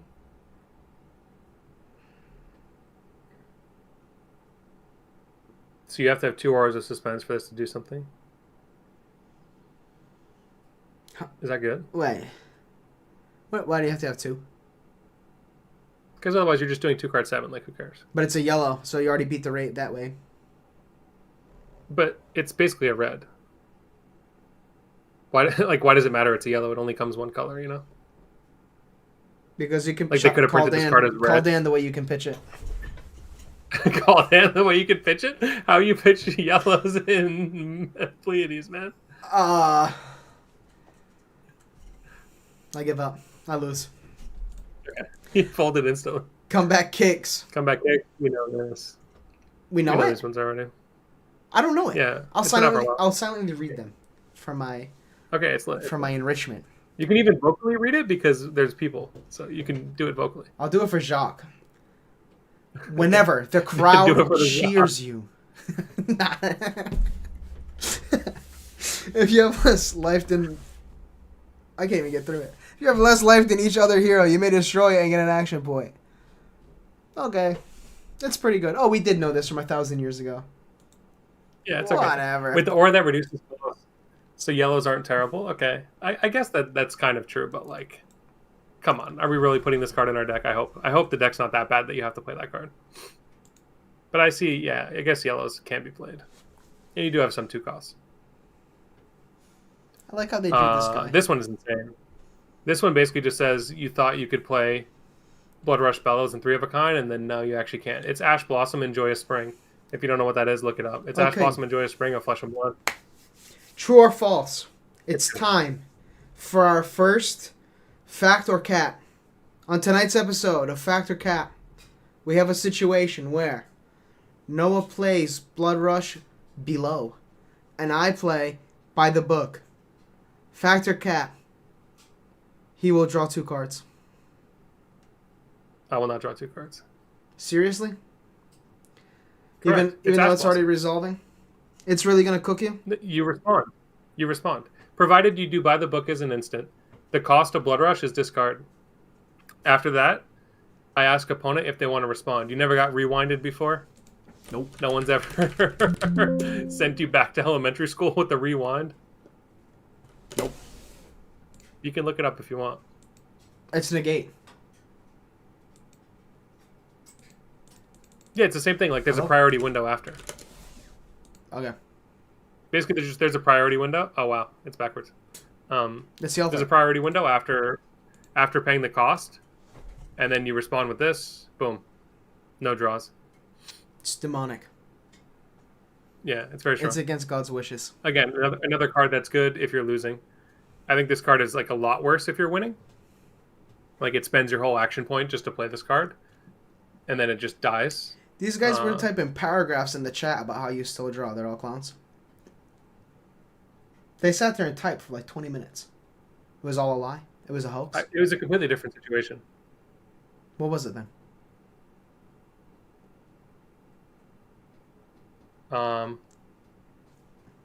What do we have to go over this now? No. Thank you. We don't. We don't. It's fine. Very good. I'm glad you agree. All right, man. Okay, very good. Let's proceed. Let's proceed. Embolden. We were doing so good, man. We were doing so good. We're still doing good. What's wrong? We're doing good. Okay. Nothing's wrong. Yeah. Embolden by the crowd. If you've been cheered this turn, it costs 3 less. It's good. Don't say anything bad about it. You block the hat, and then you play this. Boom. Oh, wow. Block 6. Yeah, I'm a huge fan. Wow. This is a fabulous card. You play just one of it, and it's really good. Hulk up. You can even play 2 of it, whatever. I'll pitch to play it. It's unmovable. It's fine. Yeah, that card's lit. That card's actually like insanely lit. Are we hulking up? Or are we hulking down? Hulk up. Yeah, it's great. It's great. Like I said, all these heroes are terrible, so you're always going to be losing. You can get the value. Stadium security. I like it. It has he's wearing the armor from heavy hitters, so it's cool. When it's in your arsenal, if you have toughness, it's ambush. Wait, do you know what the name of his weapon is? In real life or in the game? I don't know either. I don't know. It's a fork. The Bident. The Joe Bident. Because like a trident is 3, this is a Bident. It's only 2. Yes. Very cool. That's information you need to know. Thank you. No, I didn't know. It's going to be on the quiz later. What would you use this for? You use this to hurt people? Why would you make this? I would never condone such activity. I don't know. I think it's to like corral animals or something. I don't know. That's what. All right. I'm glad you said it. Ambush. I guess it's cool. Terrible. It blocks 2. Will round 1. I got that Bident. wait. Let me roast Ricardo. Let me put Ricardo on blast. For what? For no reason. For what? I have to. At the RTN today, we had, or not RTN, AGE, we had like 18 people, I think, and then one person didn't show up, so Ricardo got the bye. There was only 17 people, and then he lost, and then he lost, and then he lost, and then he got the bye in the last round. So he went 2-3 with 2 buys. It's not nice. I hope you see this. It's fucked up. You're the best, man. You're the best. Listen, man. We continue. You play Tough Nut. Think about it. You don't play in real life, but we're in a different dimension. You're playing Tough Nut. They block. You can't convert your hand. You set this, and it ambushes. What's the problem? Like the yellow, you're saying? I don't know. I don't care. Any of them. I don't care. Yeah. 3 for 6. You have to play some amount of these in the deck. Who cares? Yeah. You ambush. Okay, maybe the yellow, okay. You blocks 2. You don't want to block 2, but I don't know. You got to play some amount of these cards. This might make the cut. If you play Sage Tough Nut, sure. But like Sage Tough Nut has to be the crazy copium. You would never play that in CC, I don't think. Okay. Chain of Brutality. Take it back, man. This card, in fact, all the reviled cards, I think, when you read them, they seem like they should be insane. But then when you think, is it really even that good? Like, let's imagine this card, right? Mm-hmm. I attack. Mm-hmm. I got a full hand. I'm him. I'm ready to go. I'm activated even. My opponent puts 2 cards in front of this that block 6. I have to click RKO, otherwise I pass my turn. There's no Snapdragon Scalers. And so, then the next thing I do doesn't get the ability. So this came in for 6. And the next thing I do comes in for, let's say in a Dreamland, it's like a 2 for 6. Okay, I have this, I have 2 blues. I don't know, I have like some other attack that like I was planning to buff up. Like, I just don't see how this effect ever actually gets through if your opponent understands that they can just like block it. Like, maybe you have combat tricks, you get around it, but then you're taking damage. The biggest problem with these types of cards is that when you play RKO, the power of your deck, this is Reviled Brute, right? That's why I'm focusing on RKO specifically. The power of your deck is Mocking Blow being like super easy. In CC, the power is like you have Big Bully as well. Outside interference to get Mocking Blow, so you have consistent Mocking Blows. Like, this card on paper just reads insane, and if your opponent lets it hit, it's probably insane. And like, yeah, in a super theoretical sense, like, you can follow up this card with a Mocking Blow. But if you're keeping a full hand to be able to play this card, use RKO on it and Mocking Blow, what are the odds you actually have more life than your opponent? Like, you most likely had to take damage to do a play like this, to keep like a big hand. Like, RKO wants to play on small hands if possible. We played, if you remember this, Josh, too, we played a decent amount of RKO, and we found that like you end up just really being susceptible to the whole life manipulation situation, given that you have no Fiddler's Green, you have no Sigil of Solace, and you have to block with so many cards to make sure your life total stays high that like I just don't see you ever really having space to play multiple of these cards in Sage. I think in CC this makes a lot of sense. Okay. Yeah, in CC this makes a lot of sense because you have like a lot more follow-up cards of this, and you have like life buffer to where you can keep this. You have access to more like ways to boo. You have Tunic to be able to conveniently do KO ability on this with fewer cards. You just like have more tricks available.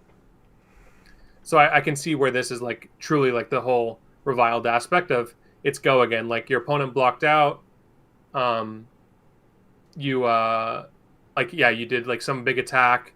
Your opponent blocks out. You drop 4 cards, and like people say you have no more Mandible Claw. This is like a really sick way of being able to just convert your hand. It's high upside for sure. I just think in Sage, like the way that the game is working right now, it's not going to end up being that good. Being that good. You'll definitely play it in the deck, like if you submit RKO to the tournament, but I think like your opponent blocking it in a situation where it makes sense for them to block it because like they see how many cards you have available, I'm not sure how good it'll be. But it's definitely a very powerful card. Like, I'm glad that this card exists. We continue. Unless you have something to say, sorry. I had something to say because you were being too negative, but then you made it positive, and then it was complete. Now we're on the next card. What else can I say? Yeah. Walk in my shoes. If this has greater power than base, it's +1. I haven't seen this one yet. Crush. I sleep. When this deals 4 more damage to a hero until the end of their next turn, the base and defense of attack action cards they control or have rounded up. It's good. It's a shrimp. So this card, it's a shrimp, yeah. It's a shrimp of reviled. I don't know if that matters. For what people need to know, we call these cards shrimps, like the small guardian attacks that you intend to buff to high heaven. The concept of crush on these cards is like always going to be annoying. You want to have a combat trick or you want to have evasion, otherwise it's like basically just useless. They just block. This is not like, wow, now Lyeth is the best deck of all time, like whatever. It's a slight upgrade to some existing attacks, but doesn't solve any of his issues. Next. Two-Face. Oh no, not this again. Not the defeated. Just say it. So this card is like very strong into Acilio. If you're Lyeth. Or, yeah, because RKO, you play Flesh Bag. Acilio is a big part of the meta, so having a card that's strong into him is definitely good, but I think this effect is just like, it's a similar idea where, okay, sure, yeah, it's cool, but like, is this what Lyeth needs to make Lyeth a player in the meta? No. it's these kind of cards are always very interesting because they're face up on the board.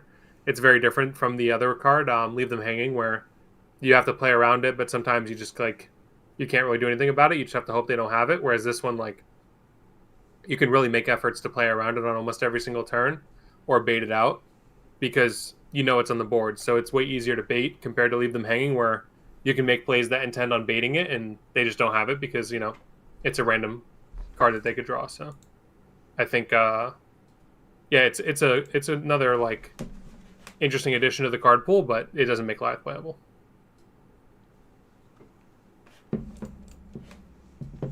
Line crossers. I really like this card. If you have the same health as a hero, it counts as you having more life than the hero. Wait, what the fuck?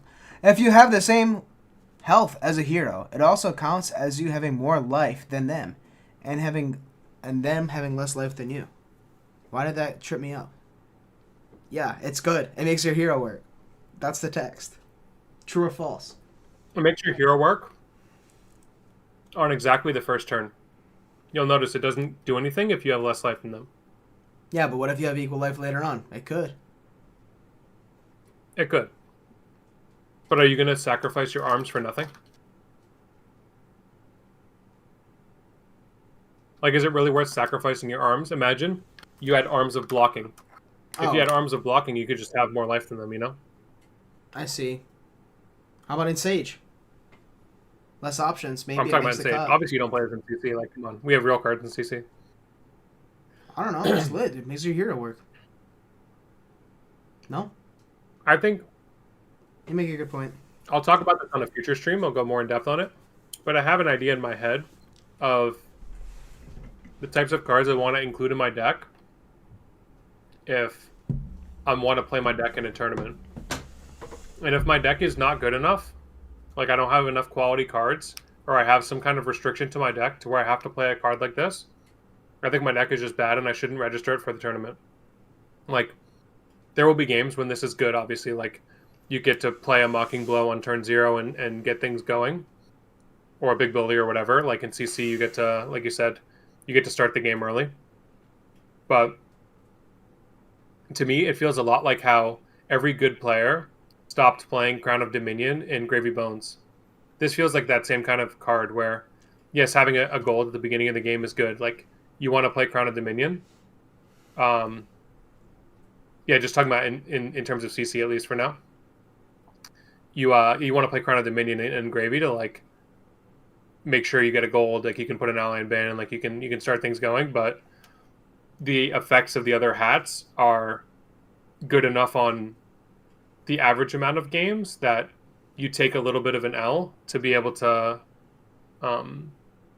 have a deck that's of a higher ceiling. Does this make any sense? Yeah. Like, these are the types of things I think about when I think about, like, building my deck for a tournament. Does it have these kind of attributes? And I think, yeah, the Crown of Dominion Gravy example is, like, one of the better ones. What you wanted you saying too is, like, yeah, you block and then you stay higher life. The concept of these gloves, yeah, training wheels is a good example. Thank you, Lucas. The concept of these gloves is a little bit different in Sage. If you're able to, like, burst your opponent down and, like, it matters, but I think if there aren't a great alternative, you play it, and I would look to have some alternative that's better. Yeah. Oh, okay. We continue. So many cool cards. Like, the reviled cards are, like, the reviled cards are so cool. Like, look at that thing. Yeah, it's just a giant punch. Who's it punching? I don't know. They wheel them out. Look, if you focus, look at the wheel. If you focus, I've never focused. You gotta look. Join me on this. I'm a person of not focusing. Is this a wheel or is that coping? They're up on something. But who made this? Wait, there's a belt. Is it cake? Who made this? Who is this? Is it cake? And look at them in the back. They're, like, thrown into the spikes. Are these people? These look like...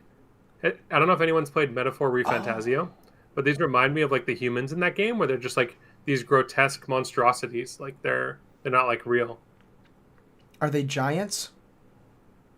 and they chop them I up don't know. dude, to get blasted, It's Titans from Attack on Titan. Okay. mutilated. One Punch Man. I'm just gonna imagine that this is a spring too. Like he's really hitting him with the go-go gadget punch. Check him out, dude. Blasting him from across the arena. Wait. Also, oh, you never watched Baki? I've seen some. I've seen some. Like, okay, you know the guy Dorian, I think is his name. Yes. He starts singing opera, and then like the grenade comes out of his mouth. This is giving me that vibe. I'm sure you could think of stuff from like from Rooster Fighter. Okay. I'm sure you could think of like 1 million references to this, but yeah, this is a crazy artwork. Let's read it in big mode.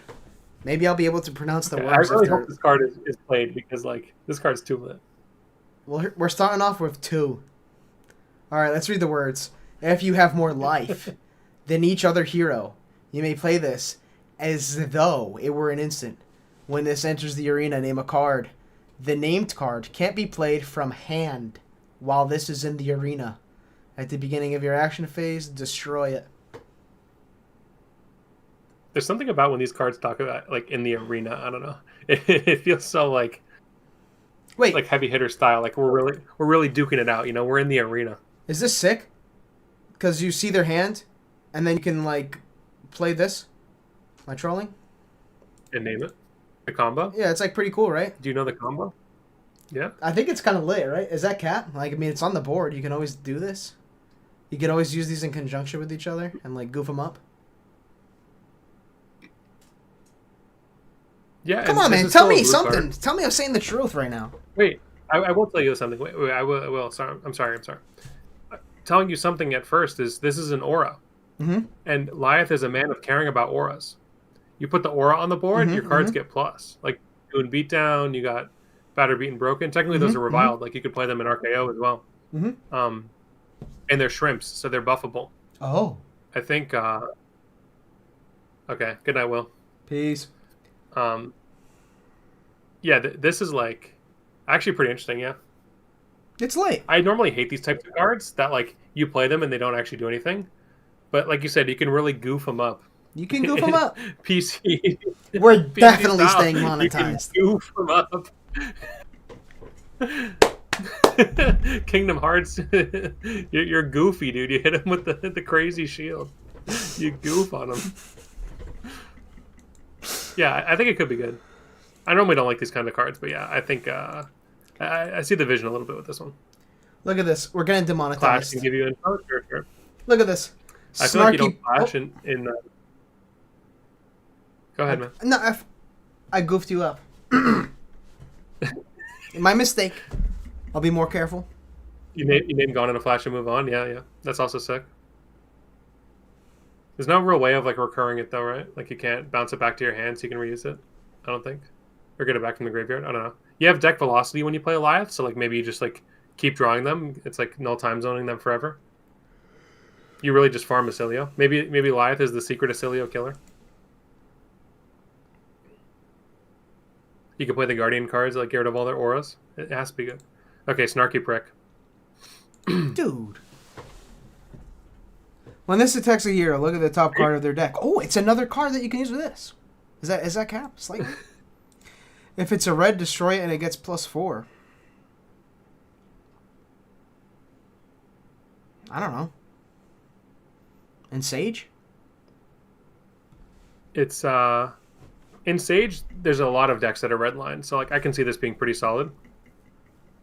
In CC, it's like one of those sideboard card type things where like if they're a deck of 80% reds, you probably play it. It's one of those cards that like it's lit, but it's so risky.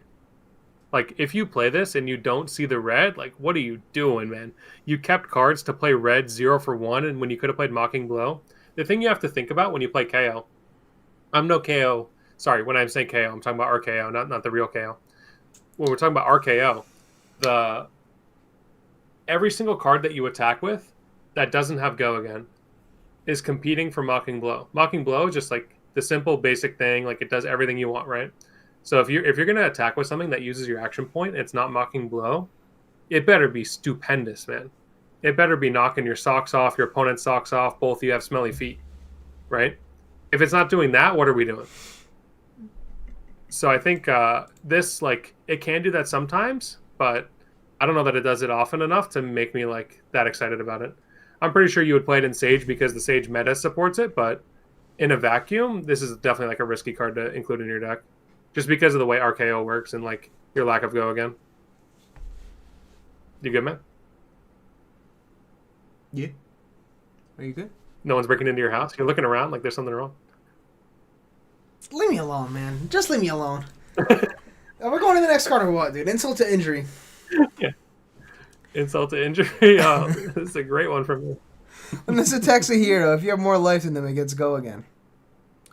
Boom, easy. What is it, 0 for 3? Say less, slam, yeah. Put it in the deck. Hey, again, as they love to remind us, the Prowlers come from a land of blood and mud. Fight Master Cox. Wait, even better in the blue, right? For KO? I wouldn't say it's better, but it's What like do you could play mean? more colors of it, yeah. But you can pitch this to do your hero power, and you can pitch into this to pump it up and give it a big... whoosh, you convert your whole hand for a low risk. Because you have a red, what are you doing? Blocking with it? Yeah, What and if it's you don't have go more again life too. now? It's like if they Maybe if it's they're fine. at like 3 or 4 life and they overblock, like you go again. Right? Yeah, and then you can choose to pump this one or the following one. Maybe it's good in the red too. I don't Yeah. know. I just like the blue. Yeah, you probably play His play blues 4 of really this. suck, man. You're saying 4. Yeah. Come on, you This can play it in actually seems really CC, good. man. just be hopeful. I don't think I've read this one yet either. It blocks 3. That's the most important thing, man. Bad Breath. Bad breath. But I've never seen this card. It's cool. The next time an attack you control What hits, is it? make 3 mites. And It intimidates summons him. all with armor. Wait, this is lit. Is this lit? Wait a second. This is incredibly lit. Intimidate on hit 3 mites? Hold up. We might be back. Play this in Lyeth? Is this just red only? I assume so. No. Less might What's though. rainbow? Yeah, but you stack these. Okay, this is definitely interesting. I could see this having some play in Lyeth because the fact that it just works on any attack. I don't know if you end up playing the other colors, but having the red is really good. Like, making 3 might tokens. If you ever have a way of getting go again, it then enables your goons, it enables Batter Beaten Broken. Like, those are some of the most powerful cards you can pull off. And so if you can enable those with the mites and have go again, I think it's, like, really strong. Okay. I'm kind of hype about this. I think Lyeth is still unplayable. But these reviled cards are definitely strong. That's all I got to say about them. Okay, how many more cards do we have? We only have a couple more, I think, right? Some generics? I'll never doubt you again. We did it. We did Yeah. it. Wow. I'm holding you to it. Hold me to That you'll what? never doubt me again. I'll never doubt you again until tomorrow. I'm not pronouncing this one. This one's on you. It's your turn. Merc. Go ahead. Merc Heller Helm. I did fine. Is it go ahead or is it you going to say Merc it, man? Heller Helm, man. It's fine. If I have a gold against Mercolier, I +1. would say. What do you say? Say it again. Mercolier. Mercolier. Yeah. That's my best guess, at least. It's not native to my tongue to pronounce those sounds. Okay. If you control a gold, it gets +1, dude. 2 resources, destroy it. If you withdraw from the gold, you draw 2. Why did we say this was good again? Yes. So this is Balance of... No, this is Crown of Dominion, but it doesn't make a gold. So basically the action is you pay 2 and draw a card. Because that's what a gold does. Pay 2, draw a card. But it's temper 2 if you have a gold. So I think the concept of this card, like, if you're a deck that can make a gold, you put this card in your deck, you have Arcanite Skull Cap, but with way more upside. Obviously, you don't have the AB3, which is relevant in this meta, right? But, like, let's put that aside for a second. You have the block value of Arcanite Skull Cap, but the upside of it being able to turn into a free card, not free, but okay, I'm going to keep giving caveats. I'm going to stop giving caveats. I promise this card is good. I'm going to get through a whole sentence with no caveats. One time. Okay. It's temper 2. You block 2. It's good. It lets you get more cards on a given turn, and if you faced against Gravy Bones, you know how powerful that is to like get 6 to 7 card hands, right? I think the only shortcoming of this card is that it doesn't give you that initial gold. So in Silver Age, because Victor can't play his Ormagus, and What? I don't know how consistently Kasai will be making gold. Maybe Kasai wants to run her spec hat. I'm not sure what home this card has. Like, this is one of those cards that's like, it's obviously very good, and at some point in the world, it'll be very, like, you know, it'll be played. It'll be strong. Can we run that back a second? But it just has to find a home. Victor can't play his what? Or Magus, the shield. The chicken nugget. Oh. Never mind. I thought you said one word. I thought you were gotta hitting me with a confess, you're crazy vocabulary word. Like, those 2 words you said, I thought they were one word. Just forget No, I said Aurum anything. space Aegis. Yeah, the chicken nugget. Just forget I said Chicken anything. nugget, if you will. Thank you. Aurum Aegis. Aegis? It's not Aegis? Aegis. No gis. No guh. I think it's Aegis. I don't know. What do I know? Because, I don't know, man. Burnish Bunker Plate, man. It's the Trash. It's the other one from Heavy Hitters. Bunker Yeah. Beard, Because isn't the it? beard is making a little... Yeah. There's a little beard appearance if you look at the top. Epic. Unyielding Grip. This card's These extra gloves lit. are cool. I think the biggest problem with this card is, like, what matchup does it actually come in for? I guess it's like go wide ninja. If your deck doesn't have access to the Temper 2 arms, or doesn't have access to, like, Guardwell 2 arms, you definitely can just slot this in. I thought this was a tough nut special. But it's definitely a card that you have to have a sideboard. Yeah, like this can't be your primary arms, which is a little bit tough given that you have such a harsh deck building restraint. And if you want other cards, like, I'm not sure how often this makes the cut, but it's cool that it exists in the card pool at least. Play it in Kano? Yeah, you can play it in Kano. You put 3 block on the chain just in case like your combo messes up, you got 3 life.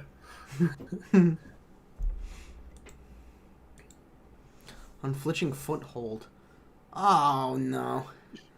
Oh, this card's better than, what did he say? Base of the Mountain.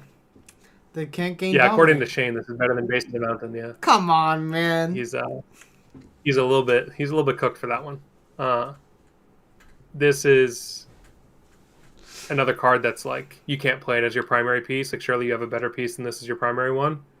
You could sideboard it in. My biggest problem is, like, the dominate really matters on turns where you can't fully cover it with your armor. So you kind of have to get in the block of this early, so that way you can cash it in later, because once you block with it, you can't, like, pop it off the chain really to stop the dominate. Like, you could if you have D-reacts, but that's not, like, a realistic situation. So I think for that reason, it's just, like, a little bit awkward that you want to block with it early. It could end up being pretty good against Flattering Showman, but I think just having more life having more life is probably going to be better in the long run if you have Temper 2. If you have just block 2 normally, like not Temper, maybe you play this card, but it's kind of just whatever. Another card that maybe you play in Kano. Kano actually has some pretty lit armor in this. Command and Conquer. Defense reactions can't be played to this chain link. Come on, man. Come on. It's not even funny. That's not even a little bit. No chuckle. Nothing. I have to skip it. Give me a break, man. I got nothing. It's 2 a.m. Give me a break, dude. Break a lot. It's 2:12. a.m. We're almost done. We're almost We done. almost man. completed the We're almost task. done. Rockyard Rodeo. The power is equal to the power of your weapon. Yeah, you play it on the rock, it's lit. It's a blue 3 for 7. It's got to be good. Elixir. It cures the tokens and you get a life. Good? This artwork is so cool. This is like the old like Legends of Zelda artwork, no? I'm with it. I like this a lot.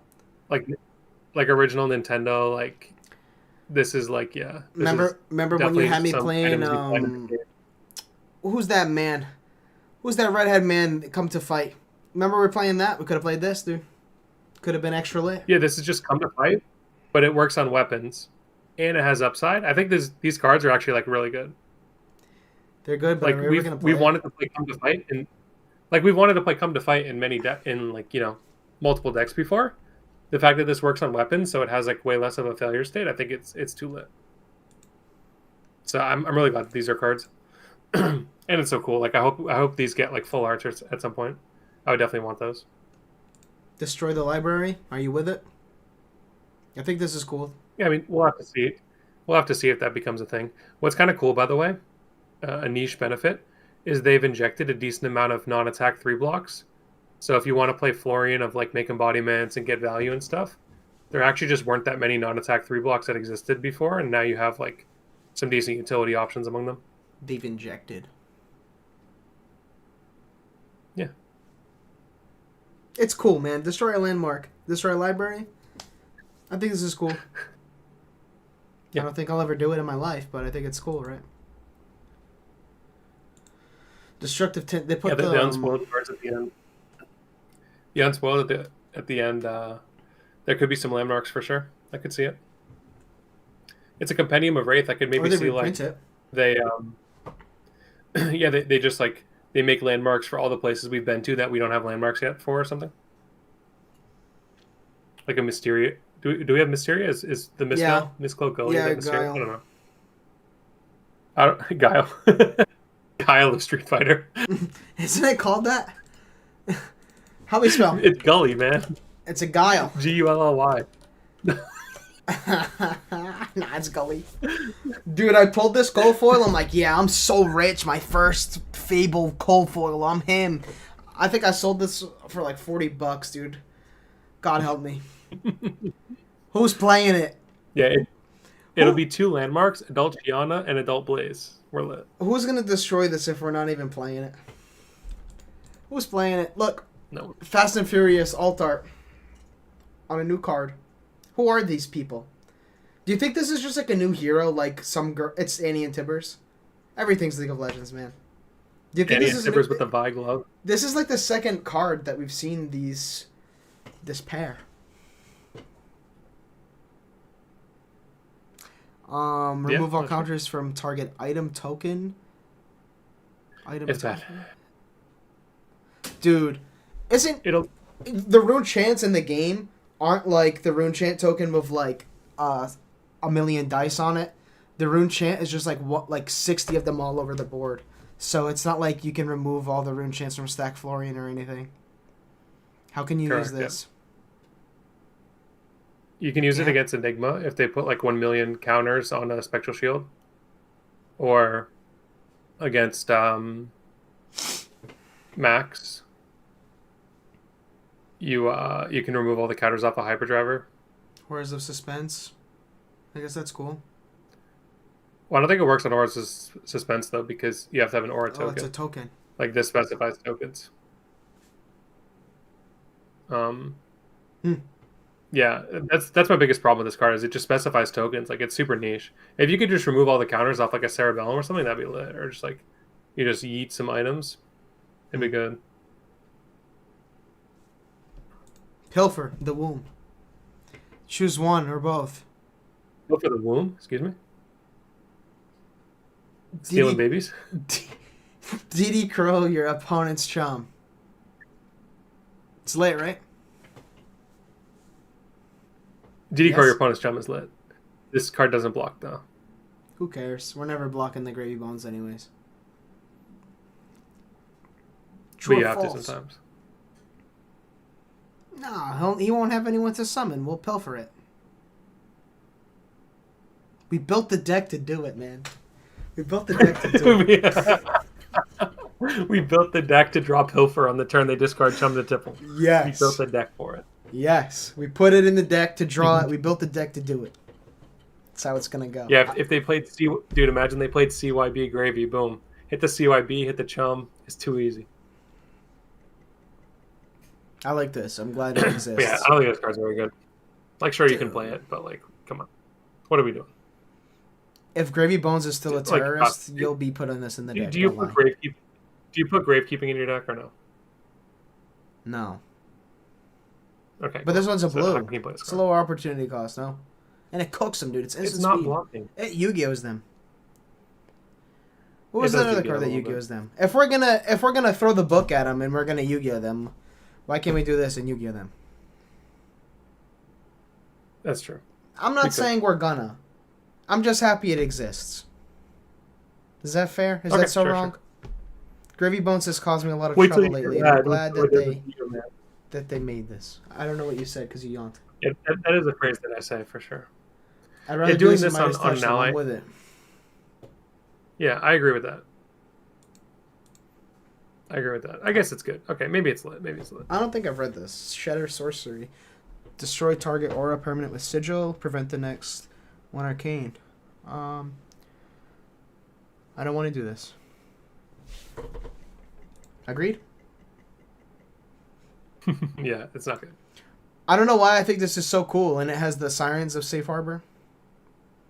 Is this a good card? When this is defensive attack, it gets -3.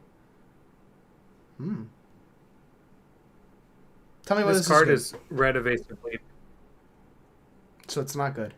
If you go back to Riptide, remember those traps? Yeah. Scroll up a while. This card is really good with that one trap that says if it blocks something that has less than its base. Greater, less than. Yeah, this one, yeah, the Frail Swing Line. Yeah, this is one of the like really good combos. I think you combine those two cards together, you're blocking, 6 on 6 presumably, and then you make them discard a card. But our viewer It's says undetoxable. it's a D react, so it doesn't work. Like this goes on the defense, and then we go to the reactions, so it doesn't work. Oh, it's completely unplayable. It's cooked, man. Oh, it sucks. Everything's bad. Everything's bad. It's You got to over. incinerate all your cards. You can't play the game. Oh, we were doing so good, man. Yeah, it doesn't work. Doesn't It's work. undetoxable. That's true. That is actually hilarious that you can do this against T-Tox, and then T-Tox only gets 3. Is that good enough to play? I don't think so. Oh, Bunker Beard? Yeah. Yeah, that's the combo. Drag down, Bunker Beard, you're trapped. That's the play. That's how you break Riptide. That's what he needs, Bunker Beard. Riptide with a beard. Imagine that. It's anti-Bolton because he's Bolton. I see. Yeah, I mean, you just make Bolton burn another soul. I guess it's okay. I've always found like shrinking effects to be kind of dubious in a Bolton. Like if they just have one more soul, it like doesn't work. Unless it's a shrinking effect that applies like before the turn starts. Okay, I think we did a good job, man. Yes, I think so too. I think it was a success. What do we do now? I think so too. This was just the test stream. It was only a test, man. Thank you all for tuning in to our test stream. We will be streaming regularly, weekly, or maybe more than that. We'll be playing Talishar games. We'll be doing good goofs and spoofs.